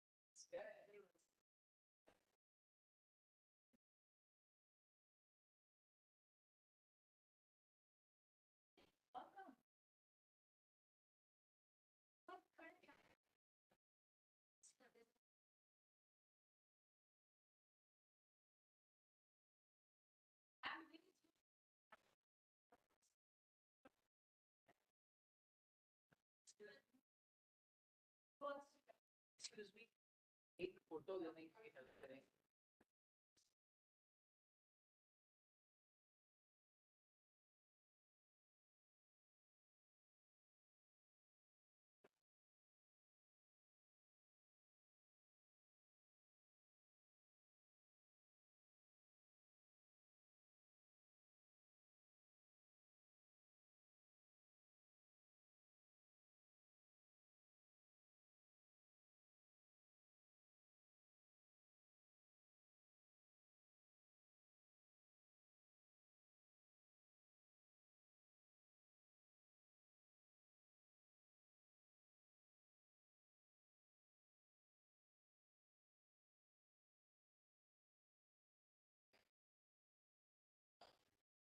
वो दूर में ही है.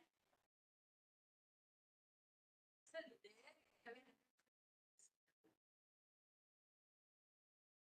ये है ना आरसीटी वाला है ना. हाँ क्या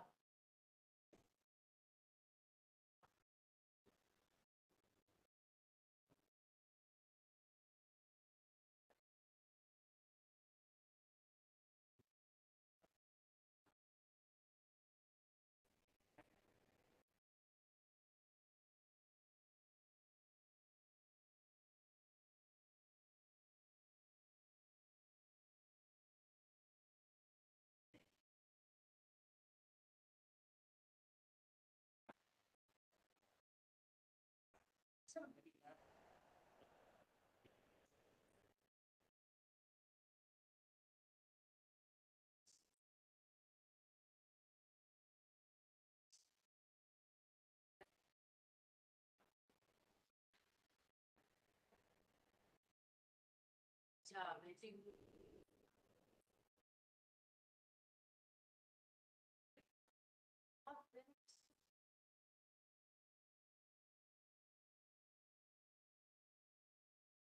Change, sir. I have in college that last 18.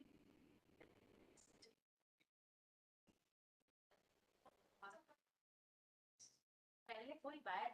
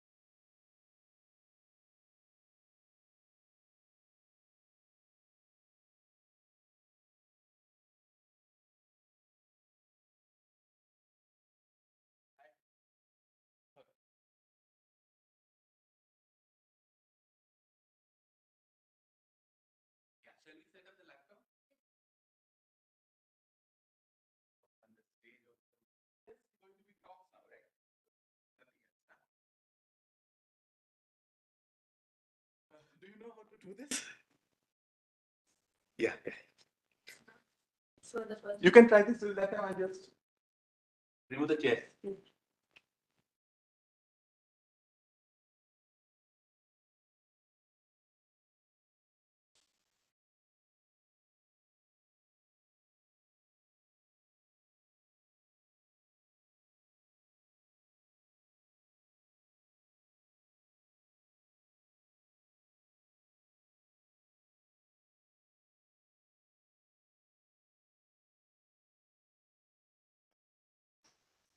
कोई बात नहीं, कोई बात नहीं। अरे आप आके टेबल रख दीजिएगा, कोई बात नहीं।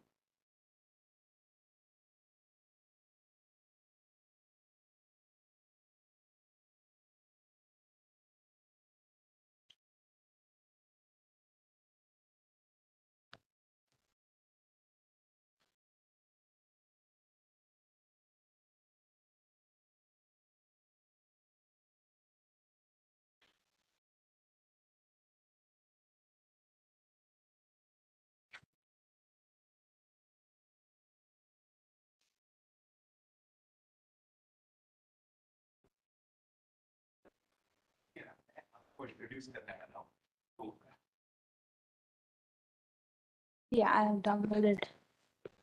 Downloaded? Yeah. How do we do this? Here, I think we have to switch on somewhere.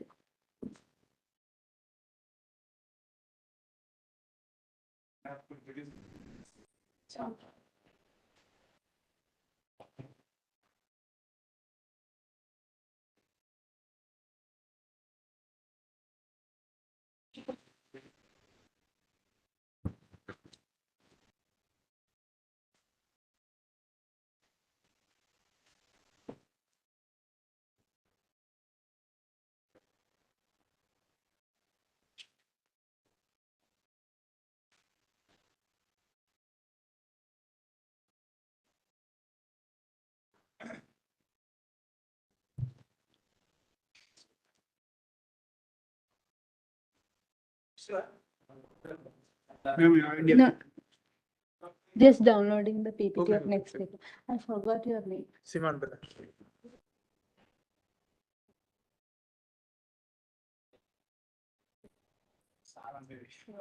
I did so many interviews. I think that is from the poverty management. Oh, you did that? Mm-hmm. No. Finally, here. Downloading from one of my sitting like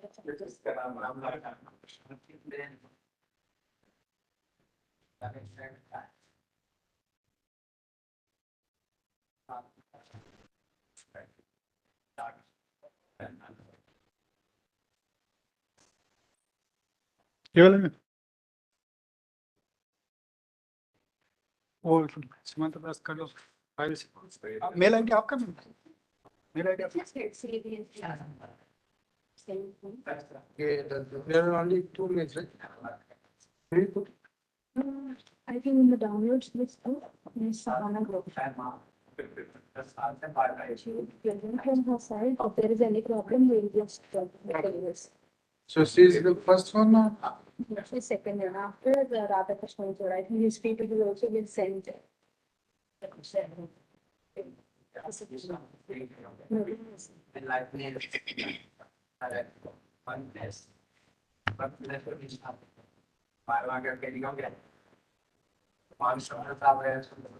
Staying types.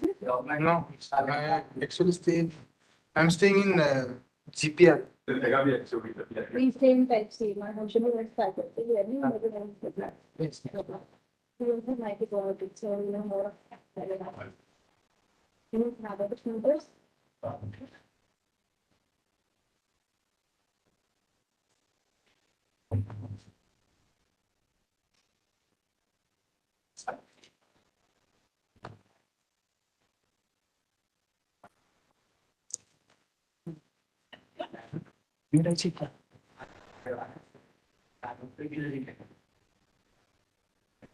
इस word में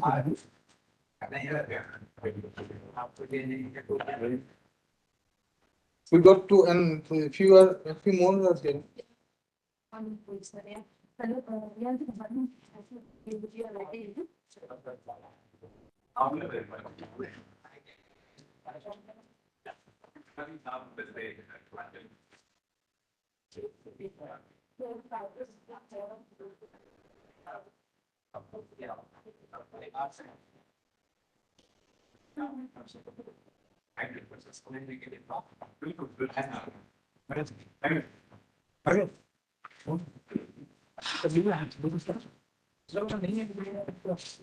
hello hello ये हो जाएगा हाँ हो जाएगा अच्छा ready है ना तो फिर कौन कर क्योंकि वो हमको है ना वो लॉगिन करना पड़ेगा वो वेबएक्स वाले 2:15 लॉगिन कर देंगे हाँ इसी ऑलरेडी अच्छा लॉगिन है आ गए नहीं आए नहीं है कोई तो कुछ नहीं से तो म्यूट पे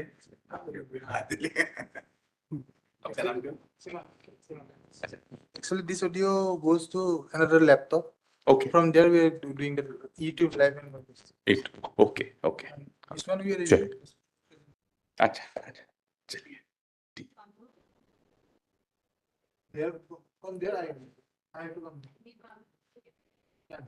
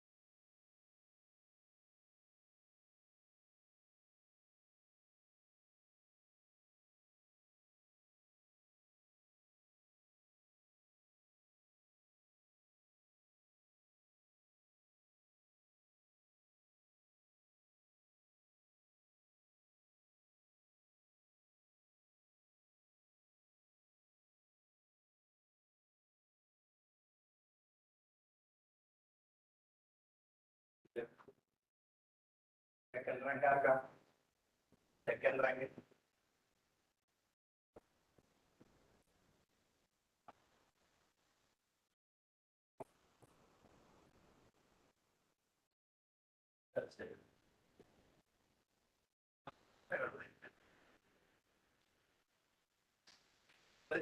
बाकी ना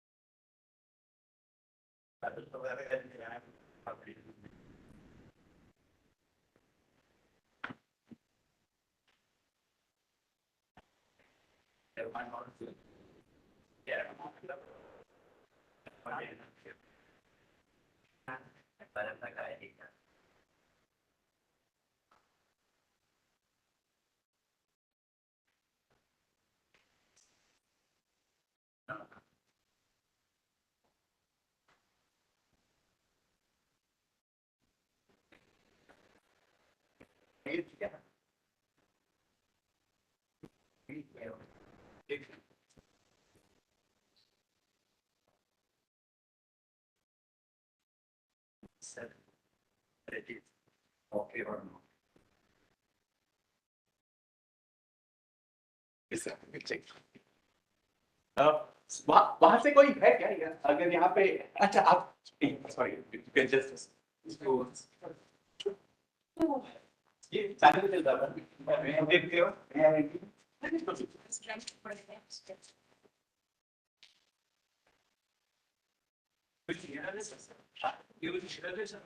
yes yes I need to play Bhopal Bhopal का तो जस्ट हम सुने हैं पहले Brother, please check up my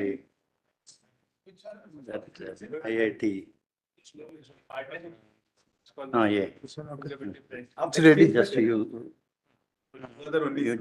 play whether it is okay or not. It is not your second course, I think. my first course, my first year, yeah, second course. किसके साथ काम कर रहे हो? डॉक्टर आनंद आनंद SSP वाला यही है.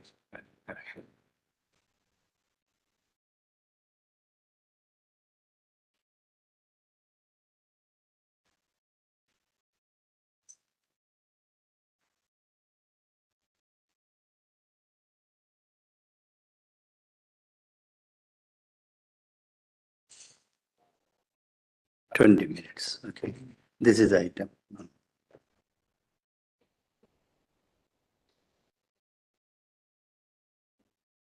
Okay, thank you. It is में है. अभी तो YouTube लाइव हो जाएगा ऐसा करेंगे. Active है. बाद में ऐसे Automatically. I'll come and Okay. मेरे on call. ठीक है इसमें चल रहा है. 2:30 है sir. Yeah. 2:30 post lunch first session. Hello. പറഞ്ഞോ.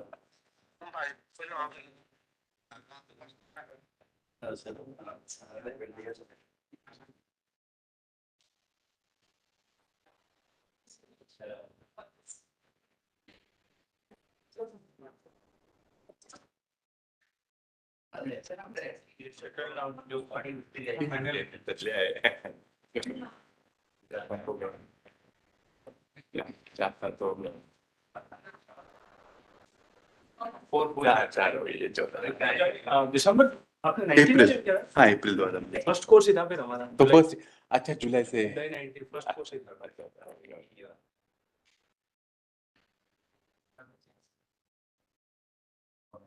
थोड़ा पानी लेके आता है पानी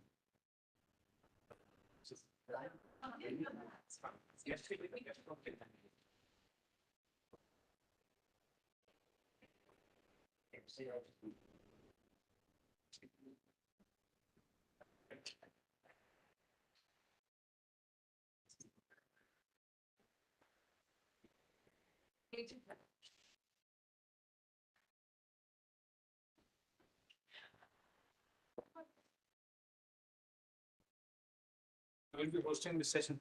Hmm. We still electing. Yes, yes.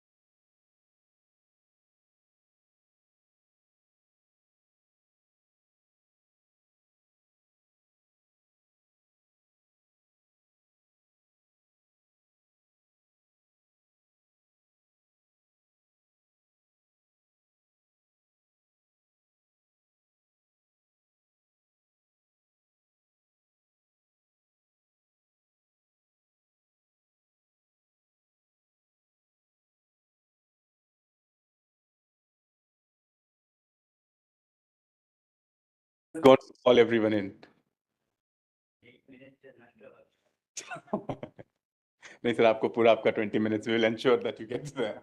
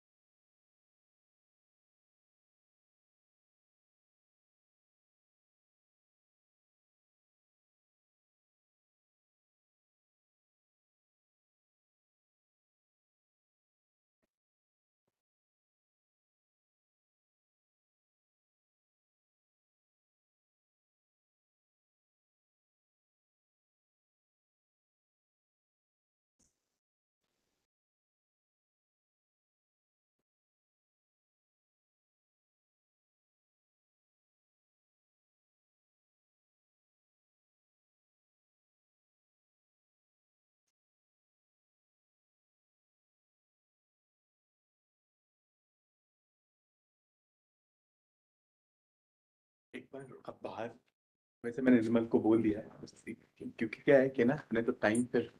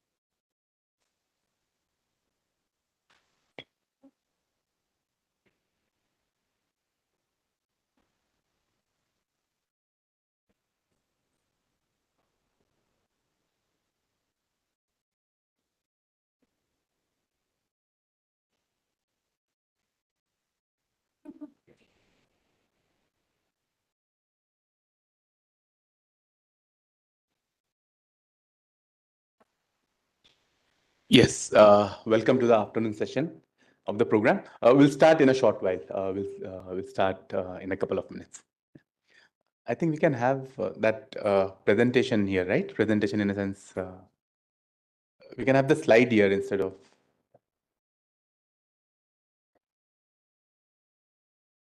Yeah, instead of mine, can we have the slide or instead of that?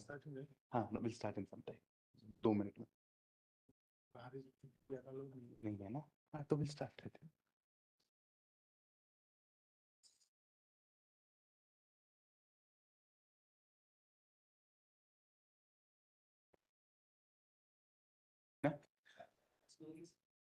Sure. I think we shall start this session. First of all, welcome everyone to the afternoon session of today's program.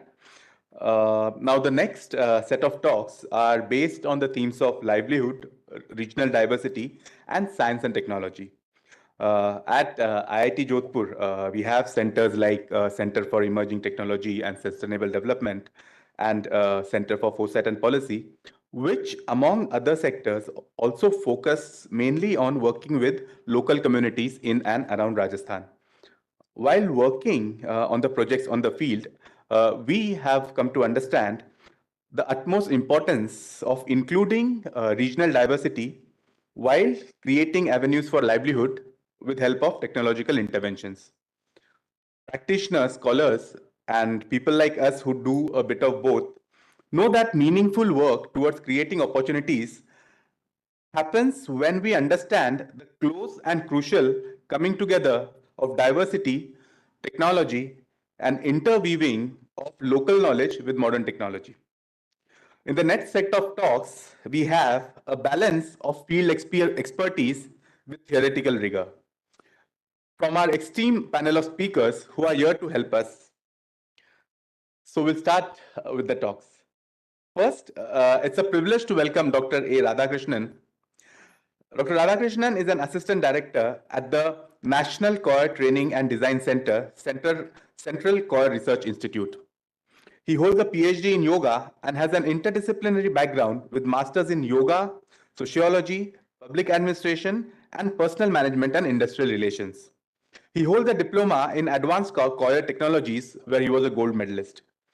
Dr. Radhakrishnan has also won prestigious awards like the World Intellectual Property Organization Award for Best Inventor, the NRDC Meritorious Invention Award in 2004 and 2010, the Ministry of Science and Technology Government of India Innovation Award from Kerala and Andhra Pradesh, and Cash Award from the Choir Board for Innovation.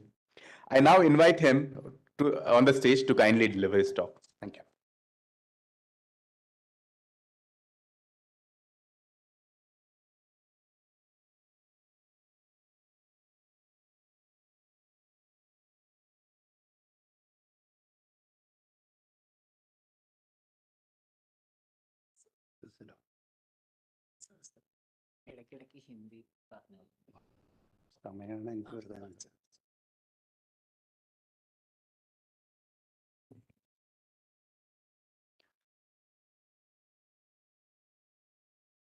Namaste. Good afternoon to all.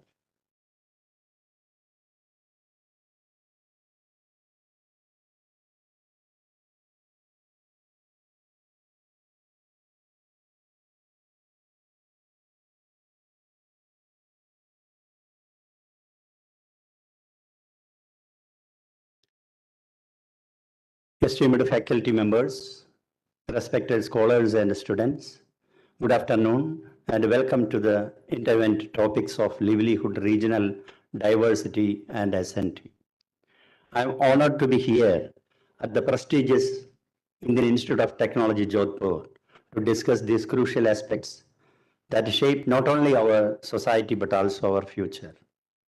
In the ever-evolving landscape of international diplomacy and economic cooperation, the Group of 20 G20 emerges as a pivotal platform, holds paramount importance, and India's growing prominence with its ranks brings forth a multitude of global benefits.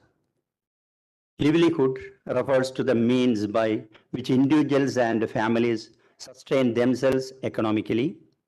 It is encompasses the skills, resources, and activities that people engage into earn a living. It may vary significantly across regions due to factors such as geography, culture, and available resources. In a diverse country like India, livelihoods taken on various forms ranging from agriculture and traditional crafts to modern professions in sectors like information technology, healthcare and engineering, product diversification, value-added products from the locally available raw materials. Regional diversity, India is a land of immense regional diversity with a unique culture, language, traditions, also the ways to earning livelihood. It is the vibrancy of our society, but sense of unity among us, which influences economic activities, ecological practices, social structures. Science and technology in shaping livelihoods and regional diversity, advancement have enabled us to overcome geographical barriers, share knowledge, and create innovations that impact every aspect of our lives. It is also important that preserving the ecological diversity. The synergy between livelihood, regional diversity, and S&T is central to our journey as a society. I would like to present the diversified products from the natural coir fiber and its applications, which is actually eligible to us export 4,000 crore rupees from the waste to wealth. Coconut is an agriculture product available abundantly in Kerala, Tamil Nadu, Karnataka, Andhra Pradesh, Odisha, etc. And the coir industry is depending on the waste outer husk of the coir industry. It is natural, biodegradable, eco-friendly, durable, and comparatively cheapest among other fibers. Also available in wide range of value-added products for indigenous and foreign market. Coir Board is a nodal agency under Ministry of MSME. This is our Kalpa Vriksha. It is a heavenly tree. Each and every from root to other items, we can utilize it in a value addition for livelihood for lakhs of people of our country. From coconut, the bunch of coconut, we can take as a tender coconut water as well as other purposes, but we are utilizing the waste portion of that. And we can also export different varieties, 400 different varieties of coir products. It was the earlier time, the transportation, whatever it may be, but started from the earlier period, the coir industries in Kerala. That is the heritage of Kerala also. It was the premier, and now it is actually stopped the retting process for getting golden fiber from retted husks. And manual operation only, but 80% of women workforce were engaged.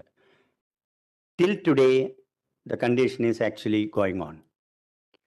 And the Coir Board actually started 1953, the Parliament Coir Industry Act.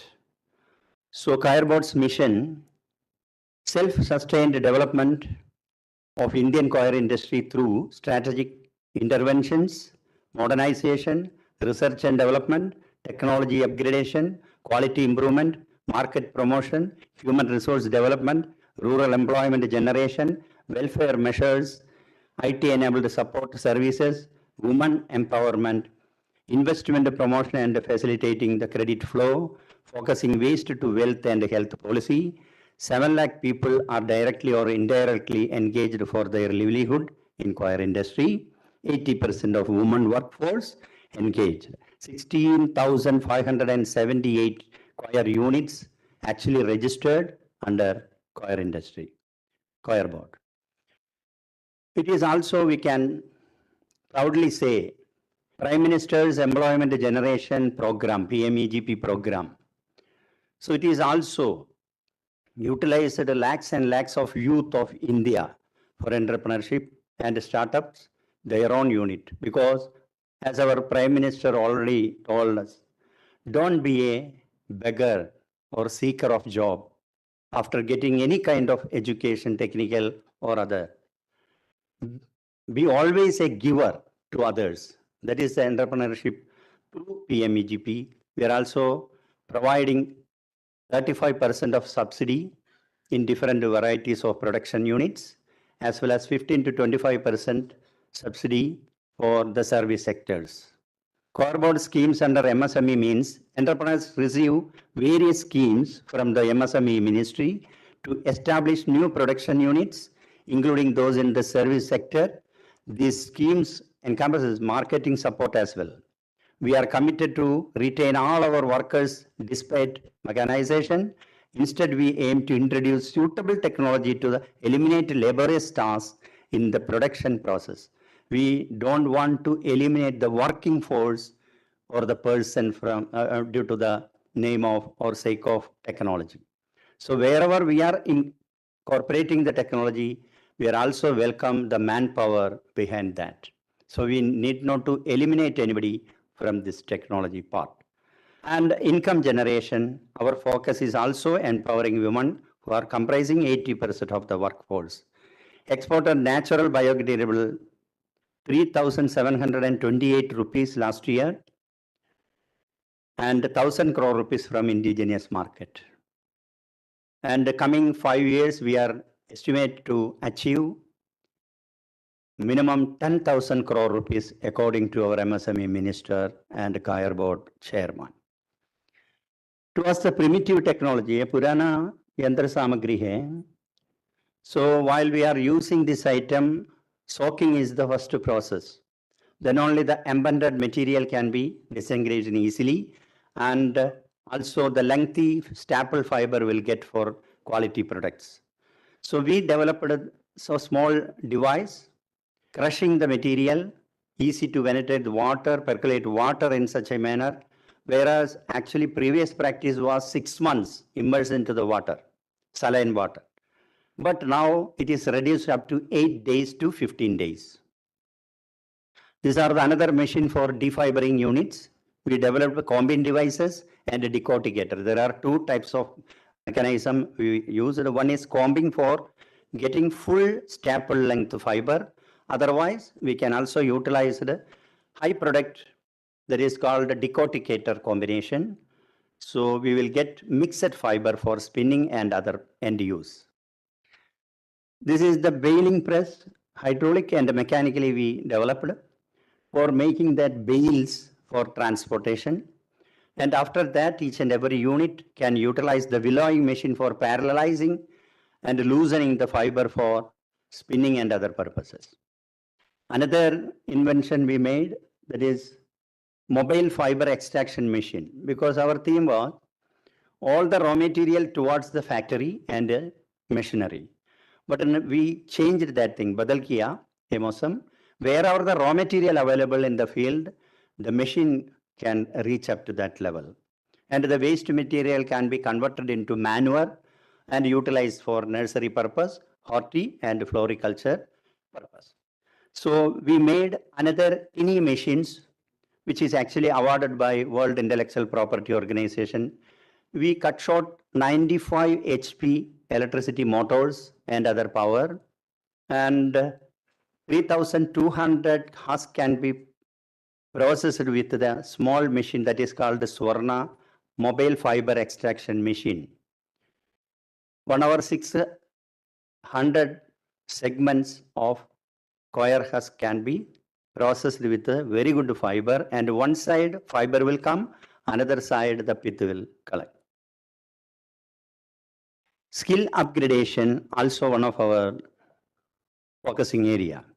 Training in processing of coir to artisans and workers engaged in coir industry through National Coir Training and Design Center, Central Institute of Coir Technology, Central Coir Research Institute, and its regional centers, field training centers, and Spurti clusters, cooperative societies, as per National Skill Qualification Level 3 and 4. We are giving the certification, and we are also giving stipend rupees 3,000 rupees per head per month, and Saturday, Sunday holiday, and free hostel also available for women. For the trainer, 15,000 rupees after getting trained and internship completed, and those who are actually interested to go to field and all. We are also selecting such people for experiencing, and we are also providing shelter, what is the rooms, and their TA traveling allowance, and 15,000 rupees as pocket money. And rupees 400, if any reputed NGOs also coming forward, we are also giving 3,000 rupees stipend for each trainee in field level, and per head 400 rupees per head. We are also giving the NGO for their material charges, electricity and all. 1,10,000 women were trained under Mahila Kar Yojana from 1994 onwards. And 75% subsidy we are providing to occupy small devices as follows. 35% subsidy is provided under PMHE scheme called any kind of product units. Not only under MSME, Government of India also giving and inviting the youngsters to become the entrepreneurs. You see, the lady is the owner, the husband is the worker. He was worked as a driver in foreign country, but now the neighboring persons, the ladies, they gather together and they are also getting 500 to 1,000 rupees per day. And whenever they need some technical help, the husband will help them, and also taking all the material to the market, because the husband also having one pickup auto rickshaw. So that rent they will give, and 26,000 rupees they are taking. And 2 children are studying, one for mechanical engineering and one for MBA. So this is the mechanized coir spinning under PMEGP. In view of this, Central Coir Research Institute, Coir Board, Kalavur, Alappa District, Kerala State, designed and fabricated different machinery and equipment, including the mobile fiber extraction machine. As our brother told, that recognized by NRDC award, we are also having 16 patents in such a way in engineering sections, and other altogether 42 patents we are having. And the best invention WIPO gold medal, the first time during 2012, and the Coir Board also cash award also given to that particular machine, and the cash award by Travancore Mats and Matting Company, which is the exact exporter, and 120 years experience in exporting coir products. And they are also having 520 crore rupees business with coir. And PSN Engineering Technology also awarded us. It was the previous style of spinning by hand. 2 kg production per day for 2 persons. 1 kg coir, actually 40 rupees. So 80 rupees. But zero investment, no shed, no electricity, nothing is there, 25 rupees. Fiber they can purchase and they can give it 65 rupees. And these are the 2-ply yarn. The same thing, we can utilize the same item with blended with our nearby grass of the great Rajasthan. And we developed different kinds of machineries, treadle rod, motorized treadle rod, and we are also incorporated very teeny motors, DC and other type of very small investment within 10,000 rupees, they can own this. And 75% under Mahila Kar Yojana, the subsidy also given. And some persons also don't have that much money to purchase the new item. So we incorporated once fractional HP motor for the actual elapidated old item for helping them. And these are the products.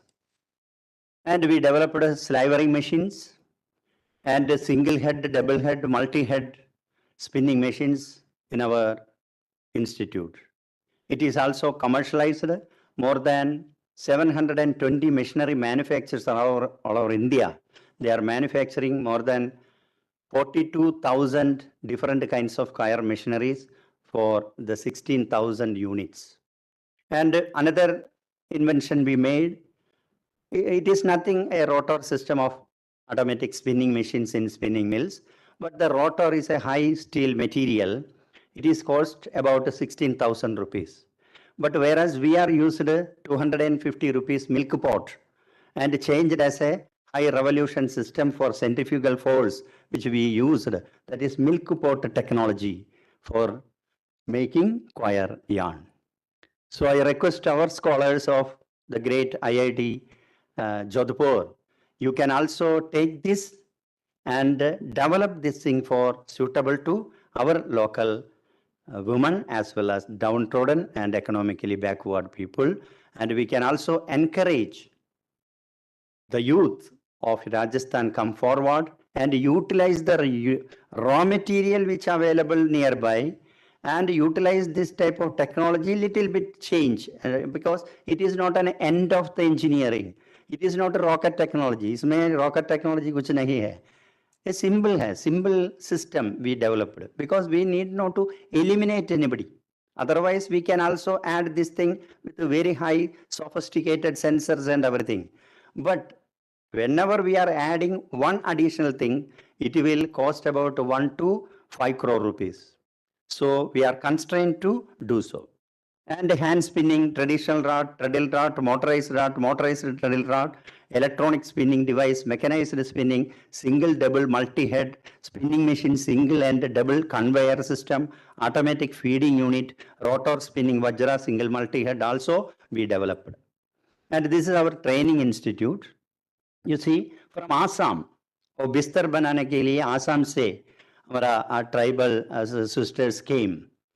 So within 10 days, they made not only bistar, you see the other products. So it is so simple.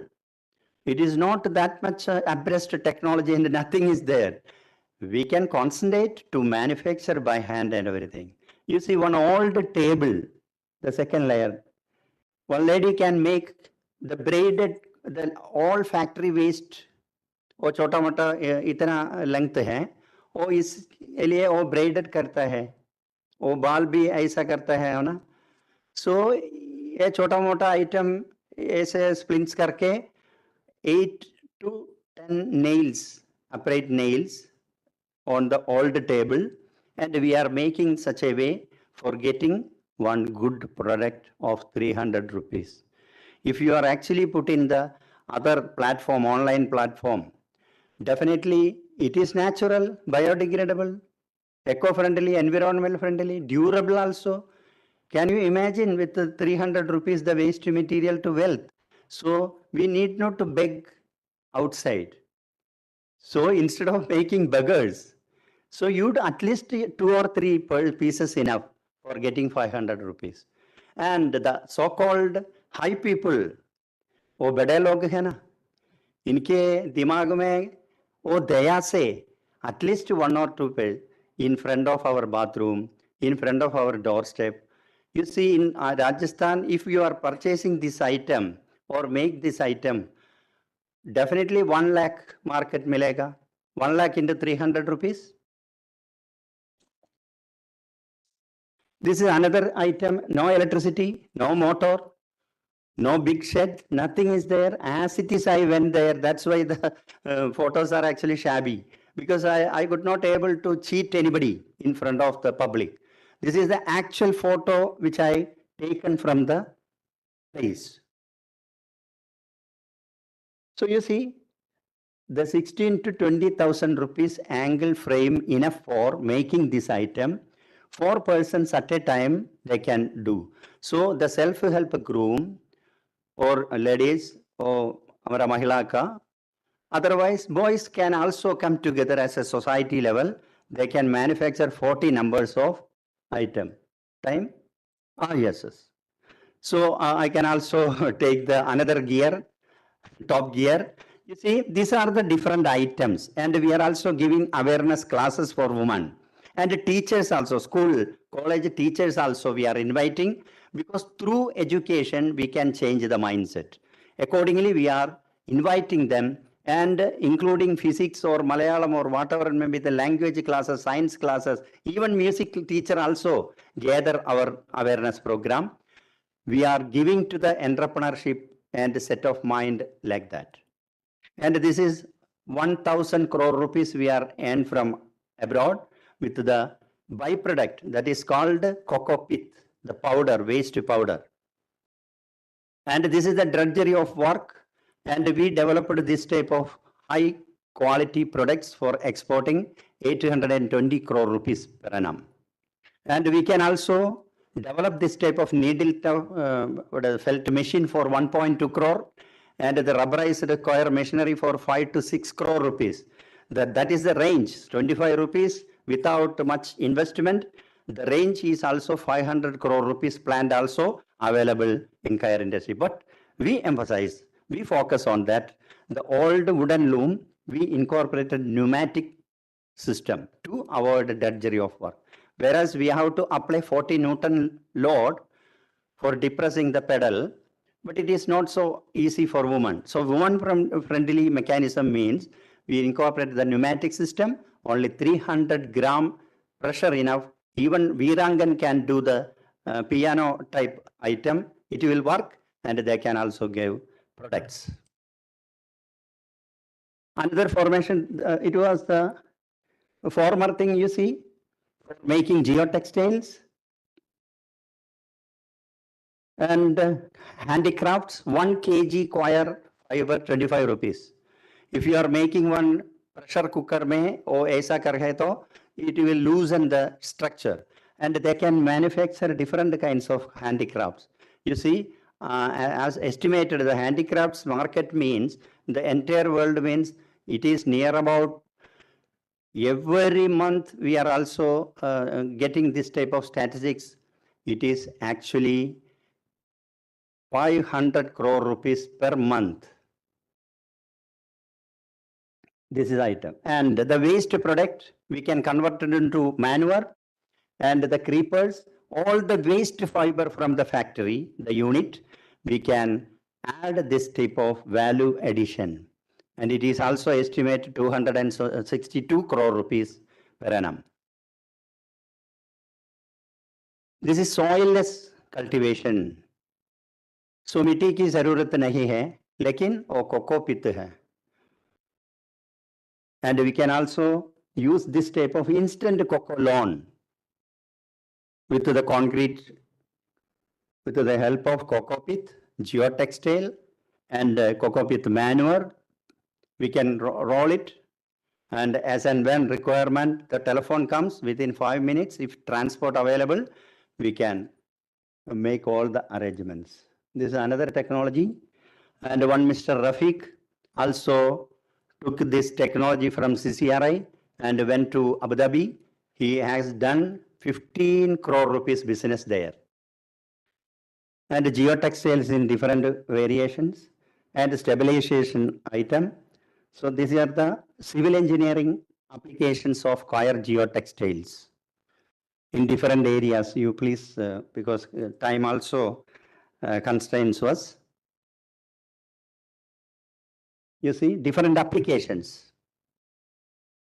And road construction for reinforcing everything. Cocoa log, the waste material, can be converted into cocoa log in forest areas. Mulch areas. And another invention we made, composite boards. This is also actual remedy for not cutting any trees.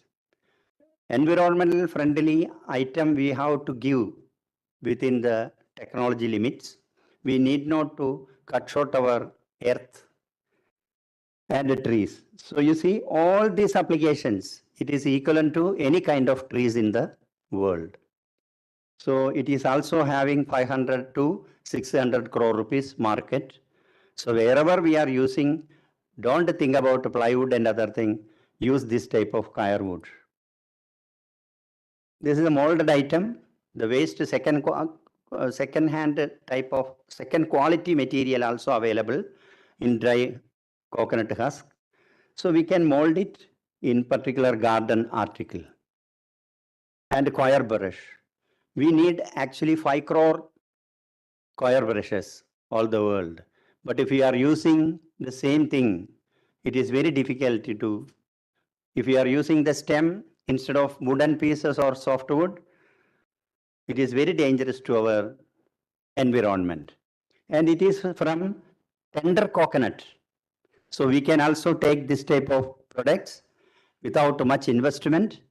And we, Central Coir Research Institute, also made the composite board, this type of houses and outhouses or what is a disaster management shelters, etc. So we are also keeping 5.58 lakhs rupees for that prototype house made out of coir fiber.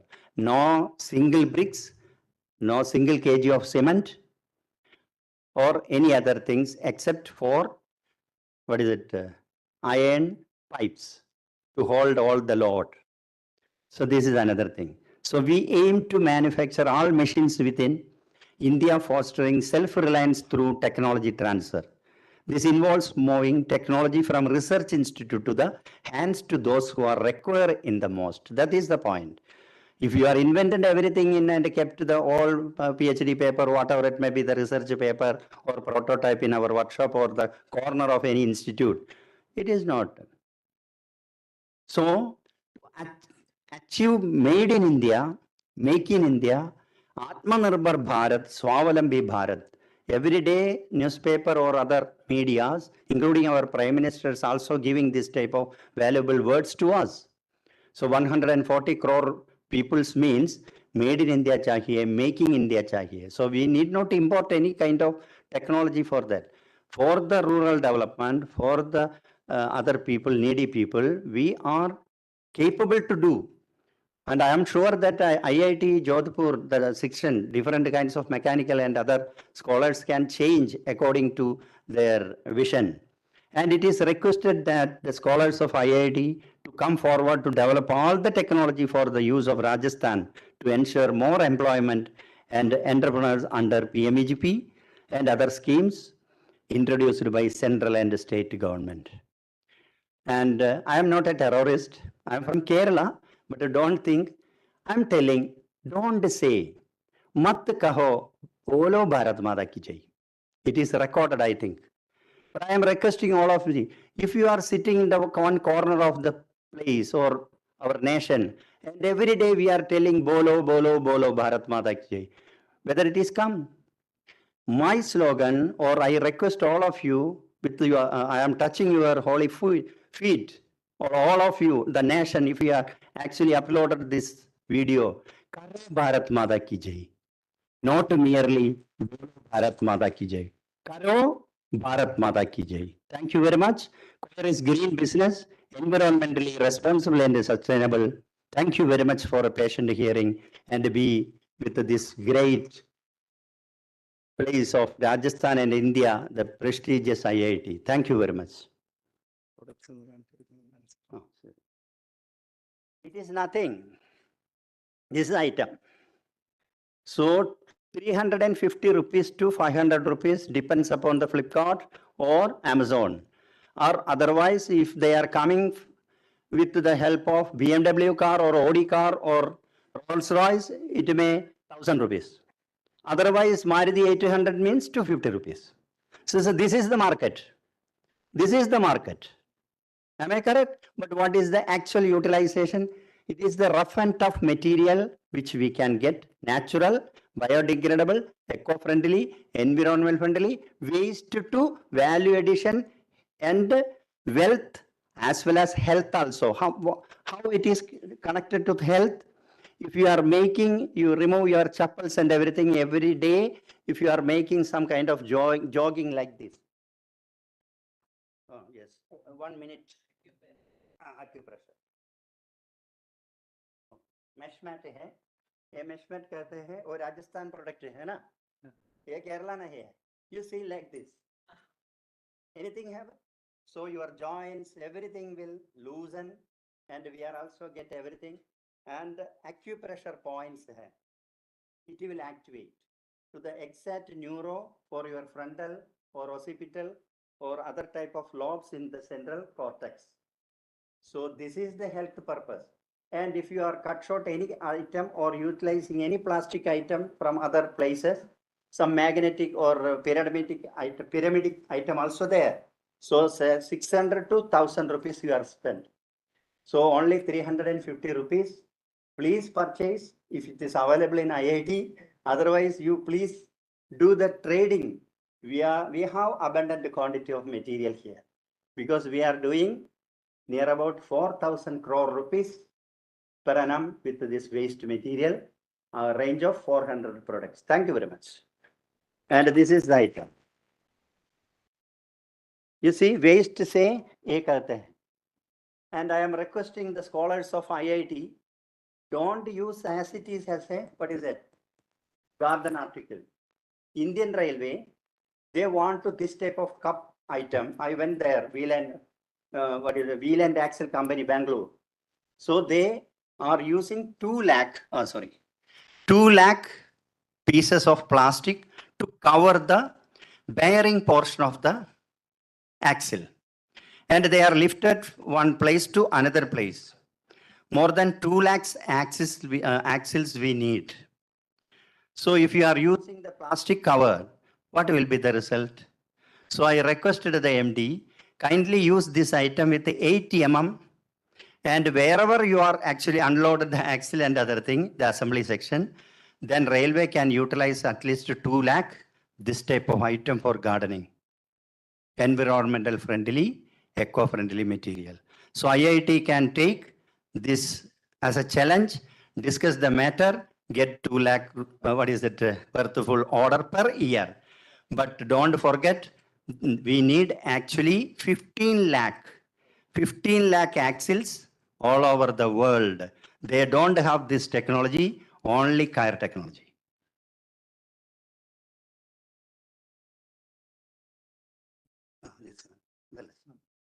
This is also our Rajasthan product. A grass hai na, sir? Sanyas. Okay. So we can convert the item like this means professionally, artistically, we have to add some more thing. It is a raw item made by our Mr. Nikhil and Nikita under our Anandan sir. So you please try to get this type of item, the grass and all. Please do the needful. Everybody is actually telling, we can say so many things with this type of great stages, but it should go to the kitchen, because the kitchen, they are making all the food as well as wanted to hear और सुनने के लिए इंतजार करते हैं वो नया जीवित के लिए. We are asking several questions to change the thing.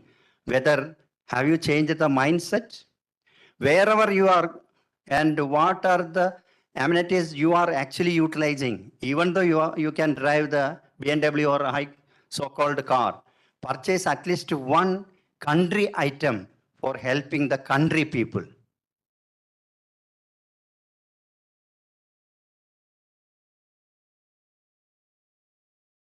This type of item also available. So all made from our section only under the guidance of our Anandan sir. Thank you very much. So we can say several things. We can also give the PPT presentation. This is the live thing. Yes, अच्छा है, अच्छा है.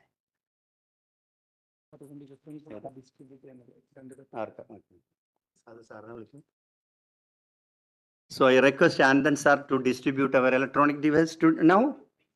Acha, okay, बाद में. Okay, so thank you very much.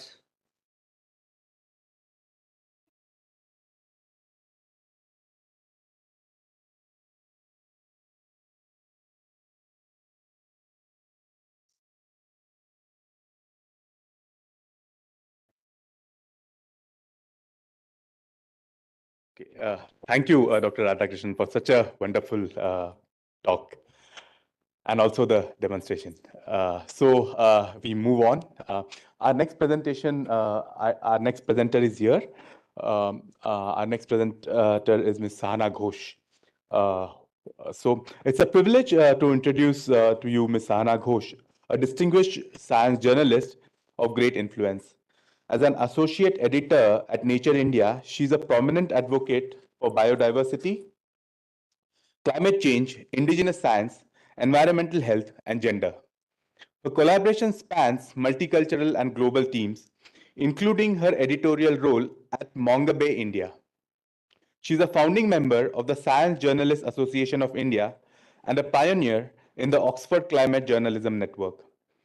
Shahana Ghosh's pursuit of knowledge led her to a journalism residency at the Max Planck Institute for History of Science, Germany, delving onto ocean science history and the Anthropocene.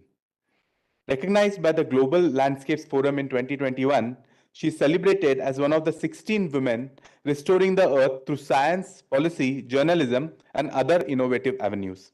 Let's warmly welcome Ms. Shahana Ghosh, an exceptional science communicator, as she shares her insight today.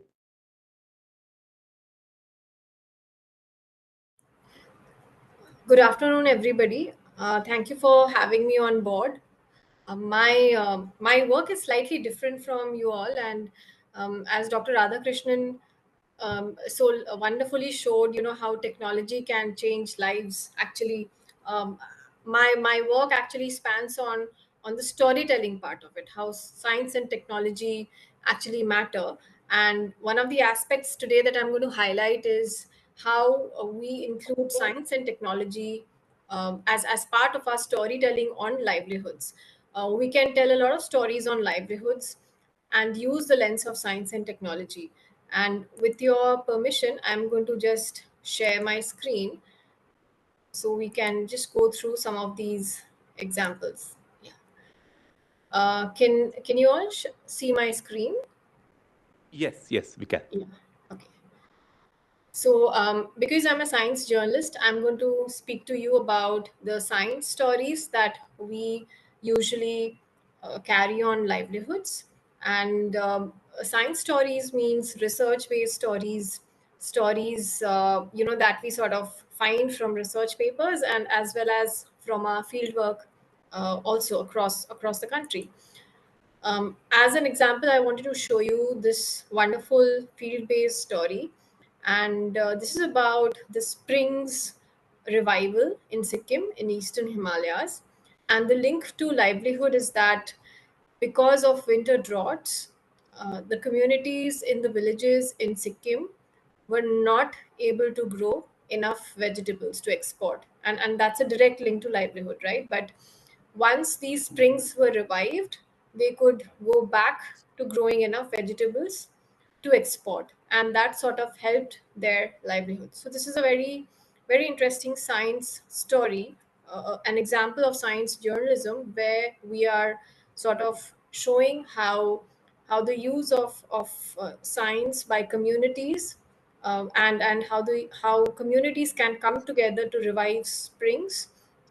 And this revival is very science based, and how this revival secures livelihood. So this is an important example of science and society. Moving on, we have another example on food security. Now, food security and livelihoods are intrinsically linked, and this was a research paper that was published in Nature, and we picked it up and we sort of transformed it into a story about how the foods that nature provides us, these are not cultivated fruits and vegetables. These are not the crops, but these are foraged or wild foods from forests and common lands, and how these are essential for women's nutrition in Eastern India. So we sort of compiled 2 to 3 case studies from Eastern India where we investigated that these wild foods or foraged foods were actually supplementing women's nutrition during the lean season. And while there's this notion that money sent by migrant family members is used to improve livelihood, but the food security of rural households is vital for improving access to diverse food groups, and which is why these kind of foods play an important role. And once you also forage these foods, a lot of them also come under the NTF program. So you can also secure your livelihood in that circumstance as well. The other example which we have in terms of storytelling is again a story on wetlands and from Kashmir. And this is a very interesting conservation story where we talk of conserving wetlands. And because the community depends on the livelihood for their wetlands, right? They grow a lot of things in the neighborhood, in the vicinity of these wetlands. And the whole ecosystem, if it remains healthy, then the community's livelihood is also secure. So the story of revival of wetlands or water bodies, whether it's in Sikkim, whether it's in Kashmir, it goes to show that there is a lot of livelihood dependency on these ecosystems, and degrading ecosystems actually impede livelihoods of communities who are reliant on them.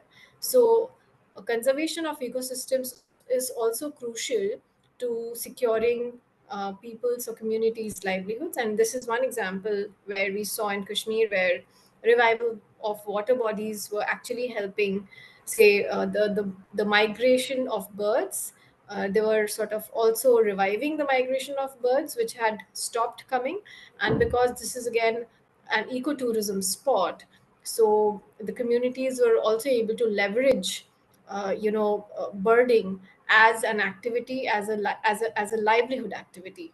So this is again a science and society story, but it has also conservation at its heart.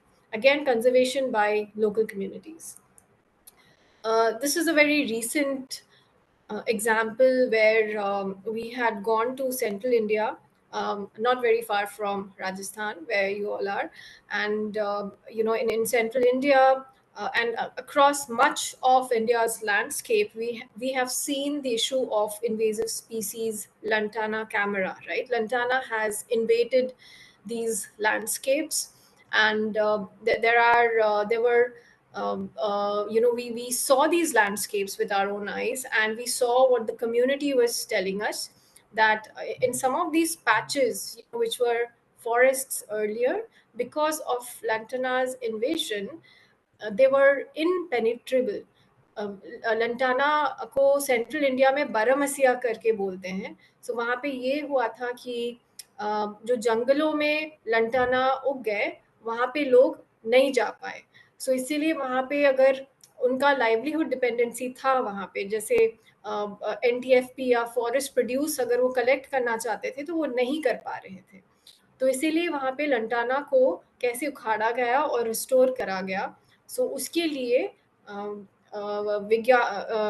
वैज्ञानिकों ने बायोकूस्टिक्स का प्रयोग किया. उन्होंने वहाँ पे recorders लगाए जंगलों में और देखा कि कितना रिस्टोरेशन हुआ है, कितने पेड़ वापस उग गए हैं लंटना उखाड़ने के बाद. सो यहाँ पे एक तकनीक यूज की गई जानने के लिए कि क्या वापस से जंगल उग गए हैं, ठीक तरीके से उग गए हैं, और अगर उग गए हैं वहाँ पे, तो क्या वहाँ पे वापस लोग जाके अपनी जो लाइवलीहुड की ज़रूरत है, वहाँ पे जो फॉरेस्ट प्रोड्यूस है, क्या वो कर पा रहे हैं वहाँ पे. सो ये बहुत इम्पोर्टेंट रिसर्च था, एक रिसर्च पेपर में ये इंफॉर्मेशन था, और हमने जाके एज अ जर्नलिस्ट हमने फॉलो किया सेंट्रल इंडिया में कान्हा टाइगर रिजर्व के बफर एरिया में. तो ये बहुत ही अनोखी एक हमारी जो एक्सपीरियंस रही वहाँ पे, कि कैसे लाइवलीहुड्स और इन्वेजिव स्पीसीज भी जुड़े हुए हैं एक दूसरे से. देखने में बहुत बढ़िया लगता है लंटाना, और लोग घरों में भी उसको गाते हैं, बट हमको जो पता चला कि वहाँ पे उसकी वजह से बहुत प्रॉब्लम आई है कम्युनिटीज़ में. और एक हमने एज अ जर्नलिस्ट पॉडकास्ट भी हम लोग करते हैं. आप लोग ज़रूर सुन रहे होंगे, आजकल पॉडकास्ट का ज़माना है, जहाँ पे हम लोग जो है स्टोरीज जो है वो पॉडकास्ट में ऑडियो के हिसाब से आपको सुनाते हैं. सो हमारी एक पॉडकास्ट है जहाँ पे हम लोग बताते हैं कि मोबाइल फ़ोन्स के यूज़ से साइंस और रिसर्च में कैसे कैसे चेंजेस आए हैं, मोबाइल फ़ोन्स कैसे यूज़ किए जा रहे हैं by scientists and in research, and also scientists mobile phone के थ्रू कम्युनिटी से भी जुड़ रहे हैं. सो इसमें एक बहुत इम्पॉर्टेंट एग्जाम्पल है जैसे मोबाइल फ़ोन बेस्ड एडवाइजरीज, जो एडवाइजरीज वेदर एडवाइजरीज होती है या एग्रीकल्चर या फार्मिंग पे जो एडवाइजरीज दी जाती हैं फार्मर्स को, तो खेती बाड़ी को लेके कि बारिश कब आएगी या बारिश कितनी आने वाली है, आपको कौन से टाइप की खेती आपके लिए अप्रोप्रिएट होगी, जहाँ पे आप हैं वहाँ पे कौन सी खेती करनी ज़रूरी है और कौन सी खेती इस सीज़न में नहीं करनी चाहिए।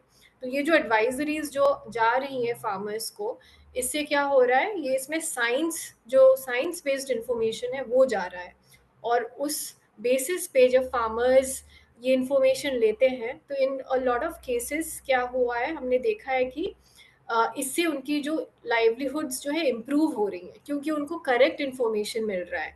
क्लाइमेट चेंज की वजह से जो एरेटिक वेदर पैटर्न्स, जो एरेटिक पैटर्न्स ऑफ रेनफॉल है, या जब रेनफॉल की ज़रूरत है तब रेनफॉल नहीं हो रही है, जब मौसम जैसे चेंज हो रहा है, तो उसकी वजह से ये जो एडवाइजरीज हैं अगर करेक्ट इन्फॉर्मेशन प्रोवाइड करती हैं तो फार्मर्स के लिए इसमें ये सुविधा मिलती है कि वो ये इन्फॉर्मेशन को ठीक तरीके से यूज़ कर पाएँ, और जैसे वो यूज़ करते हैं तो उनकी खेती बाड़ी में भी असर आता है, एक पॉजिटिव असर आता है इसका, एंड इस हिसाब से वो अपनी लाइवलीहुड्स को भी जो है सिक्योर कर सकते हैं।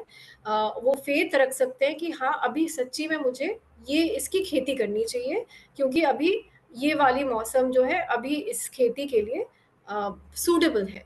तो मोबाइल फ़ोन का यूज़ भी अगर देखें, टेक्नोलॉजीज़ की बात करें, जैसे हमारे प्रीवियस स्पीकर्स ने भी बात करी, तो ये टेक्नोलॉजीज़ जो है बहुत इम्पोर्टेंट है, और इसका यूज़ कम्युनिटीज़ के लिए जैसे है, इसका ईज़ी यूज़ भी अभी एक बड़ा डिस्कॉर्स बन गया है कि ये मोबाइल फ़ोन एडवाइजरीज़ को लोकल लैंग्वेजेस में पहुंचाई जाए, एंड इस तरीके से साइंटिस्ट्स, साइंस, रिसर्च और कम्युनिटीज़ भी जुड़ जा रही हैं, एंड बहुत कुछ आजकल mobile phone based crowd sourcing की जाती है। इसका मतलब ये है कि मोबाइल फ़ोन बेस्ड ऐप्स आपके पास रहेगी, और आपकी खेती में, आपके किसी खेत में स्पेसिफिकली आपको दिख रहा है कि कुछ पेस्ट है, डिजीज़ है, कीड़े मकोड़े हैं, तो आप फ़ोटो खींच के अगर भेज दें और कोई साइंटिस्ट आपको बता दे कि ये क्या है, तो आपके लिए वो इन्फॉर्मेशन काम में आएगी। तो इस तरीके से जो है बहुत इम्पोर्टेंट ट्रांसमिशन ऑफ डेटा हो रहा है। क्राउड सोर्सिंग में क्या होता है कि अगर आपके आसपास पड़ोस में एक वाटर बॉडी है, लेक है, और उसमें सपोज बहुत पोल्यूशन हो रहा है, तो ये सब डिटेल्स अगर आप फोटो खींच के आप एक कॉमन डेटाबेस में अपलोड कर रहे हैं अपने मोबाइल फ़ोन के ज़रिए, तो रिसर्चर्स को ये इन्फॉर्मेशन जब मिलता रहता है वो उस हिसाब से जो है एक्शन ले सकते हैं और कम्युनिटी के संग वो काम कर सकते हैं। तो इसको क्राउड सोर्सिंग बोलते हैं, ये डेटा जो कलेक्शन होता है। सो इस हिसाब से मोबाइल फ़ोन्स जो हैं उन्होंने भी बहुत कुछ चेंज करा हुआ है, एंड ये लाइवलीहुड के लिए क्यों इम्पोर्टेंट है, क्योंकि जैसे बताया कि एडवाइजरीज या इकोसिस्टम हेल्थ हम लोग जो बोलते हैं कि एक एक इकोसिस्टम की हेल्थ के ऊपर कम्युनिटीज़ रिलायंट है, तो इकोसिस्टम्स का हेल्थ मेंटेन कर पाएँ अगर mobile phone based applications and science की वजह से, तो ये लाइवलीहुड को भी सिक्योर कर सकता है। तो ये बहुत सारे डिफरेंट विभिन्न एग्जाम्पल्स हैं हमारे पास जो हम लोग मीडिया में, जर्नलिज्म में, हम लोग साइंस के ऊपर जब हम लिखते हैं, तो विज्ञान और प्रौद्योगिकी के बारे में जब हम लोग लिखते हैं तो हम लोग ऐसी तरीके की स्टोरीज हम लोग करते हैं। तो ऐसी स्टोरीज आपको मीडिया में बहुत अच्छी अच्छी स्टोरीज मिल जाएंगी जिसमें साइंस हम लोग यूज़ कर रहे हैं, टेक्नोलॉजी के बारे में हम लोग बात करते हैं, और लाइवलीहुड्स कैसे इम्प्रूव होता है हम लोग उसकी बात करते हैं।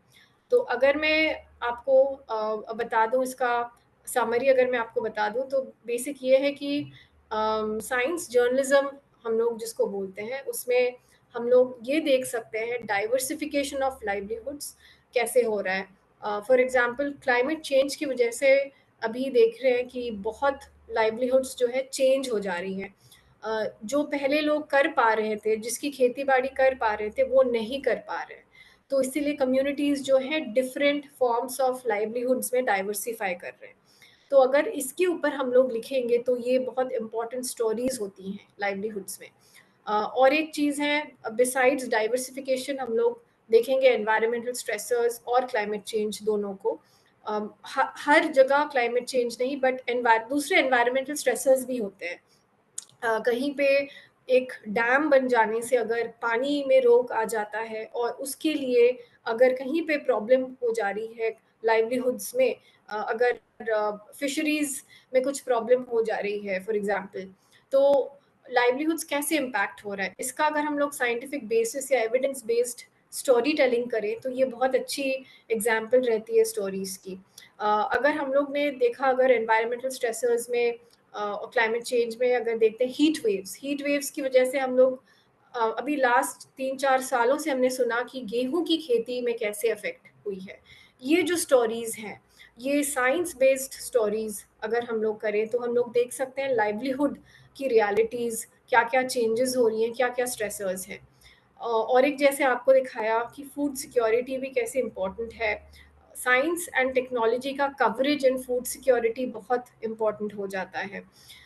उस हिसाब से न्यू टेक्नोलॉजीज जैसे हमने दिखाया कि मोबाइल फ़ोन्स हैं, app based sensor based technologies निकल रही हैं, जो कि लोगों की सहायता कर जो लोगों की मदद कर रही है कि कि उनकी लाइवलीहुड सिक्योर हो जाए।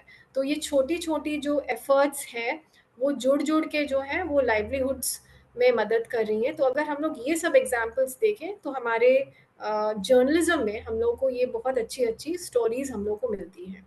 तो आई होप ज़रूर ये सब स्टोरीज आप ज़रूर पढ़िए, क्योंकि लाइवलीहुड्स में बहुत इंपॉर्टेंट रिपोर्टिंग हो रही है इंडिया से, और साइंस बेस्ड रिपोर्टिंग बहुत अच्छी हो रही है। And I hope that you do read our stories. With that, I'll conclude my session. Thank you so much for giving me the chance. Great. Thank you so much, Ms. Ghosh, for that engaging and informative talk. Thank you. Just one thing. So we'll be taking all the questions during the panel discussions, which will be after the talks, right? So we move on to the next speaker. The next speaker, I'm pleased to introduce Dr. Evelyn Kaur Sidana as our next speaker. Dr. Sidana has completed her doctorate from the University of California, Davis in anthropology. She has worked on smart cities in India and is passionate about researching big and small cities. She has been an Indian Ocean World's Mellon Research Fellow and a Provost Fellow in Arts, Humanities and Social Sciences. A gold medalist from Delhi School of Economics, University of Delhi in her master's. She has an interdisciplinary background. She has worked as a journalist with the Hindu Business Line after being trained in media from the Asian College of Journalism, Chennai. Before that, she worked as a software professional at Cognizant Technologies, Pune, after completing her BTech from GNDU, Amritsar. So I invite Ms. Sidana for a talk. Yeah, Dr. Sidana.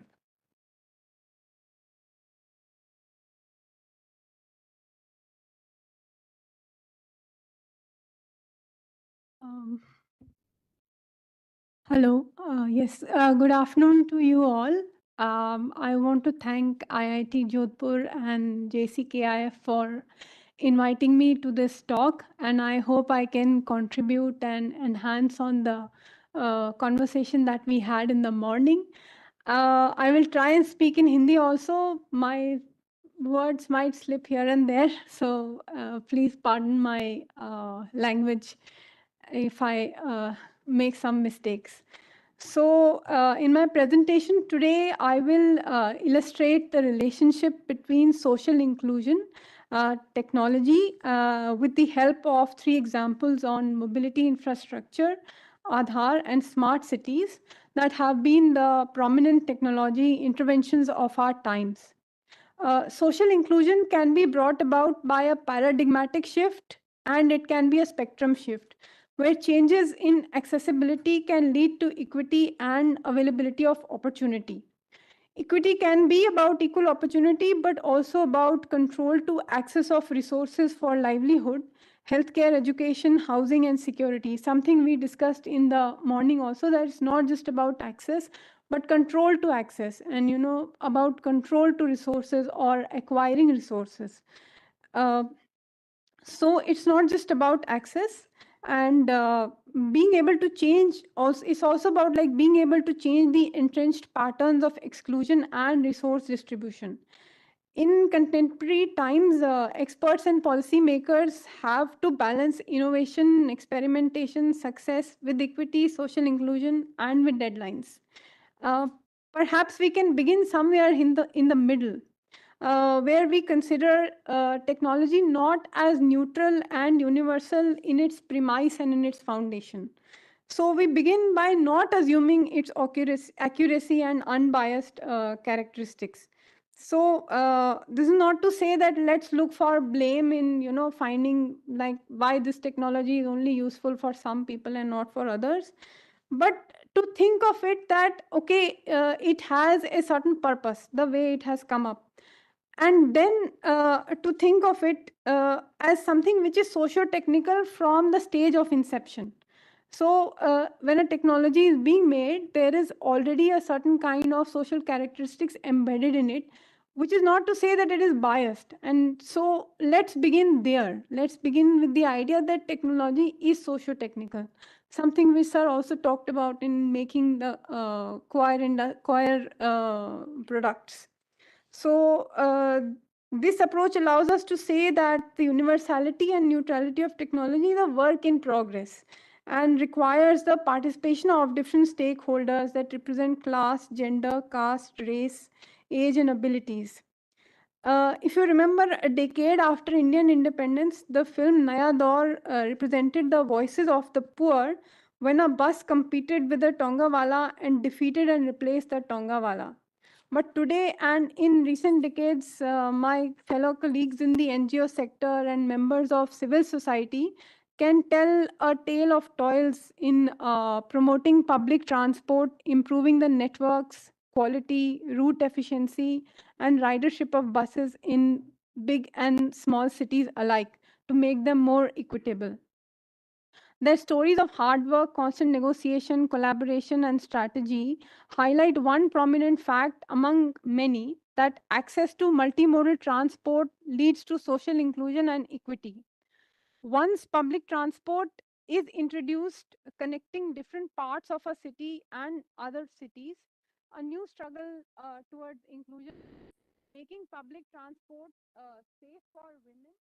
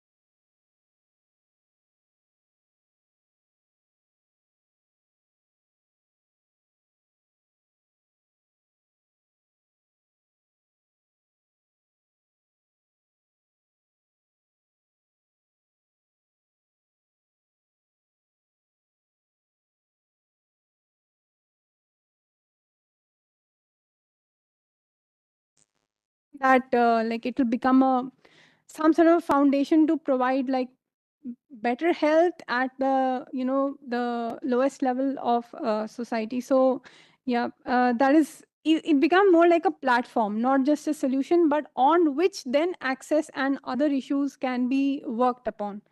The challenge of social inclusion also includes dealing with environmental crises that exacerbate various inequalities, like we saw with Utsha's presentation in the morning. So, sustainable technologies and developing sustainable sources of energy pose new challenges, especially when it comes to urban spaces where the population is perpetually in excess of the services and resources available. So this is not to say that rural areas do not face climate crisis, but only that the problems are of a different nature. Climate crisis in cities combined with infrastructural breakdowns causing emergency situations, requiring immediate evacuations and rebuilding of critical infrastructures.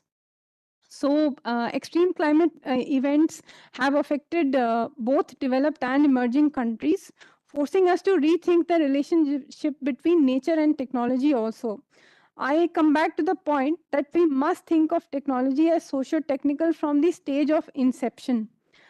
It may be a fundamental critiquing point of existing technology as to how it operates on binaries, nature, culture, social, technical, even cities and villages.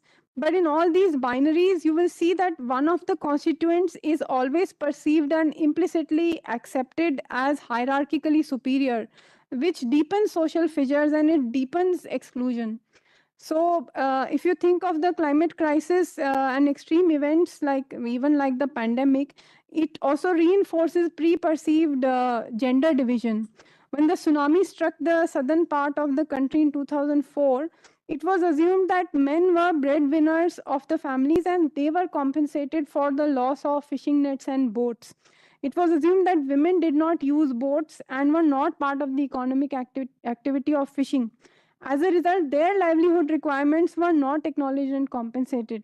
So even the pandemic, if you see, it initially reinforced the division of labor in families. The women's social role nurturing was reinforced. So we need to think of like even the idea of inclusion, the idea of like how technology works. We have our assumptions inbuilt. So instead of putting technology at a pedestal, we can take it that like any other tool, we are using it, and the more we use it, the better it will be used by society, right? Again, the idea of work in progress. So in this backdrop, I would like to talk about smart cities, where smartness has come to mean everything from improved governance, conservation of environment and heritage, technological sophistication, better civic sense, and for some even improved morals of fellow residents. The flagship Smart Cities mission introduced in 2015 in India selected more than 100 cities to be smartened. Cities competed to be selected into this pool of smart cities to receive funding for various projects they proposed, adhering to certain guidelines. The definition of smartness was left to each city and their civic authorities, which in turn asked its residents through various campaigns what they wanted to be smartened. One of the guidelines also required the civic authorities to issue bonds to partially fund the projects and partner with consultants to prepare their proposals. So many cities, they embarked on pedestrianization and cycling projects and implementing technologies to streamline traffic, to improve public spaces, redefining what comprises public in cities. In Pune, for example, smart city electronic boards came up at various important junctions that were supposed to communicate the traffic situation to the people on different significant routes.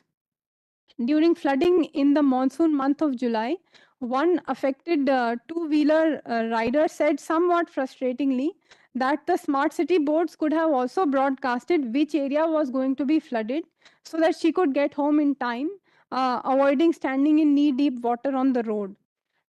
So while we may think of technology as universal and standardized, the way people localize and specialize technologies tells us how to make it inclusive, accessible, and equitable, one perspective at a time. So we may dismiss perspectives as alternative narratives or alternative facts, but if we think of them as alternative ways of living, the path to inclusivity may not become shorter or any less arduous, and it will require more work, but it will provide solutions to deal with exclusion. So big corporations and consultants have defined smart cities as, as they add intelligence to the urban world and use it to solve public problems and achieve higher quality of life. The tech base of the smart city includes networked and connected devices and sensors with data leading to increased decision-making capability and improved governance. So this is the standard definition which you'll find in all corporate white papers. The market stakeholders will add like a disclaimer that if used for like wrong reasons, it might exclude certain demographic groups or it might criminalize neighborhoods, but they add it more like a disclaimer, not like a general use of technology which is possible anyways with our inherent bias and stereotypes. But this neutrality and like this non-locatable universal of technology, if we think of it more as like we have this thing with us like internet or any digital application, and that we want to use it for a local purpose, that we want to think of it like this woman who was talking about smart city boards. She is not thinking of how great global technology it is. She's like, okay, it's here. Now, how does it become useful to my neighborhood or my area? And when she's talking of herself, she's talking of a lot of people with similar experience. So instead of thinking of how, we can project our technology outwards, how many more people in different countries can use it, if we start thinking of it as how people around us are going to use it, what's the neighborhood use, what's the literacy which can come with this technology, it will be more beneficial and I think more purposeful. Like Shahana said, like how does science matter? How does technology matter? So those kind of things, and that comes from stories. That comes from what people tell you, what's their experience, even their frustration or friction, right? Like we saw this in the pandemic. In the pandemic, before that, smart cities was like everybody was doing their thing. Somebody was doing a pedestrian project. Somebody was making a wellness park and all that. In the pandemic, everything became digital. Smart city was digital. Like it really came about really in the pandemic. The whole idea of the smart city. But with that also came exclusion. With that also came like only certain people were digitally enabled, some were not. People who didn't have smartphones, they could not even enter their workplaces. So many domestic servants could not even enter their workplaces because they could not show on their app, the Arogya Setu app, that you are safe, so you can enter. They could not return to work. So there is a certain exclusion which came suddenly with the crisis, right? At that time, if we think of how we can enable people around us or we can provide this technology to people around us, then it becomes really applicable. At policy level, of course, they have to include a lot of people, so they give a general framework. Policy always works like a general framework, but it's up to us, the way we act, to make this technology applicable at our level, at our neighborhoods. You will see even in media now, people are getting bored with news because they are like, we don't know what's happening really. There is just so much happening. We only have bits and pieces. But now there are like media literacy and finance literacy programs. Okay, how is this news going to affect my neighborhood? How is this information or event going to affect my area? Does my mother or grandmother know how to use an app? Can she buy things on her own if she doesn't have cash? Like those are the things which affect us. Somewhere the pandemic has brought this realization that, okay, this global digital technology and awareness of universal issues is great. And anonymity is even better if you want to say something and you don't want to be recognized. But then what about my relationships, people around me, how are they being affected? So we need to not feel immobilized by technology, because this large idea of technology immobilizes us. See, so many people left anyways. That's what technology does over a period of time. You feel, what can I do? So it's more like, okay, what can I do in my area for my people, for people around me? So we need to think like that, like think small, not think big. I think that's one way of thinking of inclusion, which was stressed a lot in the morning panel also. So I think I will conclude now because made my main points. When we think of the last person in the chain, control to access, control of resources and livelihoods, we can orient technologies towards highlighting and solving degrees of inclusion. Leaving equity to market forces will not be sufficient, and the government is only one of the stakeholders in making technology equitable. Working towards equity and inclusion is an ongoing process that requires multiple stakeholder participation, as it allows not just for consensus building, but also consultation, including more perspectives at the level of decision making, increasing the purview of citizenship to technology. So I will stop my presentation here. Thank you so much.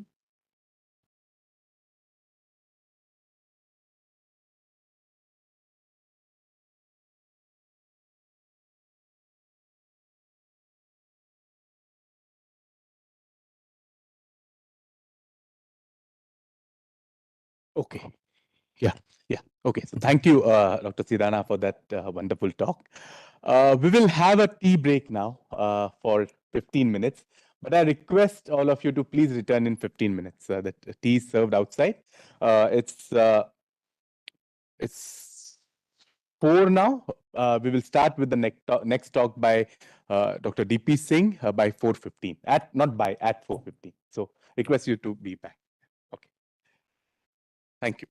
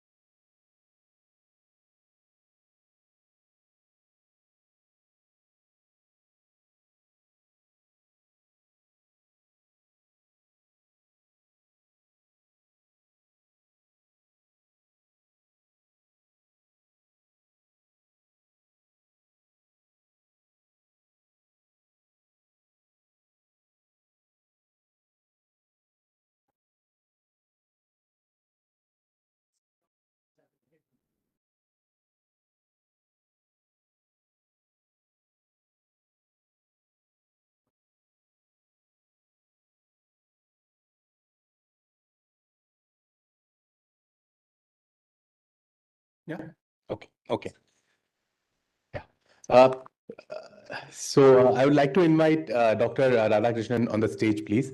We will do we'll do distribution uh, of some livelihood generating machinery to some of the women who have been working on it. So please.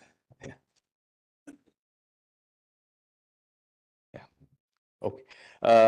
तो मैं सबसे पहले अनीता देवी जी को बुलाना चाहता हूँ stage पे.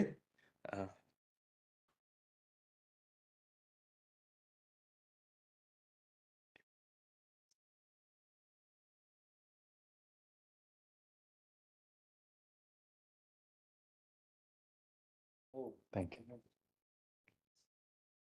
आनंद जी आप भी आए हो.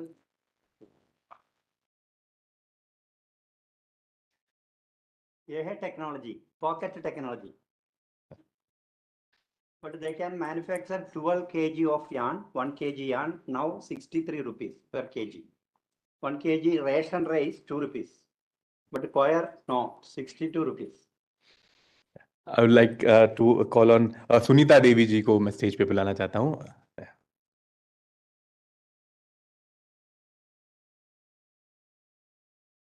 It's only 2 sets. Yeah. Yes. Yes, sir.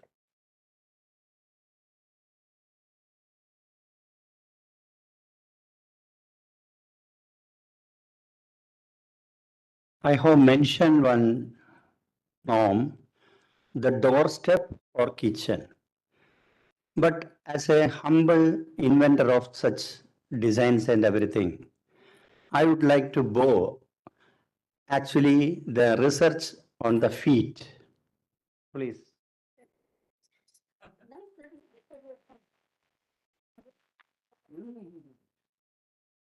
Because we have to change the mind, not in a theoretical way.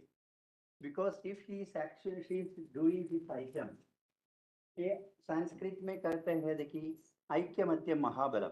Because each and every item we can break it easily. But now I challenge of you. Anybody can break it now? So this is the changing strength of each and every item with the coil. I'm not comparing any other jute or other sisal or cotton threads like that. It will withstand only 15 to 90 days in saline water. But whereas in coir, without any losing of tensile strength, it will reach up to 3.5 years. So that's why it is used as geotextile and other things. So make Aikyamatyam Mahabalam, okay, with the coir or natural other fiber. Okay. Thank you. मैं अभी प्रेमी देवी जी को बुलाना चाहता हूँ. Just one minute. वो लेके कैसे?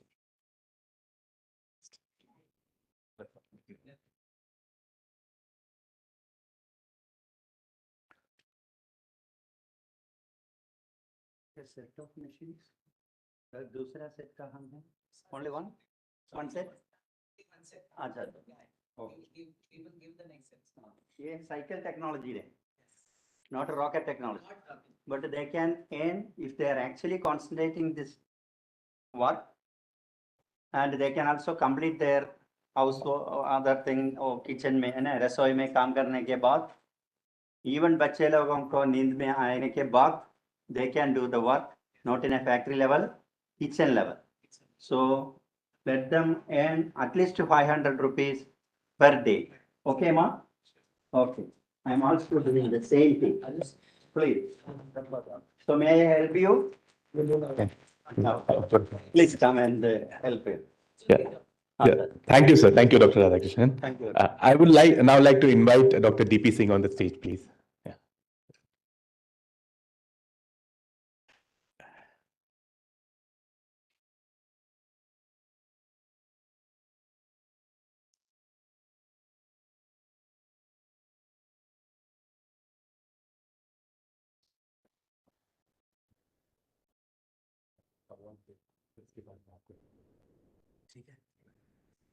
नहीं आप यहाँ पे आप ही के थ्रू।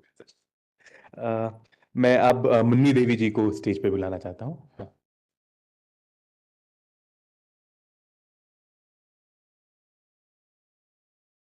चलिए आपके।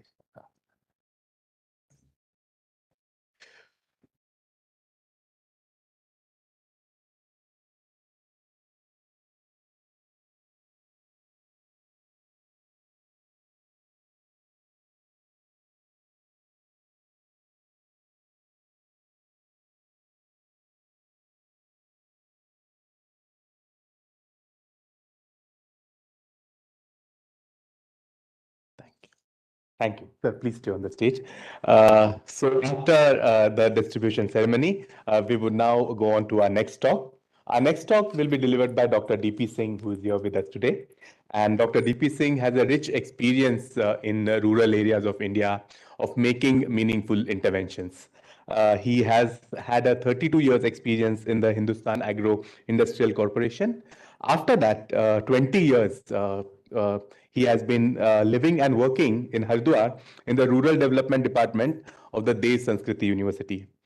Among other things, he's an expert and also teaches beekeeping, vermicompost, rural development, solid waste management, non-conventional energy, and farm equipment management. I would now like to invite Dr. D.P. Singh to kindly take the stage and deliver the talk.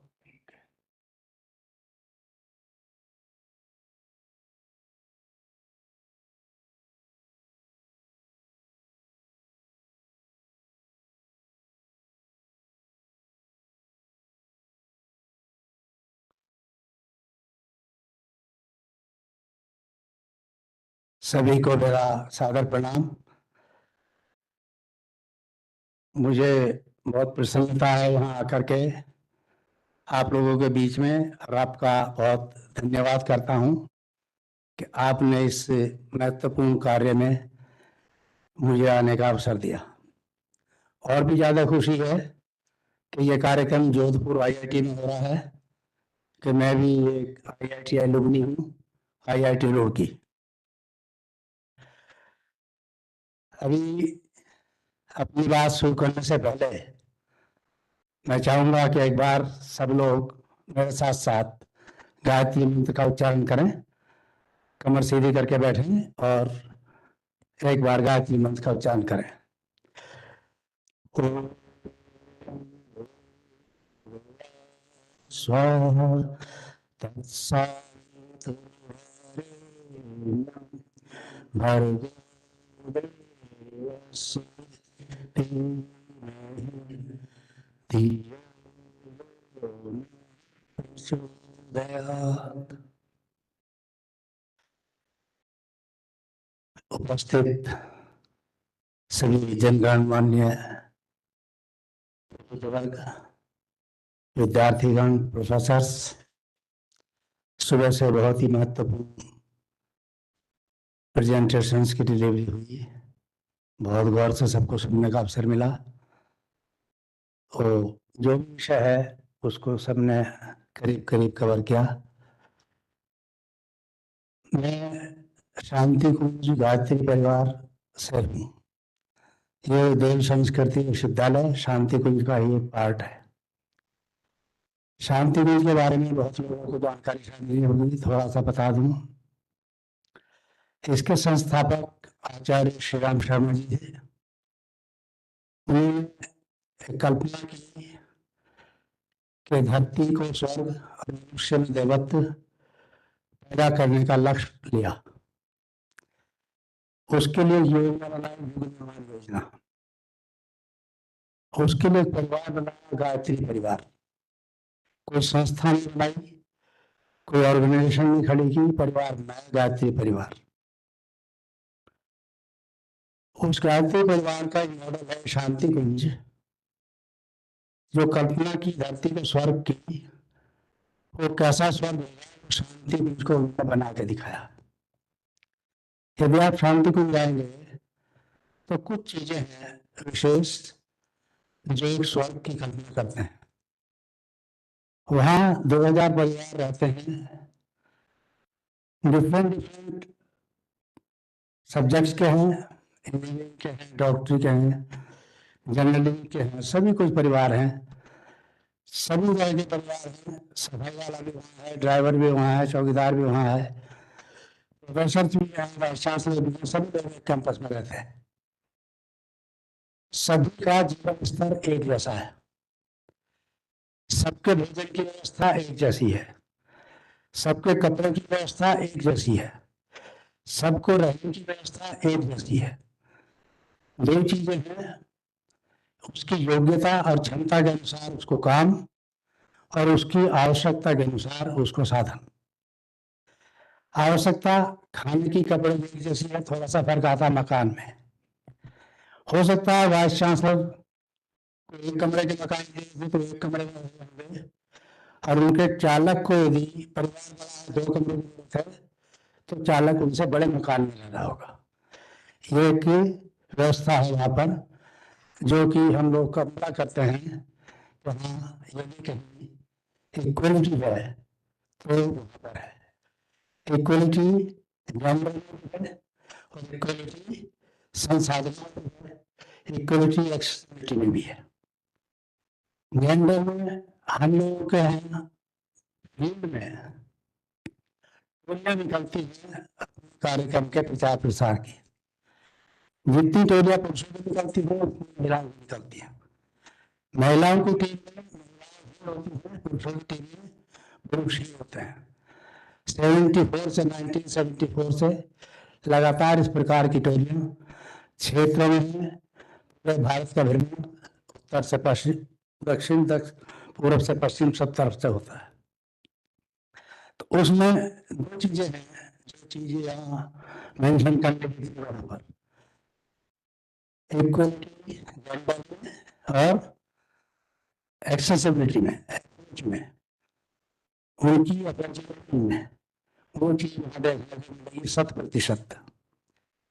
दूसरी चीज मिलेगी कि हर आदमी को कितना काम देना है, काम क्या देना है उसकी मर्जी के मुताबिक, जो काम वो करना चाहता है।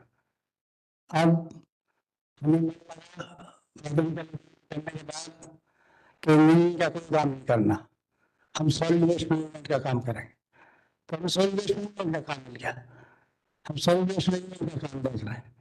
इसी तरह से कोई भी व्यक्ति जिसकी जो भी प्रेफरेंस है उसके अनुसार काम करने का उसका अवसर है।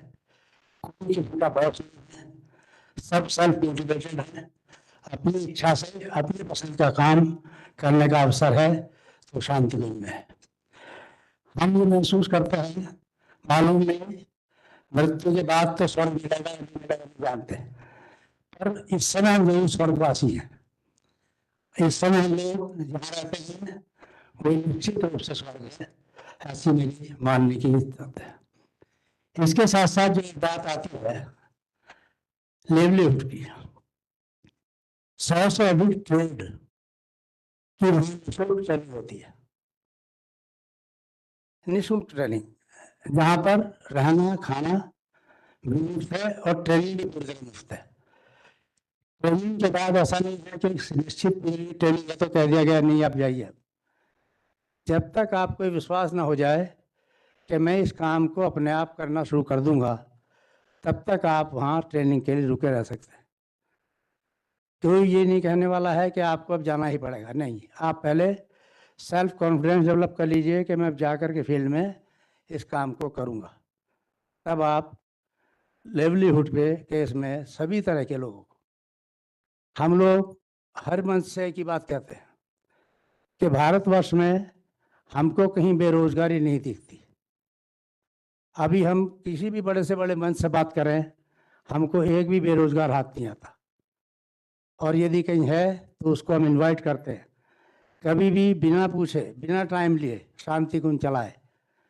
किसी भी क्वालिफिकेशन का व्यक्ति है, किसी भी उम्र का व्यक्ति है, युवा है युवती है, वो वहाँ आए, निःशुल्क प्रशिक्षण अपनी चॉइस का, जो उसकी चॉइस है वो ले, चाहे वो कंप्यूटर साइंस का व्यक्ति है, इंफॉर्मेशन टेक्नोलॉजी का है, गार्बेज मैनेजमेंट का है, भोजन बनाने का है, ट्रांसपोर्ट का है, व्हीकल का है, ड्राइविंग का, तमाम तरह के जितने भी क्राफ्ट आप सोच सकते हैं वो सब हैं। सिखाने वाले कौन है? सब वॉलेंटियर हैं, सब समयदानी हैं। दो ही चीज़ों पर पूरी संस्था चलती है, समयदान और अंशदान। कोई भी गवर्नमेंट एड, कोई भी गवर्नमेंट पैसा, कोई भी गवर्नमेंट हेल्प आर्थिक रूप से स्वीकार नहीं की जाती। सब कुछ सेल्फ फाइनेंस है। सेल्फ फाइनेंस कौन है? जो हमारे वॉलेंटियर्स हैं, जो हमारे काम करने वाले हैं, जो हमसे जुड़े हुए हैं, उनको दो ही चीज़ बताई हुई है। समयदान में 1 घंटा रोज 24 घंटे में से निकालो समाज के लिए। अपनी आमदनी में से 1 रुपया रोज निकालो समाज के लिए। उसी से सारा सिस्टम चलता है, उस 1 घंटे रोज के समयदान से और 1 रुपया रोज के अंशदान से। तो सब कुछ सेल्फ फाइनेंस है। तो इसलिए किसी भी तरह से जो कभी भी हम लोग जाते हैं, देखते हैं या बात करते हैं, आज की तारीख में आप लोग भी जाते हैं फील्ड में, सब लोग फील्ड से रिलेटेड हैं। बेरोजगार भारतवर्ष में यदि कोई है तो केवल वही आदमी है जिसने कसम खा ली है कि मुझे कोई काम नहीं करना, मुझे कोई काम सीखना नहीं है। आज कितना बड़ा काम देश में चल रहा है। एक तरफ आप स्वच्छता अभियान चला रहे हैं तो गार्बेज मैनेजमेंट का कितना बड़ा काम है। पूरा भारत गंदा है, साफ करने को हिंदुस्तान तो क्या चाइना भी पूरा आ जाएगा तब भी कम पड़ेगा। इसी तरह से सबसे इम्पोर्टेंट आजकल ड्राइव है जो आप लोग चला रहे हैं, रेन वाटर हार्वेस्टिंग, प्लांटेशन। ये सारे क्या चीज़ हैं, इतने महत्वपूर्ण काम हैं जो रोज़ क्लाइमेट चेंज 2 साल पहले तक सुनते थे, 20 साल से चर्चा होती थी क्लाइमेट चेंज की, पर नेचर ने पिछले 2 साल में क्लाइमेट चेंज को प्रैक्टिकल रूप दिखा के दिखाया, पूरी दुनिया को दिखाया। जहाँ सर्दी पड़ती थी वहाँ गर्मी हो रही है। डेनमार्क और स्पेन में 135 लोग लू से मर रहे हैं, जहाँ लोग गर्मियों में जाते थे छुट्टियाँ कम बचाने के लिए। तो फिर ये क्लाइमेट चेंज को बचाने के 2 ही साधन है आपके पास में, रेन वाटर मैनेजमेंट। उसको हार्वेस्ट ही नहीं करना है, उसको मैनेज भी करना है। ऐसा नहीं है कि हार्वेस्ट तो कर लिया फिर बर्बादी करते रहे। उसकी इरिगेशन को माइक्रो इरिगेशन में कैसे कन्वर्ट करना है। क्या हम ड्रिप इरिगेशन, स्प्रिंकलर इरिगेशन से काम चलाएंगे तो हमारा वाटर का कंजम्पशन 10% 15% होगा, 100% नहीं होगा। तो इसलिए ये जो इम्पोर्टेंट इशू आपके हैं, इन सब के लिए कौन चाहिए? मैन पावर चाहिए। उधर आप देखिए वेस्ट टू एनर्जी, एनर्जी पे कितना काम आज हो रहा है, यानी बायो एनर्जी से लेके नॉन कन्वेंशनल एनर्जी से लेके न्यूक्लियर एनर्जी तक, हाइड्रोजन तक, कितने काम है, कितने साइंटिस्ट की ज़रूरत है, कितने इंटेलिजेंट लोगों की ज़रूरत है। तो मेरा कहने का तात्पर्य यह है कि बेरोजगारी शब्द तो आज केवल काम चोरों का एक एडजेक्टिव कह सकते हैं, इसके अलावा कुछ नहीं है। अब मैं छोटी सी बात, तो समय कम है, और लिवलीहुड पे करना चाहूँगा। हम लोग वैसे तो मैंने अभी बताया कि 100 से ज़्यादा ट्रेड में हम लोग काम सिखाते हैं, पर 2 विषय का विशेष रूप से आपने जिक्र किया अभी, मधुमक्खी पालन, केंचुआ पालन, सॉलिड वेस्ट मैनेजमेंट और गौशाला प्रबंधन। 2-2 मिनट इन सब पे बात करूँगा। मधुमक्खी पालन एक बहुत बड़ा सब्जेक्ट है, ख़ास तौर से भारतवर्ष के लिए। वर्ष 1995 में हम लोगों ने शुरू किया। उस समय भारतवर्ष में पालतू मक्खी का शहद लगभग ना के बराबर था। आज उसका उत्पादन दुनिया में सबसे अधिक है। भारतवर्ष में 3 लाख टन प्रति वर्ष पे हम पहुंच गए हैं, और ये 3 लाख टन आखिरी फिगर नहीं है। आपको जान के खुशी होगी, इस 3 लाख टन में से राजस्थान का शेयर 1 लाख टन है। 1/3 शहद हम केवल राजस्थान से लेते हैं, और इस राजस्थान की जो संभावनाएं हैं वो 5 लाख टन है। आने वाले 10 सालों के अंदर हम गारंटी के साथ ये आपसे वादा करके जा रहे हैं कि राजस्थान 5 लाख टन शहद पैदा करेगा, और इस 5 लाख टन शहद पैदा करने के लिए कम से कम हमको 2 लाख युवाओं की आवश्यकता होगी। एक बात और बता दूं कि ये मधुमक्खी पालन हाईली पेड जॉब है, ये काम चलाऊ वाला बात नहीं है। जो बच्चे 5 साल से हमारे साथ काम कर लेते हैं उनकी निश्चित रूप से अर्निंग 1 लाख रुपए महीने से ऊपर हो जाती है 5 साल के बाद। और अभी आपको बहुत सारे लोग मिलेंगे आपके राजस्थान में भी जिनके पास 3-3, 4-4 हजार मधुमक्खी के डब्बे हैं और जिनकी सालाना आमदनी 4-4, 5-5 करोड़ रुपया है। तो ये कोई लिमिट नहीं है इसमें, जितना आप श्रम करेंगे उतना आप अर्न करेंगे, अनलिमिटेड है।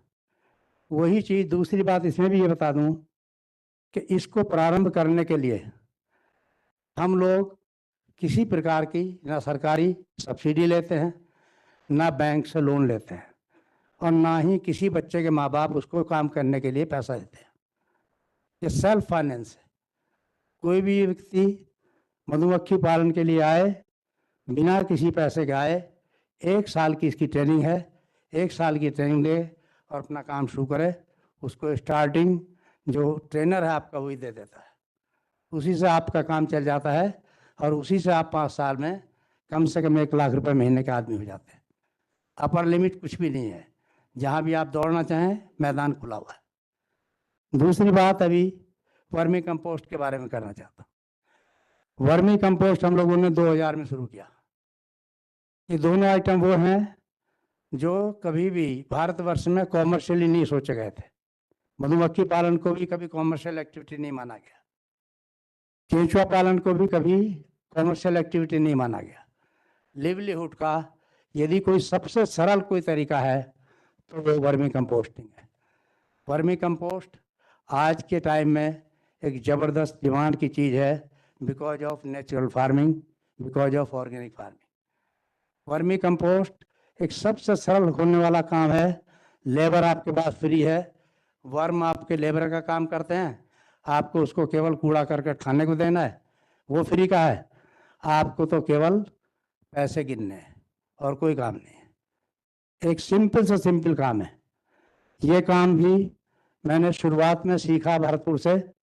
भरतपुर में एक लक्ष्मण सिंह नाम के किसान थे। बार बार जब भी मधुमक्खी लेके आता था, यहाँ पर मधुमक्खी रानी होती है राजस्थान में, क्योंकि ये मस्टर्ड बाउल है। इस मस्टर्ड बाउल में हम लोग करीब करीब 10 लाख डब्बे लेकर के यहाँ मस्टर्ड में आते हैं हर साल, 95 ऑनवर्ड। तो इस 2000 में शुरू किया वर्मी कंपोस्ट। इसको 2 वजह से शुरू किया। इसकी 2 बड़ी खूबियाँ हैं। वर्म की, जो एक केंचुआ है जिसको हम अर्थ वर्म कहते हैं, रेड वर्म कहते हैं, कि ये अपने वजन के बराबर रोजाना भोजन करता है। यदि आपके पास 1 किलो वर्म है तो 1 किलो भोजन उसको रोजाना चाहिए। दूसरी इसकी क्वालिटी है फैमिली बढ़ाना। परिवार को इतने तेजी से बढ़ाता है कि यदि इसको आइडियल कंडीशन में आप रखें तो 1 साल में 1000 गुना बढ़ता है। यदि आप थोड़ी लापरवाही करें, आप माने कि 100 गुना बढ़ेगा। तब भी जरा आप कल्पना करें कि आप यदि 1 किलो वर्म से काम शुरू कर देते हैं तो वो 1 साल बाद 100 किलो होगा, ठीक है ना? और उसके दूसरे साल कितना होगा? 100 किलो मीन्स 1 क्विंटल। तो 2 साल के बाद 100 क्विंटल होगा। तो 100 क्विंटल होगा तो 100 क्विंटल आपको कूड़ा कचरा चाहिए उसको खाने के लिए पर डे। तो 100 क्विंटल खाना आपको देना पड़ेगा उसे। 100 क्विंटल मीन्स 10 टन। अब तीसरे साल में क्या स्थिति है आपकी? 1000 टन। यानी स्काई इज द लिमिट। आप जितना कूड़ा करकट, बायोडिग्रेडेबल मटेरियल इकट्ठा कर सकते हो, उतने को वो प्रोसेस करके कंपोस्ट बना देगा। इसमें जो छोटी सी कैलकुलेशन है, टाइम में डिटेल में नहीं जा सकता। यदि आप आम तौर पे जितना फीड देते हैं उसका 50% कंपोस्ट बनता है।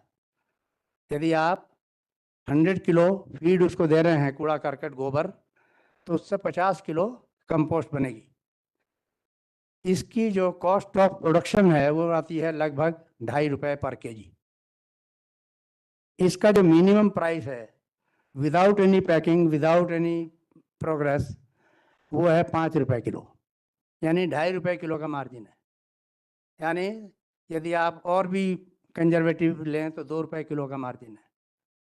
यदि आप एक छोटी सी यूनिट 1000 किलो की भी रोजाना की लगा लेते हैं तब भी 2000 रुपये आप पर डे इससे पैदा कर सकते हैं। ये काम इतना सरल है, इसकी ट्रेनिंग केवल 2 दिन की है और इसको कोई भी आदमी, आलसी से आलसी आदमी, पार्ट टाइम जॉब कोई भी कर सकता है, कहीं भी कर सकता है। इससे सरल लिवलीहुड का कोई तरीका दुनिया में नहीं हाथ आएगा जो केंचुआ पालन है। तो इसलिए इसको भी आप ध्यान में रख सकते हैं। और सबसे बड़ी ध्यान में रखने की बात यह है, एक और चीज़ मैं छोटी सी बता दूं, वो है गौपालन। राजस्थान मुख्यालय है गौपालन का। हमें याद है बचपन से ही कि हम लोग नागौर, पर्वतसर और पुष्कर 3 मेले लगते थे। इन तीनों मेलों से हमारे यहाँ बैल जाते थे, बैलों की खेती करते थे। तो यहाँ की जो नस्ल है गायों की वो अद्भुत है। यहाँ की जो क्लाइमेट है गायों के लिए सर्वोत्तम है। परंतु क्या हुआ है, पिछले 100 वर्षों में हम लोगों ने नस्ल बिगाड़ कार्यक्रम चलाया है। नस्ल को हमने ख़त्म किया है। हमारे देश में 68 नस्लें थी, भारतीय नस्लें गाय की। उनमें कोई ऐसी नस्लें नहीं थी जो बिल्कुल ऐसा दूध दें कि किलो, 2 किलो, 3 किलो। ये कार्यक्रम हमको टेकअप करना पड़ा शांति कुंज में, जब हम लोगों ने मध्य प्रदेश, छत्तीसगढ़ की हालत देखी। आपको मालूम होगा, एक तरफ तो हम ये कहते हैं कि हम दूध के उत्पादन में दुनिया में सबसे आगे हैं, दूसरी तरफ दूध पर कैपिटा मिनिमम प्रोडक्शन है वर्ल्ड में हमारा। एक तरफ 10,000 लीटर पर काउ पर ईयर का प्रोडक्शन है इजराइल का, 10,000 लीटर।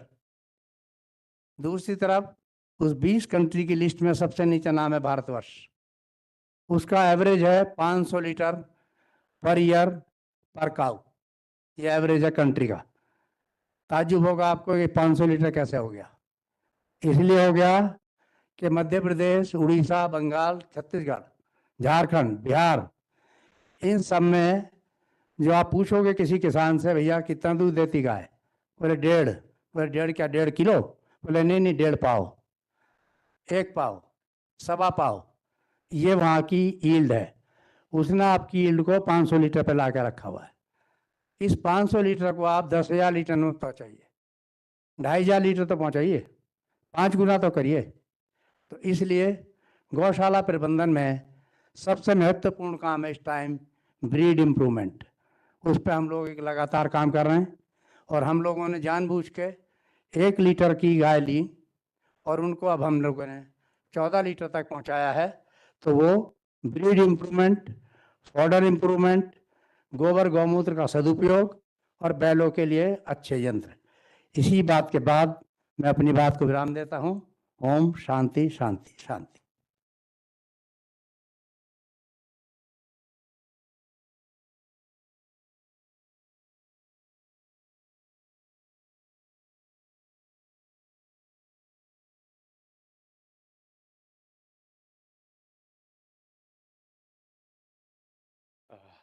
धन्यवाद Dr. DP Singh ji for that wonderful and engaging talk. From here, we move on to the last session of the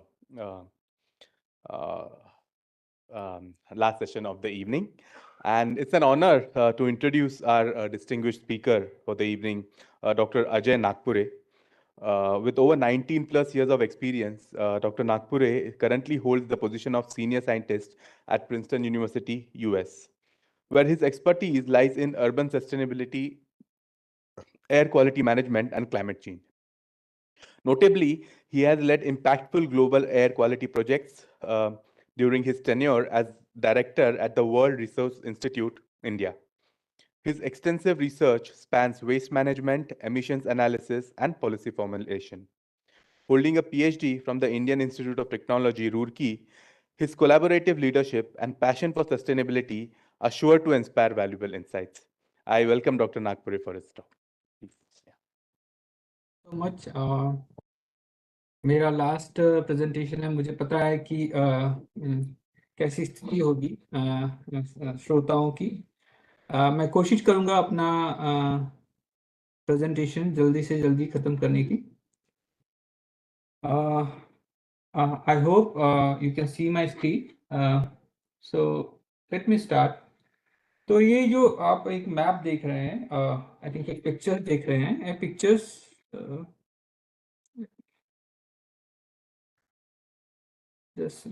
okay. सो ये पिक्चर देख रहे हैं, ये काफी महत्वपूर्ण आंकड़े बता रही है। अगर आप देखेंगे तो ये जो पहला जो मैप है ये ग्लोबल फ्लड डेटा का है, रिसेंट ईयर का, और ये most polluted countries in the world and early season heat waves in 2022। ये तीनों मैप्स को अगर आप ध्यान से देखेंगे तो आप चीज एक महत्वपूर्ण चीज पाएंगे कि हमारा देश भारत में देखिए आज की स्थिति में फ्लड की केस हो या फिर most polluted countries in the world और अर्ली हीट वेव्स है ना, हीट एक्सट्रीम हीट के जो वेव्स हैं और जो उसके जो एपिसोड्स हैं वो बहुत ज़्यादा बढ़े हैं। और इसका मुख्य कारण है बढ़ता प्रदूषण और ग्रीन हाउस गैस एमिशन, जैसे क्लाइमेट चेंज। और अक्सर ये होता है कि जैसे कि अगर आज से 100 या 150 साल पहले की बात की जाए, उस समय अगर हमसे कोई कहता कि भाई चावल खाने से आदमी मर सकता है या फिर शक्कर खाने से आदमी मर सकता है, तो उस समय यह आदमी हमें विश्वास नहीं होता, एक उस समय के व्यक्ति को 100-150 साल पहले। लेकिन आज डायबिटीज एक ऐसी बीमारी है जिसमें हम इन चीजों का एक सीमा के बाद परहेज करते हैं, और हमें उसके बारे में रियलाइजेशन हुआ। हमारे परिवार में और रिश्तेदारों में कहीं ना कहीं ऐसे लोग पाए जाते हैं। उसी प्रकार से जो वायु प्रदूषण है और जो क्लाइमेट चेंज है, उसी प्रकार की समस्या है। वर्तमान में हमारे देश में बहुत सारे लोग हैं इस विषय पे उतनी ज्यादा जानकारी नहीं रखते। कुछ ही प्रतिशत, मैं बोलूं कि 1% से भी कम ही लोग होंगे जो इस विषय में गहरी जानकारी रखते हैं और इस विषय में चिंतित है।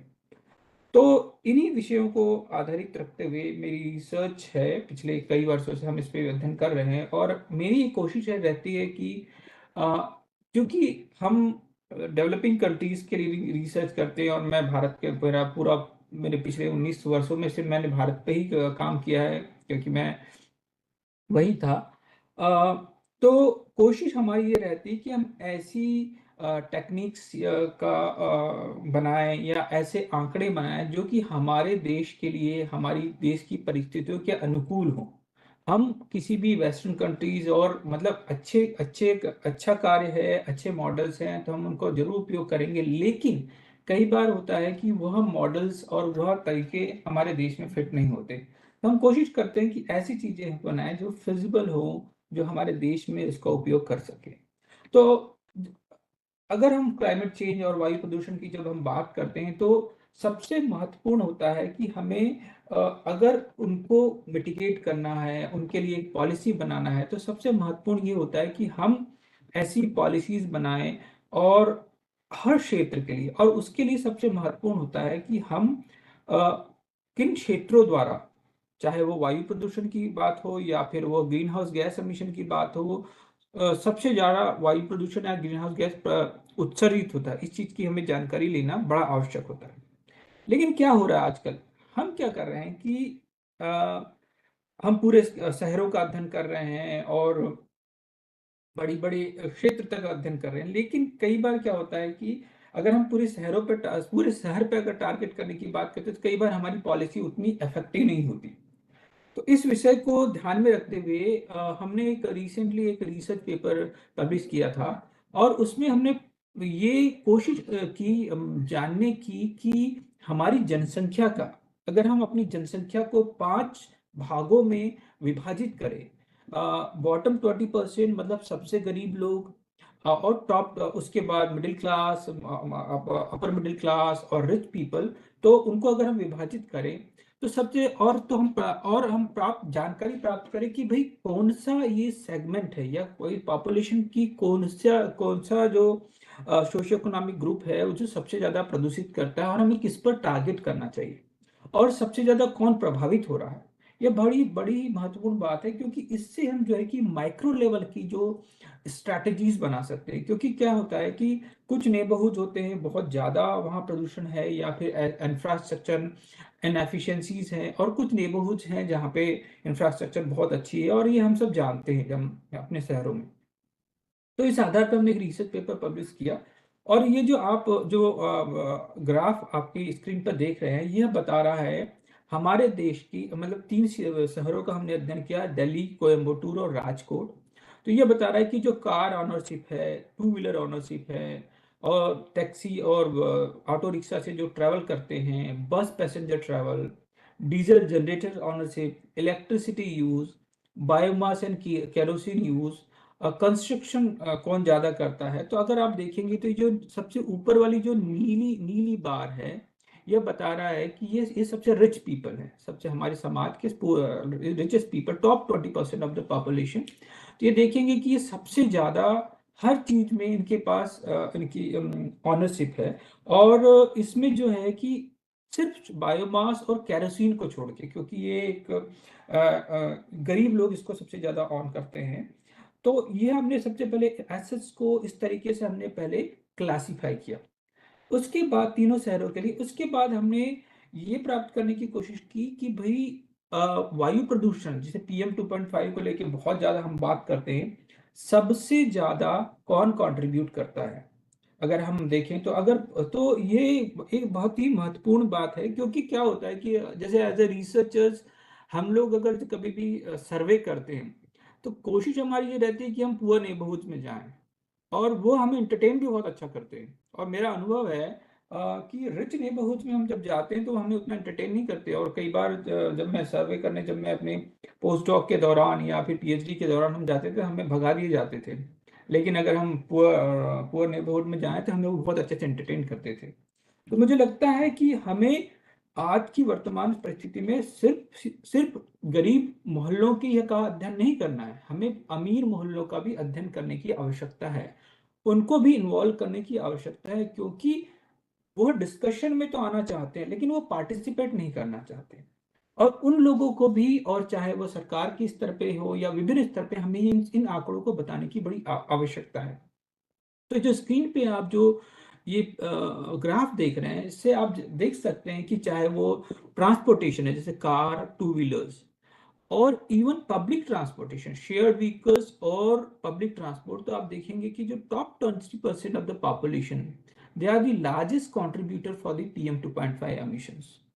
और जो बॉटम 20% है वो ऑलमोस्ट निग्लेजिबल एमिशंस वो कंट्रीब्यूट करते हैं, एक्सेप्ट केरोसिन एंड बायोमास, जहाँ पे कि अभी भी जो हमारे जनसंख्या का काफ़ी प्रतिशत है जो है कि चाहे वो प्राइमरी और सेकेंडरी रूप में बायोमास का उपयोग करता है। अगर ओवरऑल अगर हम देखें तो top 20% of population is the largest contributor of the for the air pollution for all the sectors in Delhi, Coimbatore और राजकोट, ऑल 3 सिटीज। और इसके बाद हमने क्या किया कि भाई चलिए, हमने तो पॉपुलेशन का तो हमने अध्ययन कर लिया, लेकिन अगर हम इसको कंपेयर करें इंडस्ट्री से और या फिर कमर्शियल सेक्टर से, तो एक बहुत ही अच्छी बात हमें प्राप्त हुई कि जो टॉप 20% जो पॉपुलेशन, अगेन अगर हम इंडस्ट्री और कमर्शियल सेक्टर को अलग अलग कर दें तो भी जो है उनको कंट्रीब्यूशन उसके बराबर या उससे ज़्यादा है। आप देख सकते हैं कि दिल्ली में जो है कि ऑलमोस्ट 22% जो है कि कंट्रीब्यूट होता है PM 2.5 from the top 20% of the population, और it is almost equal to either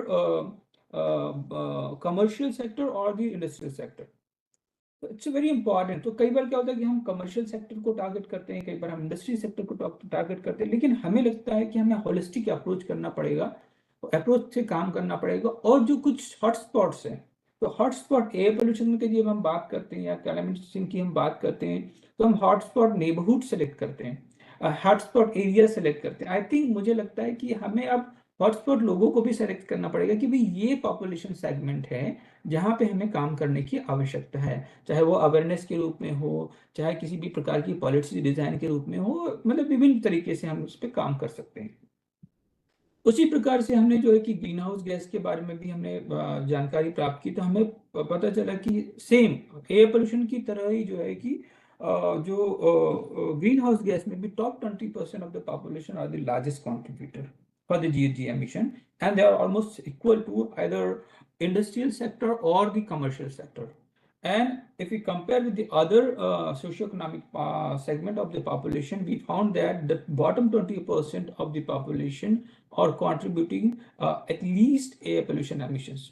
But अभी हम एक दूसरा अध्ययन कर रहे हैं, भारत के 42 शहरों के हम विभिन्न इंफ्रास्ट्रक्चर और इन्वायरमेंटल एस्पेक्ट से जो है कि करीब 14 से 15 जो वेरिएबल्स हैं, उन हेल्थ रिस्क वेरिएबल्स के हम अध्ययन कर रहे हैं और उसको भी हम सोशियो इकोनॉमिक सेगमेंट में डिवाइड कर रहे हैं। तो उसमें हम ये प्राप्त कर रहे हैं कि जो बॉटम 20% ऑफ द पॉपुलेशन है, चाहे वो वाटर से बात हो, चाहे वो सैनिटेशन की बात हो, चाहे वो वायु प्रदूषण की बात हो, चाहे वो एक्सट्रीम हीट की बात हो, उन सभी या वो फ्लड की बात हो, सभी प्रकार के कारकों से सबसे ज़्यादा प्रभावित जो होते हैं हमारे बॉटम 20% के जो पॉपुलेशन के लोग होते हैं, जबकि उनका कंट्रीब्यूशन बहुत कम होता है। उसके अलावा मॉर्टेलिटी का रेट भी उनके बहुत ज़्यादा है उसी पॉपुलेशन सेगमेंट में। और एक फ्रूट्स की भी हमने डाइट की बात भी इसमें इंक्लूड की है, तो वो हमारा अध्ययन बहुत ही जल्द आने वाला है। लेकिन इस प्रकार का अध्ययन जो है कि बहुत ज़रूरी है और पॉपुलेशन को क्योंकि इक्विटी, इनइक्वलिटी और जो है कि सोशियो इकोनॉमिक एस्पेक्ट्स और डिफरेंट जो हमारा डेमोग्राफिक प्रोफाइल है, उसकी उस तरीके से भी हमें अध्ययन करने की आवश्यकता होगी, तो हम जैसे कि विशेष प्रकार की पॉलिसीज जो हैं या नीतियां उस हिसाब से हम निर्धारित कर पाएं। एक महत्वपूर्ण पिक्चर मैं आपके साथ और शेयर करना चाहता हूं। यह एक हमने अध्ययन किया था एयर पोल्यूशन को लेके कि कोविड के दौरान के मैप्स हैं, पर मैं आपको एक PM 2.5 का जो एक्सपोजर का जो हमने असेसमेंट किया था, पूरे देश की पुरुषों का और महिलाओं का हमने असेसमेंट किया था कि भाई कौन वायु प्रदूषण से सबसे ज़्यादा एक्सपोज्ड है। और ये जो एक्सपोजर जो है कि ये आउटडोर एयर पोल्यूशन और इंडोर एयर पोल्यूशन के आधार पे है, सिर्फ ये आउटडोर एयर पोल्यूशन का नहीं है, सिर्फ ये इंडोर एयर पोल्यूशन का नहीं है। तो इसमें हमने क्या किया था, हमने पता किया था कि कौन व्यक्ति कितना टाइम कहाँ व्यतीत करता है उदाहरण के, और हमने पाया कि 70 से 80% हमारा समय जो है कि घर के अंदर ही व्यतीत होता है और बाकी 20% हम बाहर करते हैं। और ये हमने रूरल और अर्बन इंडिया की हमने स्टडी की और हमने पाया कि जो हमारे गांव की महिलाएं हैं वो वायु प्रदूषण से सबसे ज़्यादा एक्सपोज्ड है, सबसे ज़्यादा, और उनका जो एक्सपोजर का लेवल है वेरी हाई, वो बहुत ज़्यादा हाई है गांव की महिलाओं का एज कम्पेयर टू पुरुष। और उसी प्रकार से urban female they are also expose to, क्योंकि और ये जो ज़्यादातर हमने बायोमास यूजर्स पॉपुलेशन को हमने अध्ययन किया था।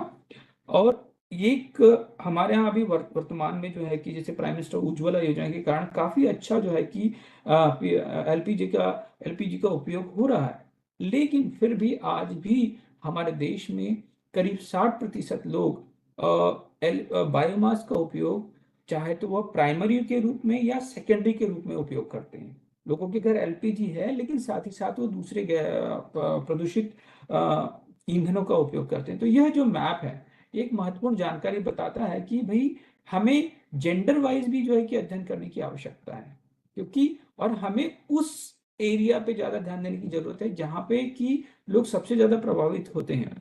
कई बार क्या होता है कि हम लोग जैसे अध्ययन करते हैं कि हम लोग जो एयर पोल्यूशन साइंटिस्ट हैं और या फिर जो हम साइंस वाले लोग हैं, हम कई बार मुझे ऐसा लगता है कि हम थोड़े बायस्ड होते हैं। अक्सर आपने देखा होगा कि हम लोग जो ज़्यादातर मॉनिटरिंग चाहे हम रोड पे करेंगे मॉनिटरिंग, बाहर करेंगे मॉनिटरिंग, लेकिन हम जो है कि पर्सनल एक्सपोजर और उस पर हम उनका हमारा जो स्पेशली इंडिया में हमारा थोड़ा ध्यान कम है, कंपैरेटिवली होता है काम।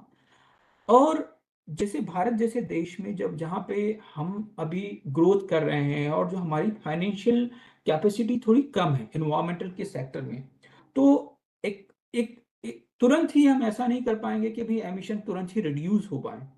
तो उस स्थिति में हमें पहली स्टेप हमारी क्या होनी चाहिए? हमारी पहली स्टेप होनी चाहिए कि हम एक्सपोजर को रिड्यूस करें।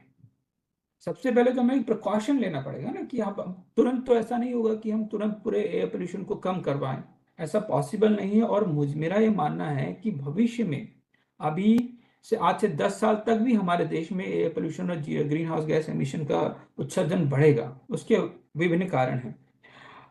तो अब हमारा कर्तव्य यहाँ ये बनता है कि जो एक्सपोजर लेवल है, जिसके कारण हेल्थ हजार्ड और विभिन्न प्रकार के जो है कि नुकसान हमें सहने पड़ रहे हैं, हमें उन्हें कम करना है। तो उसके लिए हमें एक्सपोजर असेसमेंट करना आवश्यक है, चाहे वो एयर पोल्यूशन का हो, चाहे वो हीट का हो, चाहे वो फ्लडिंग का हो, और अकॉर्डिंगली हमको पॉलिसी डेवलप करनी पड़ेगी, नीतियां निर्धारित करनी पड़ेगी। यह हमें थोड़ा ध्यान रखना पड़ेगा। उसके अलावा हमने जो हमारे अध्ययन में एक चीज और की कि अभी क्या हो रहा है कि हमारे यहाँ पे जो काम हो रहा है वो साइलोज में हो रहा है, अकेले अकेले हो रहा है काम। मतलब एयर पोल्यूशन वाले लोग अलग काम कर रहे हैं, ग्रीन हाउस गैस वाले अलग काम कर रहे हैं, वाटर वाले कहीं अलग काम कर रहे हैं, अर्बन इंफ्रास्ट्रक्चर वाले अलग काम कर रहे हैं। ठीक है, ये काम होने भी चाहिए, लेकिन कभी कभी हमें एक होलिस्टिक अप्रोच की भी तरह से भी काम करना पड़ेगा। अदरवाइज जो है कि हमारा जो है कि कई बार एक जगह हम चीज को कर रहे हैं और दूसरी जगह वही चीज हम रिपीट कर रहे हैं, तो हमारी एफिशिएंसी कम होती है। तो हमने अपने अध्ययन में हमने क्या किया कि हमने कोशिश की कि भी ऐसी पॉलिसीज, ऐसी नीतियां जो कि एयर पोल्यूशन को भी और ग्रीन हाउस गैस दोनों को भी कम कर पाए। तो इस प्रकार के हमने अध्ययन के बारे में भी एक एनालिसिस की, और हमने पाया कि अगर हम बायोमास का उपयोग जो है कि घरों में बहुत कम करें और पब्लिक ट्रांसपोर्ट को बढ़ावा दें, या फिर जो है कि दूसरे जो है कि सस्टेनेबल, जैसे कि ट्रांसपोर्टेशन से रिलेटेड सस्टेनेबल सॉल्यूशंस की हम बात करें, तो हम जो है कि काफी हद तक ग्रीन हाउस गैस और एयर पोल्यूशन दोनों को कम कर सकते हैं। तो ये तो होगी पॉलिसी की बात, लेकिन महत्वपूर्ण है कि ये इन सब चीजों को ग्राउंड पे इम्प्लीमेंट करने के लिए तो समय लगेगा, और उस समय तक हमारा ये कर्तव्य बनता है कि हम एक्सपोजर को कम करने की ओर ध्यान दें। तो बस इतना ही मैं आज की प्रेजेंटेशन में करना चाहूंगा। बातें तो बहुत है, लेकिन समय को देखते हुए मैं यहीं पर अपनी वाणी को विराम देना चाहूंगा। धन्यवाद।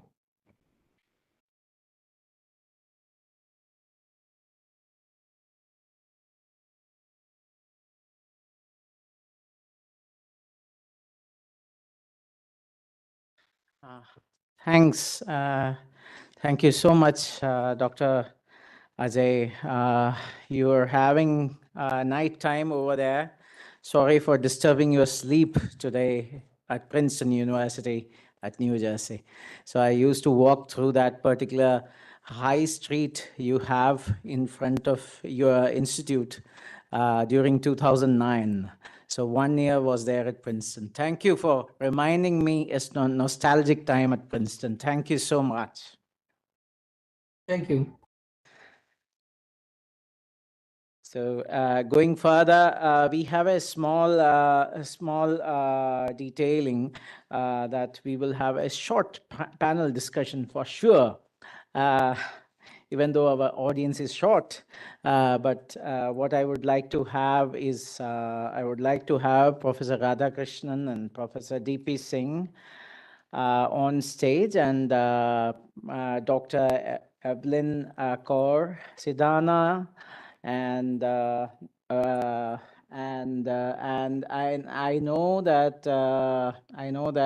Dr. Ajay is online, and I think Dr. Sehna is not there, right?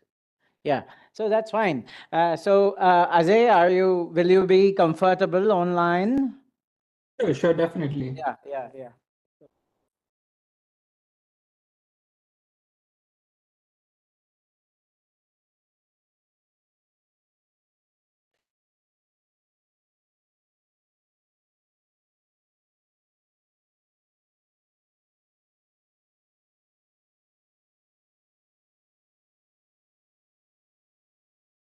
So this time I changed my strategy. Professor Dhanpal Singh ji आ जाइए थोड़ी देर के लिए मस्ती करेंगे.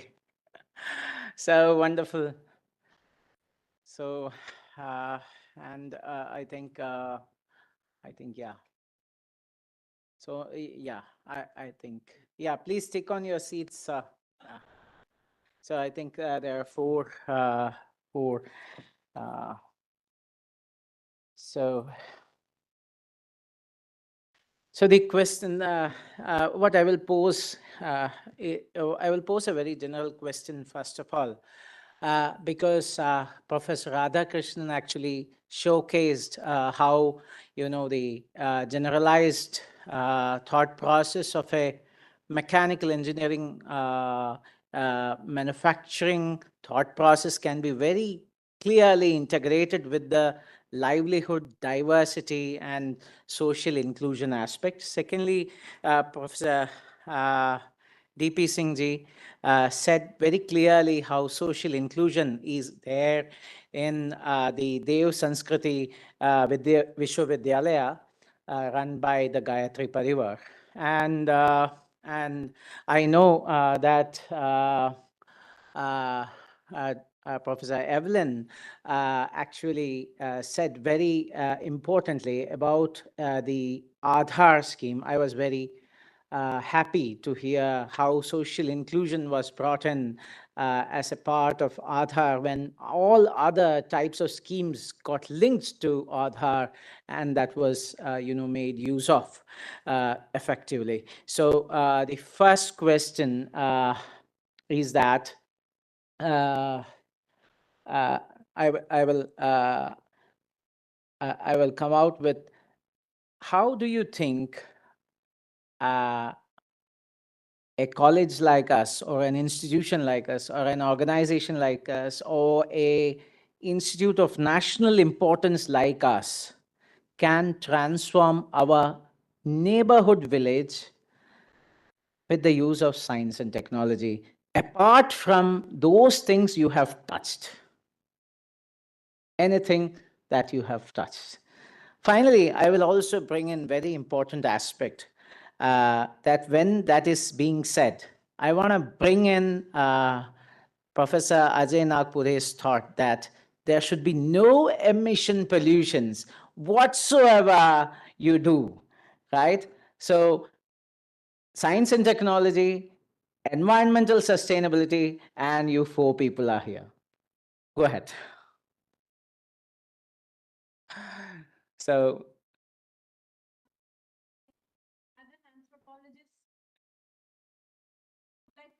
you have a mic, mic please. Mic. Okay, thank you, Subhanji.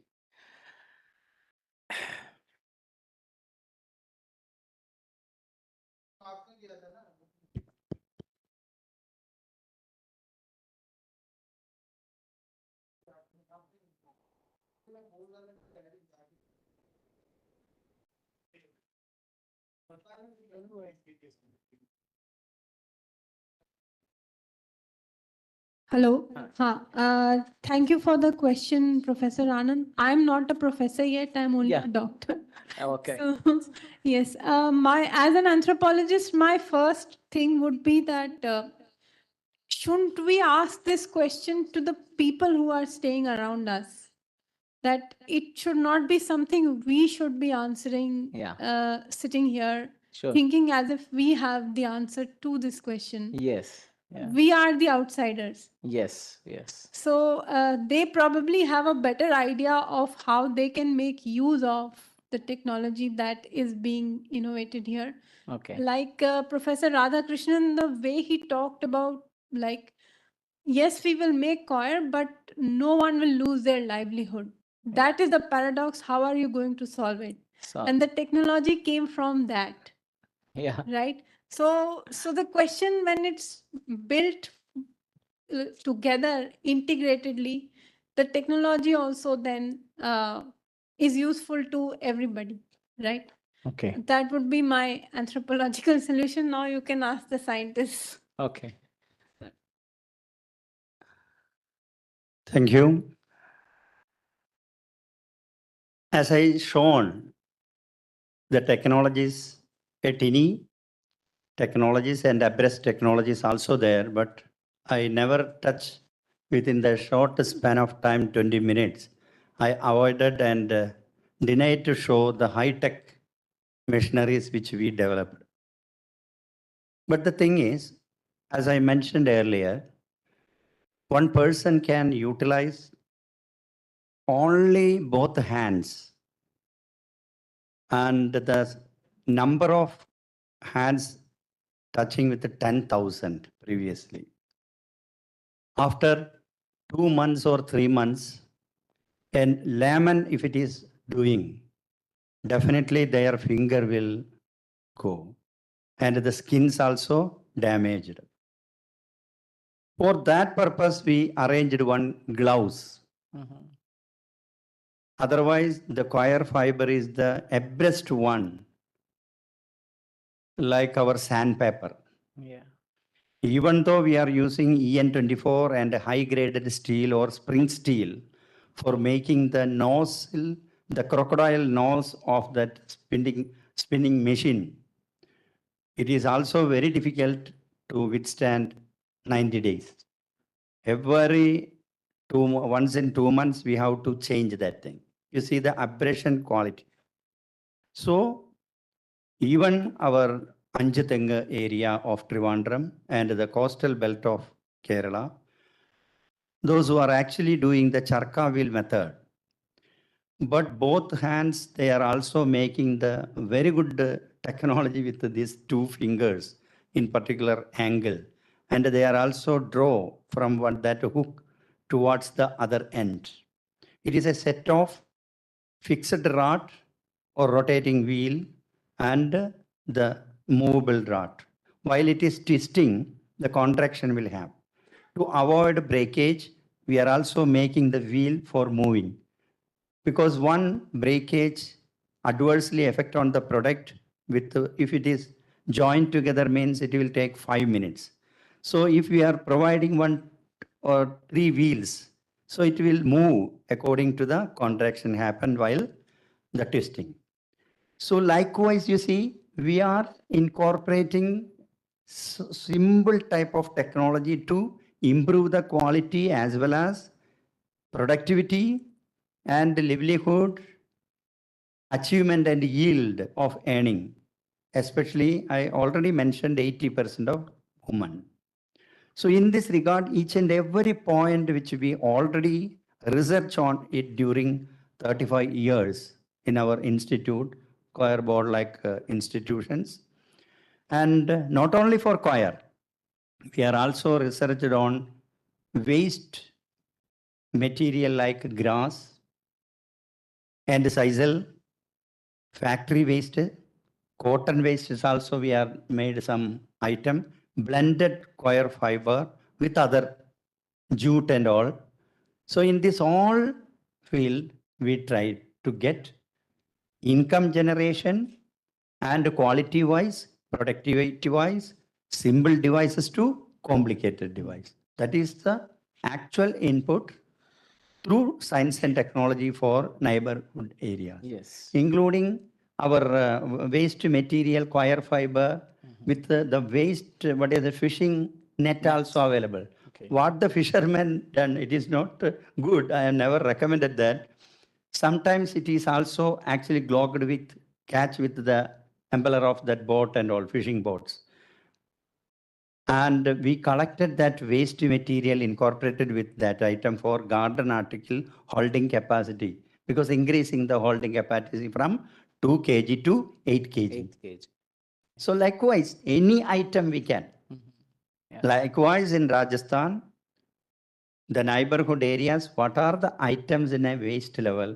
Even I yesterday discussed the matter with our professors.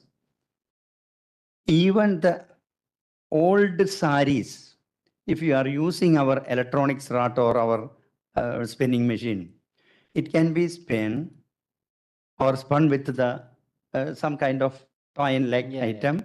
And we can also make the same item with our Anugraha loom, the traditional loom like that, and we can make very wonderful product with that. Sure. The same doormat can be utilized for the doormat for at least 1 year. So old sari, maybe 20 rupees, the old, the waste material, the collection point. So if they are making the dies, at least 120 rupees means per piece, 100 rupees earning is there. So these are the interventions through technology and neighborhood level. Thank you. Sure. Thank you. Thank you, sir. Thank you. Yeah. मेरी समझ से काफ़ी बात हो गई। हाँ जी। फिर भी एक चीज़ जोड़ दूँ, हाँ जी। आपके चारों तरफ ये कृषि प्रधान पॉपुलेशन है, हाँ जी। कृषि और पशुपालन। एक कभी प्रेजेंटेशन में बहुत इम्पोर्टेंट बात आई थी एडवाइजरी की।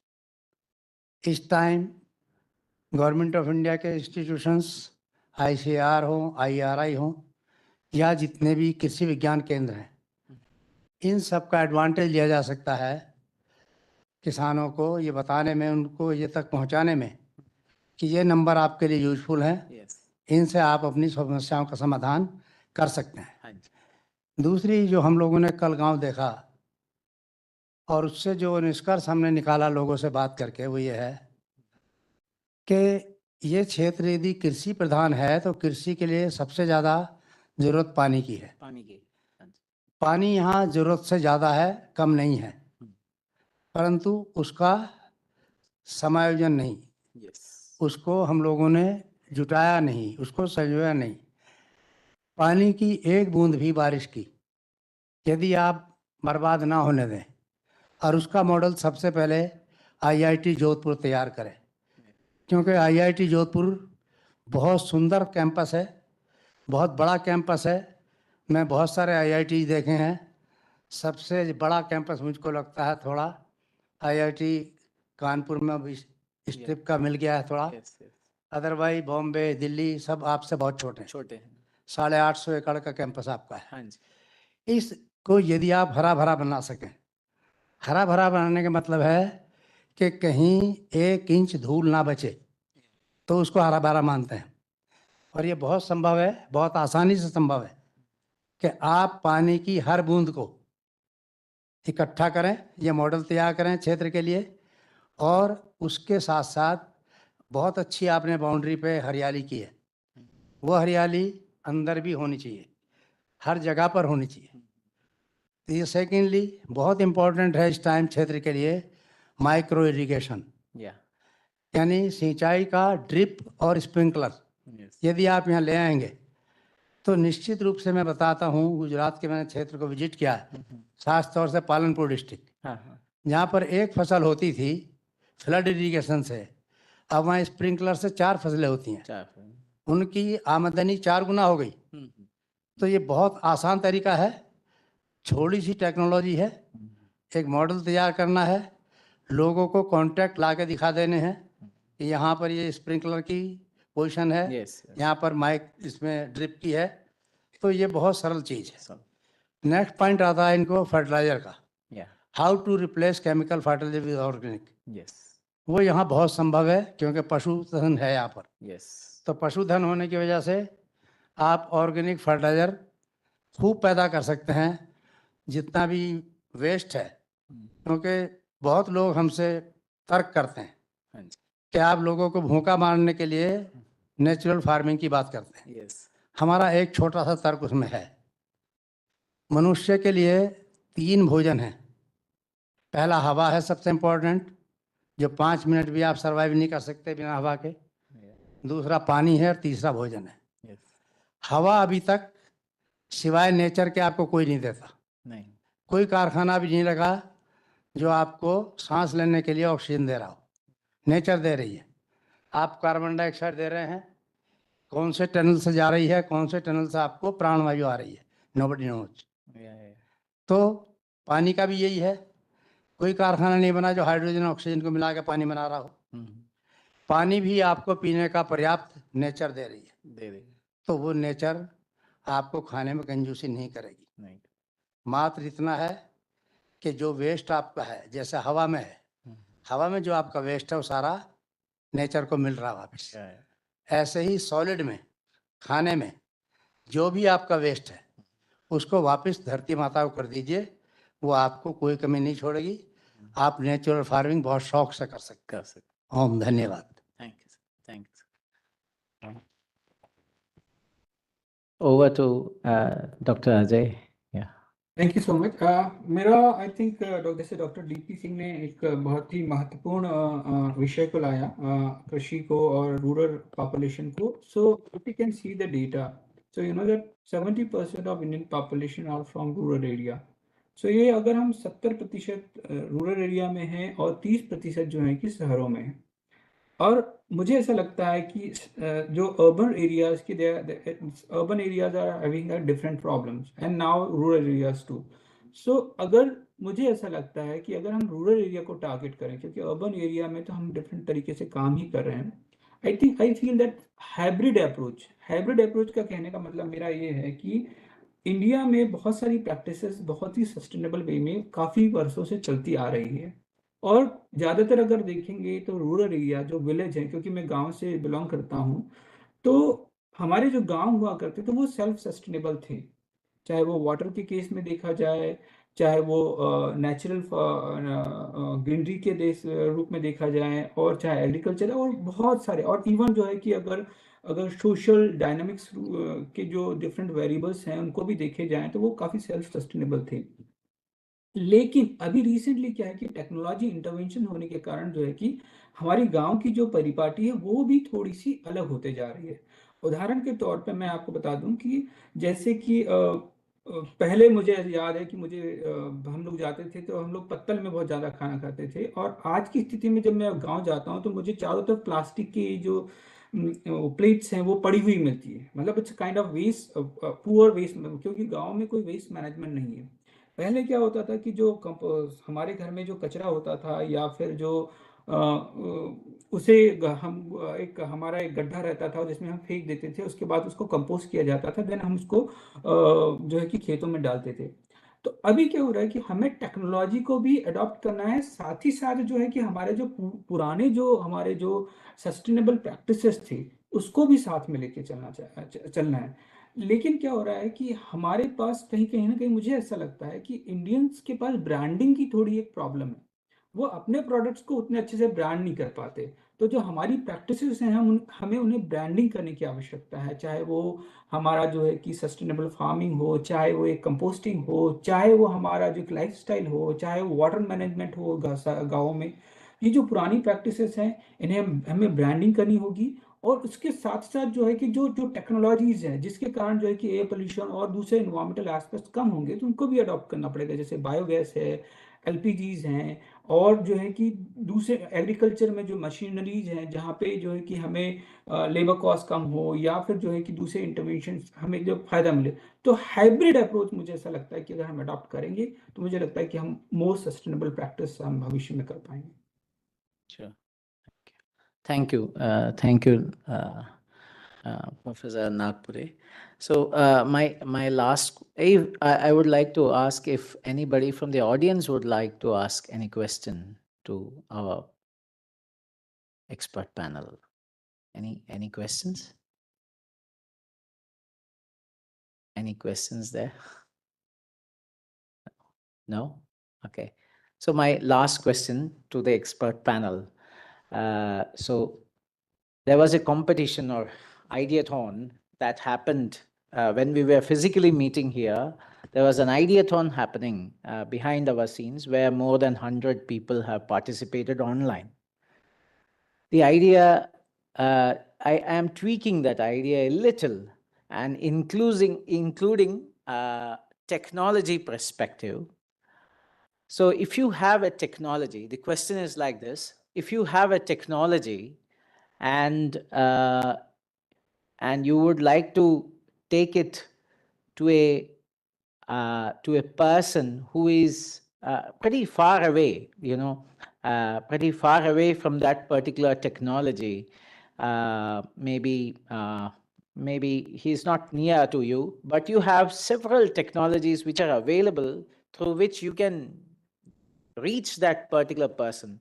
So in which preferred manner will you like to reach that last person with that particular technology? Is there a means or a mode or thought process, and that person is very close to you, maybe away with the help of a thought process, but he is very close to you with the help of some type of technology.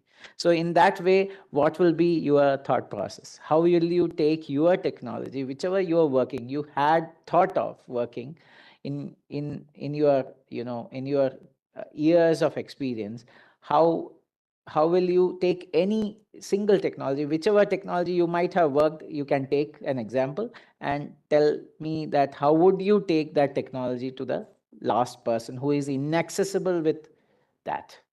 You can use any type of technology and you can tell. Yeah.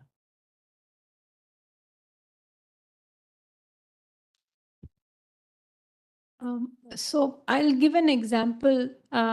During the pandemic, I was stuck in Pune. And then as soon as the first lockdown was over, I went home to my parents. And I realized that my mother didn't know how to use the internet. My father did, I did, but she didn't know. And first, it took some time to just tell her that she should know now, because it just became like the most important thing to communicate.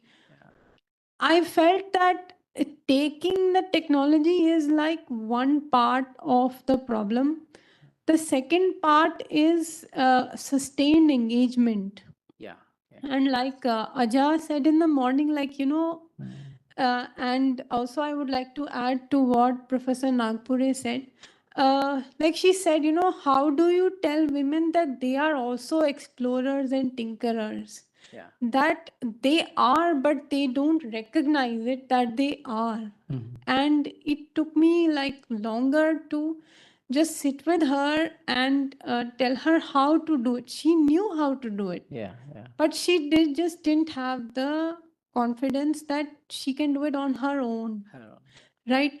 There are many things like that. And like Professor Nagpure was saying that like branding sustainable practices. I think part of the reason is because most of them have been practiced by women. Yes. Which is why they are not being branded. So that aspect really, if we want to brand, then we need to get the women forward. And I think it was said in the morning panel by Professor Sharma and the other panelists that let the women not just feel like a trespass in the public space. No, like we need to share this together. So that is an integrated thing, like both need to be included, both men and women. So yeah. Thank you. Thank you.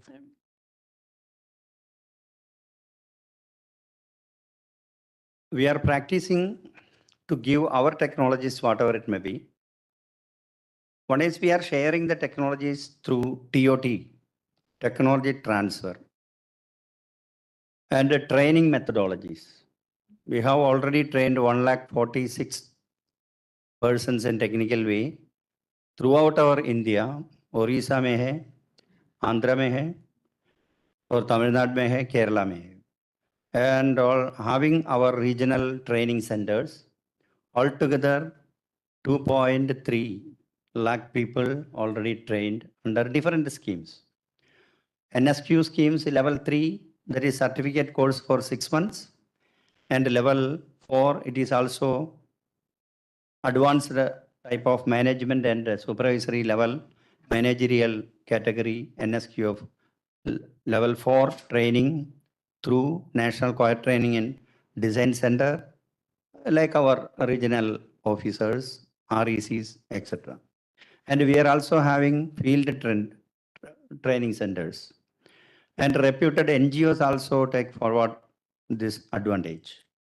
And technology transfer mission, we are arranging the engineering colleges or other professional colleges, as well as ITI or polytechnics or technical, as well as other institutions also. Throughout, in the pandemic situation, we already conducted more than 600 online training programs. Likewise, we can give the technologies, and if a layman is actually approaching us, we are giving a technology very minimal, 2,500 rupees, depends upon the technology and all, and up to 50,000 rupees each technology. And from Tripura to Lakshadweep, we are also having machinery manufacturers, those who are actually eagerly waiting for new technologies. and it is round about more than 16,000 persons avail our technologies. And we are also sharing, we are ready to share all our technologies if IIT scholars like you asking to the director or chairman of CAIR board, because it is not a hiding system. Because if our scholars are doing the same thing, and we are already done 30 years of experience in such a way, so to avoid all kinds of overlaps, so we have to share, give and take policy that is good, I think.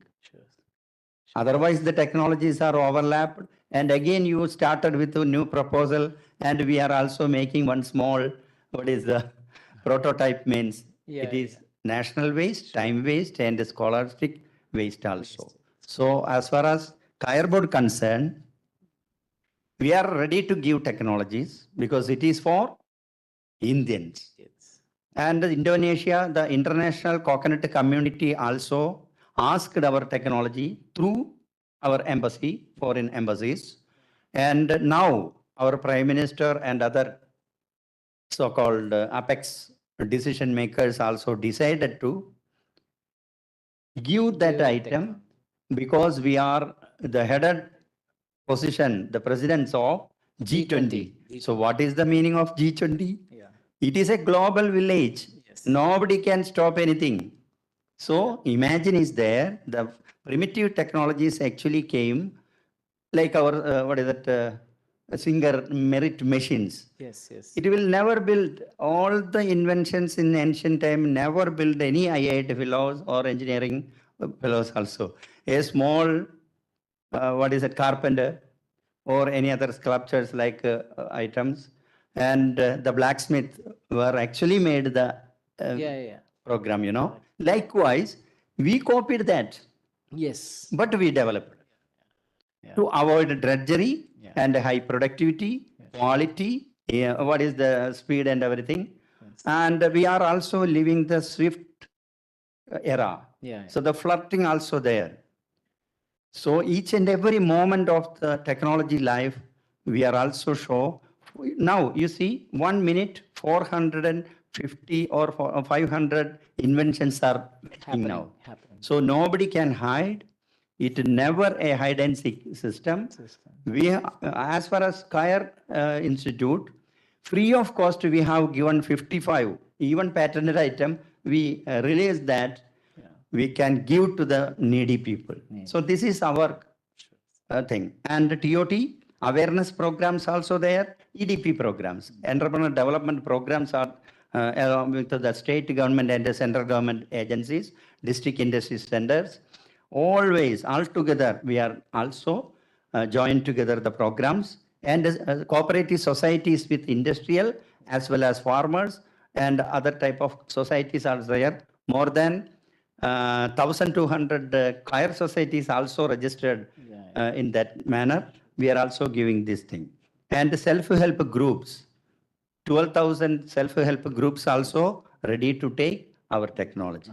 Training, skill upgradation program like Mahila Kaya Yojana, we are propagating that thing. So it is our mission to propagate and give from the institute to the other needy people. That's our motto. Thank you. Thank you, sir. If Professor Nagpure wants to tell anything. हाँ, मुझे ऐसा लगता है कि जो technology है, अगर हम इसको देखना चाहें कि भाई आई थिंक हम इसको ट्रांसफ़र कैसे करें और एक लेमैन को if he is not expose to any kind of technology, तो सबसे पहले I think we all need to understand human psychology और हमें खुद का अध्ययन करने की आवश्यकता पहले होगी। खुद का अध्ययन करने के बाद हम जब मैं कहता हूँ कि फॉर एग्जांपल जब हम लोग for example after my undergrad we started to learn the computer, तो उस समय जो हमें कंप्यूटर को सीखने में कितनी डिफ़िकल्टीज आती थी, या फिर वो जो बटन वाला जो फ़ोन आया था मोबाइल फ़ोन, उसके बाद जो ये जो उसका टच स्क्रीन वाला फ़ोन आया था, उसमें हमें कितना, although we were educated people, you know, हम लोग एजुकेटेड थे, लेकिन उसके बावजूद भी हमें जो है कि थोड़ी दिक्कतें आती थी। या फिर इस एज में अगर मुझे कोई नई प्रोग्रामिंग लैंग्वेज सीखने कह दिया जाए जो जिसका बैकग्राउंड नहीं है प्रोग्रामिंग लैंग्वेज का, तो कितनी दिक्कतें आई। तो ये तो एक प्रोसेस, तो कोई भी टेक्नोलॉजी, कोई भी इंटरवेंशन जो होता है एक प्रोसेस के थ्रू ट्रांसफर किया जाता है पॉपुलेशन में। दूसरा महत्वपूर्ण एक बात होती है कि the way we are transferring और we are communicating it, generally क्या होता है कि कई बार हम जो है कि हम उनकी भाषा में नहीं समझा पाते। जैसे उदाहरण के तौर पे वायु एयर पोल्यूशन की बात करें, मैं शहरों के साथ काम करता हूँ, 95% ऑफ जो सिटी में जो लोग काम करते हैं उनको PM 2.5 नहीं पता होता, या फिर दूसरी चीजें नहीं पता होती, तो हम उनको कैसे कम्युनिकेट करते हैं। मैं आपको एक उदाहरण देता हूँ। मेरे जो दादाजी के जो सबसे छोटे भाई थे, हमारे यहाँ गाड़ी होने के बावजूद भी वो जिंदगी में गाड़ी में नहीं बैठे, वो साइकिल से जाते थे। वो भी शहर हमारा 7 किलोमीटर दूर था और वो 2 किलोमीटर पहले ही उतर जाते थे। हम सारी जिंदगी जो हमारे जो बड़े थे उनको कम्युनिकेट करते रह गए, क्योंकि उनकी इफेक्टिव कम्युनिकेशन स्ट्रैटेजी नहीं थी, तो वो सारी जिंदगी वैसे ही गए। तो कई बार ऐसी डिफिकल्टीज हमें आती हैं, हमें ह्यूमन साइकोलॉजी को समझना पड़ेगा, प्रोसेस के थ्रू जाना पड़ेगा और उनकी भाषा में समझाना पड़ेगा। Thank you, Professor Nagpur. Thank you so much. So, I thank all the panelists here for coming by and giving us this opportunity. Before you go away, I would request Professor Toteja to come over and give away the small token of gratitude from our institute to you all. Professor Toteja.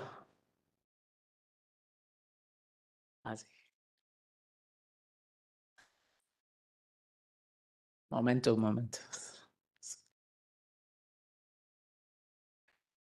Sorry. Yeah.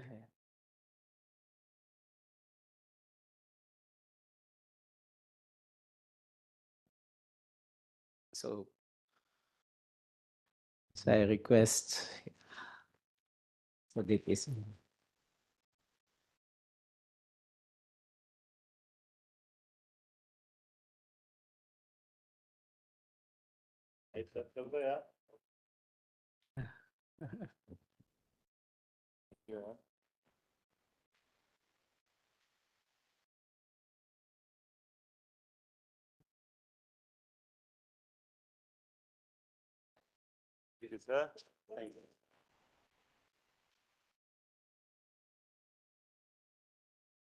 Thank you, Sir.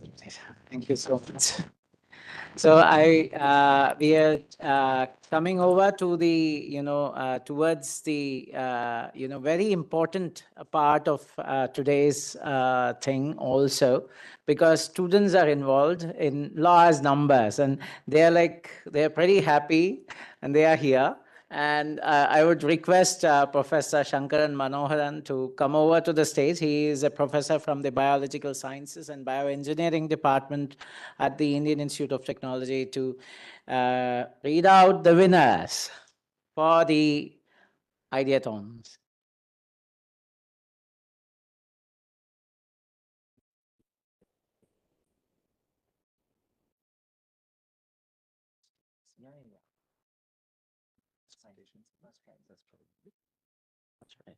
Presentations है, yeah, one presentation for sure. कहाँ गया? How it is? It's not going down, yeah. So, one second. The presentations are here.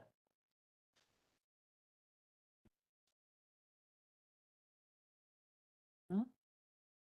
It's in mine, nah? It's not connected. Okay. No. It will take a lot of time then. एक second, हाँ ये continue कर देते हैं, नहीं हो रहा, अरे क्या हो गया? Amazon, yeah.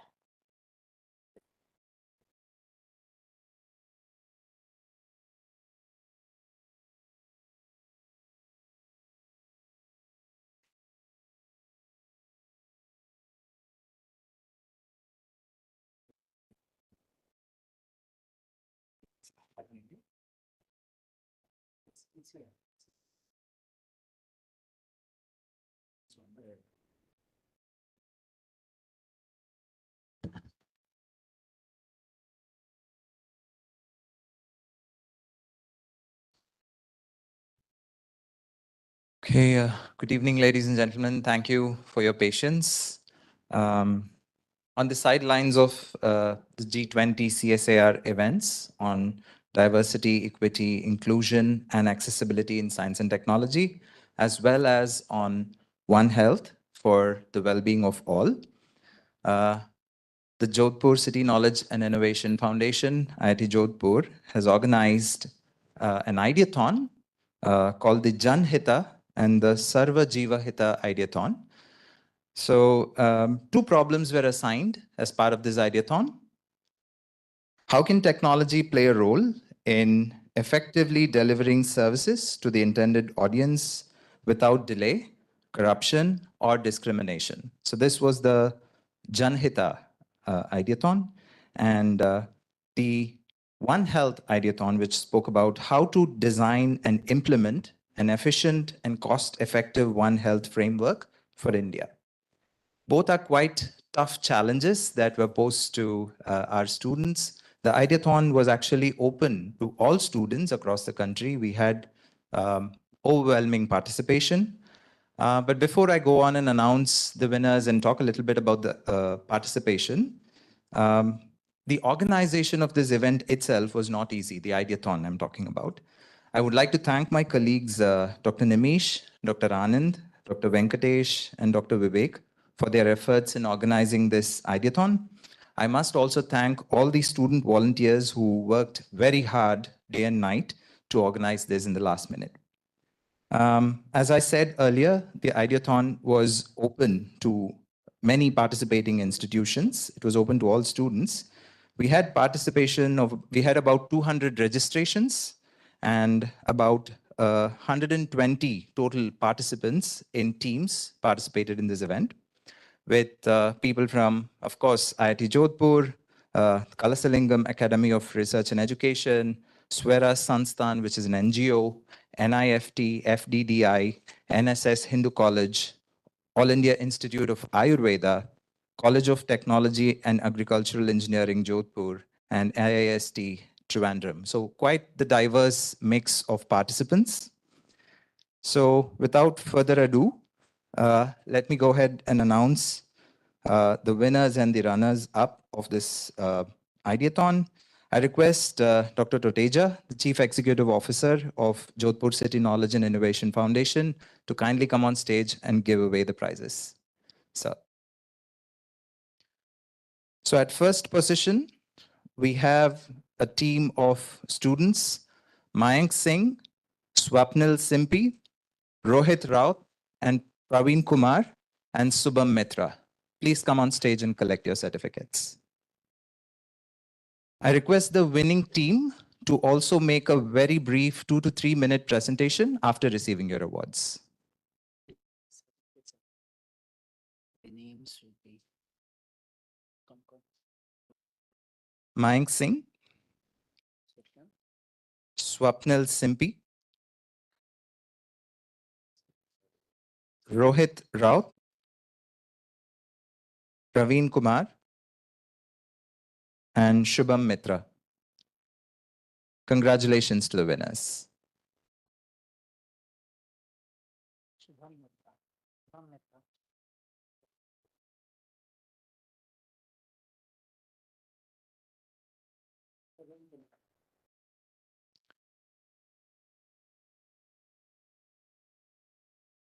In second position, we have the team of Ankit Dwivedi, Ankan Paul, Ashita Datta, Monarch Saha, and Kankam Kalita.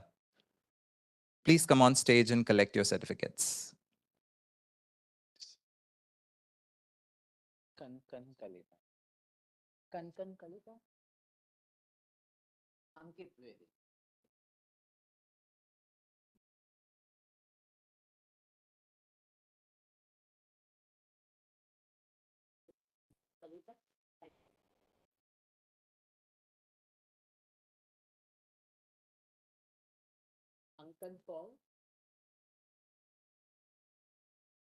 At third position, we have the team by Sakshi Jain, Akhil Anand, Jia Sarkar, and Gur Parvesh Sahil.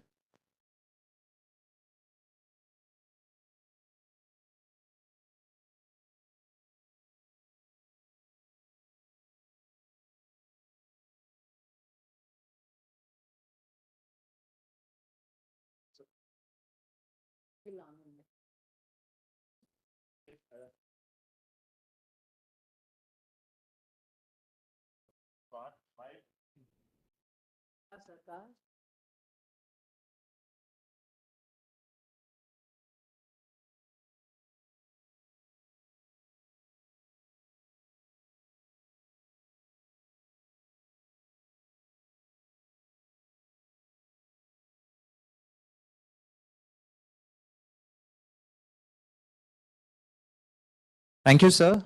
And congratulations to all the winners. I request the second and third runners up to please take your seats. The winning team is going to give a brief presentation on their idea to provide, to enable the reach of government policies to the last mile through technology. Over to you. First of all, thank you so much to the organizers of this G20 CSAR event. Talking about the Janhit challenge, what I believe is that diversity, equity, inclusion, and accessibility in science and technology are the pillars through which we can achieve these sustainable development goals. And technology has the power to remove the barricades through which the needy people could access the services which they deserve. And talking about what was our submission in Ideathon, I request Rohit to continue it. So there were two policies we selected. First one being the public distribution system, and second one being Manrega. Manrega being the most popular one. So Manrega is Mahatma Gandhi National Rural Employment Guarantee Act. It was established in the year 2005, and it aimed at providing 100 days of employment to people who do manually skilled labor. So it was met with a lot of allegations of corruptions. So due to that, the NDA government had to reevaluate the scheme in the year 2015. The second one being the public distribution system, and it aims at providing 800 million people food and non-food supplies. So it was also met with a lot of allegations of corruption, because mostly what the rogue shop owner used to do was to provide good quality food and used to swap them with inferior quality products, and which were provided by the Food Corporation of India. So what were the solutions to this problem will be explained by Mayank in the next slide. So our solution, we have kept it as simple as possible. It has only two components: the availability of internet and a smartphone. Now, the government of India is planning to invest around $11.3 billion in optical fiber connectivity, taking the total figure over 1 lakh crores. And the number of smartphone users in India is estimated to be over 1 billion by the year 2026. So the idea behind sharing this data is availability of internet and usage of smartphone, which are the two key components of our solution, won't be a problem. Now, what we'll be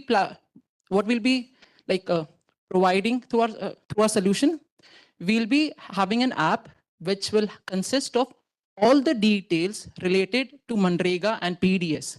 Now, say for example, in PDS, the most pain point involved is that many a times the centers for PDS, they run out of food grains.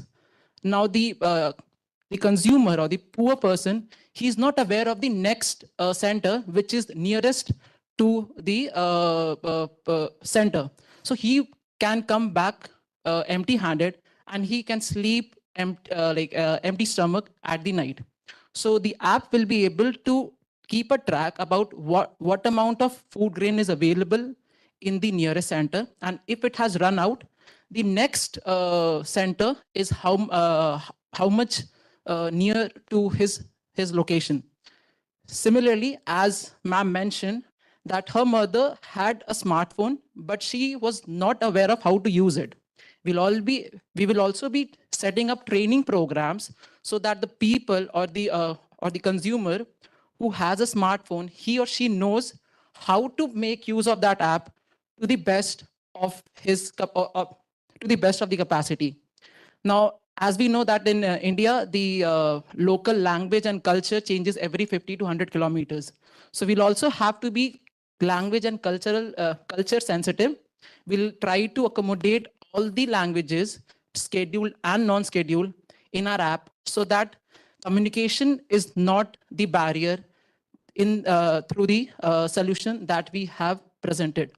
Now, public and private partnership, I have mentioned, there is an NGO by the name of Seva Mandir, which worked in Udaipur in the early 2000s, and it was able to increase the full immunization of children from 6% to 38% through public and private partnership.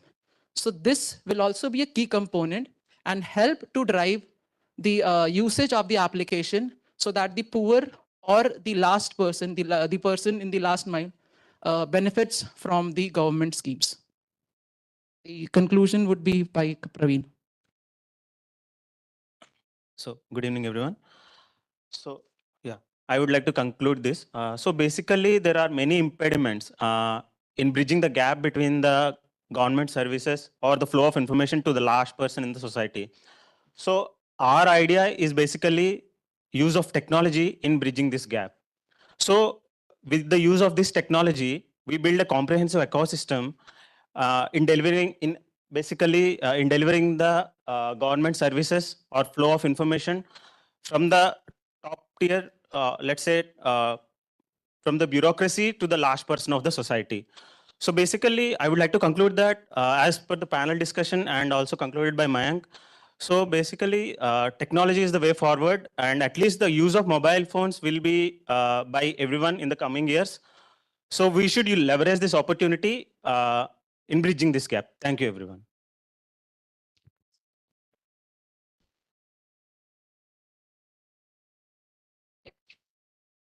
If anyone has any question. Yes, ma'am. According to the recent data, only 50% of smartphones. Yes, ma'am. And 60% of men. Yes, ma'am. Give a smartphone to a family, probably take either male. Correct. I think we also have to talk about. Yes, ma'am. So there's a scheme by the Rajasthan government where they are giving away free smartphones to the women head of the family. So these schemes would somehow help the access of smartphones and internet, and it will be like in the hands of the women, as you are mentioning. And nee, sir,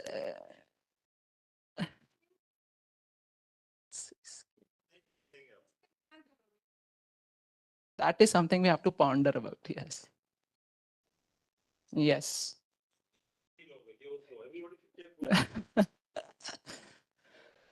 Yes, sir. Thank you. Any more questions?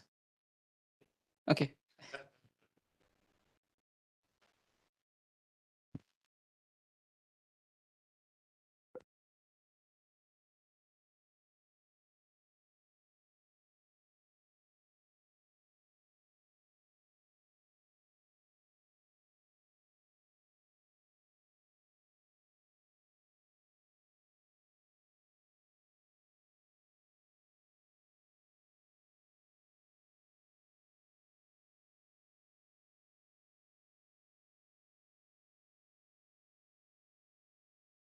Thank you, teams, for showing up great, competition and competition spirit is there a lot. And I'm very thankful that, various from various places we had participation, and it's a wonderful thing that we reached across India. That was the thing that was mentioned by Professor Chaudhary, that this particular scheme or this particular event should actually go across India. And that I think that with the 200 participation and across India, I think we have reached that particular level. Thank you once again. And now I request Professor Toteja to come over and deliver the vote of thanks for today's event.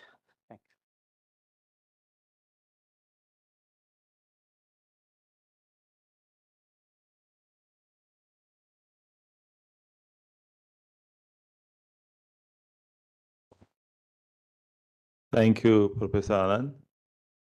The vote of thanks ceremony is actually least important, and therefore you see it is given the last. But otherwise, it is most important. Okay. So first of all, I would like to thank all our experts who came from distance, and also online, offline, both experts. These experts are actually real experts who have worked at grassroots level, and they spoke from their heart. They spoke from their heart. They share their experience. They are ready to transfer the technology, knowledge, capacity building, everything they want to do. So they're very nice people. So I'm really very grateful to all of these experts. And then, of course, the audience. Without experts, audience has no meaning. Without audience, experts have no meaning. So all our audience means they are students, came from Mahila College, started 7 o'clock in the morning. And then also the students of IIT, also ये भाई लोग हमारे बैठे हैं, अभी भी आए हैं, जो क्राफ्ट के लोग बैठे हुए हैं, देखिए कितनी तादाद में बैठे हुए हैं, इतने ही लोग वहाँ हैं जो वहाँ पर एग्जीबिशन में लगे हुए हैं। तो ये लोग जो है इनका भी बहुत बहुत शुक्रिया, आप लोग आए, आप हमेशा हमारा रिक्वेस्ट पे आते हैं और हमारा मान सम्मान बढ़ाते हैं, हम हमेशा आपके ऋणी रहेंगे। धन्यवाद से तो कुछ होगा भी नहीं, धन्यवाद तो बहुत छोटी सी चीज़ है। और इसके अलावा जो है और स्टूडेंट्स जो वॉलंटियर्स जो काम कर रहे हैं, दिन रात लगे हुए हैं, हमारी फैकल्टी, हमारी लीडरशिप, डॉक्टर आनंद की लीडरशिप, इनके साथ इनके जो कलीग्स लगे हुए हैं, all have done wonderful job. और जितना अपने फोटोग्राफर ऑनलाइन सब दिखा रहे हैं वो they are also done good job, सो उनको भी बहुत बहुत शुक्रिया। एंड आल्सो दिस कंपटीशन में जो हमारे स्टूडेंट्स ने पार्टिसिपेट किया, जो यहाँ हैं जो पार्टिसिपेट किया ऑनलाइन, उन सबका भी हम शुक्रगुजार हैं। और कितने अच्छी तरीके से सारी एक्टिविटीज़ हमारी आज दिन की हो गई है। तो जितने लोग हमारे मीडिया ऊपर वहाँ बैठे हुए हैं, लाइट जला रहे हैं, सब कुछ कर रहे हैं, चाय पानी नाश्ता सब हमको टाइम पे मिल रहा है, बड़ा डिलीशियस फूड था, मज़ेदार फूड था, सब कुछ चीज़ें बहुत अच्छी रह गई। तो सबका बहुत बहुत शुक्रिया, एक बार हाथ जोड़ के सब बहुत सबका हम शुक्रिया अदा करना चाहेंगे।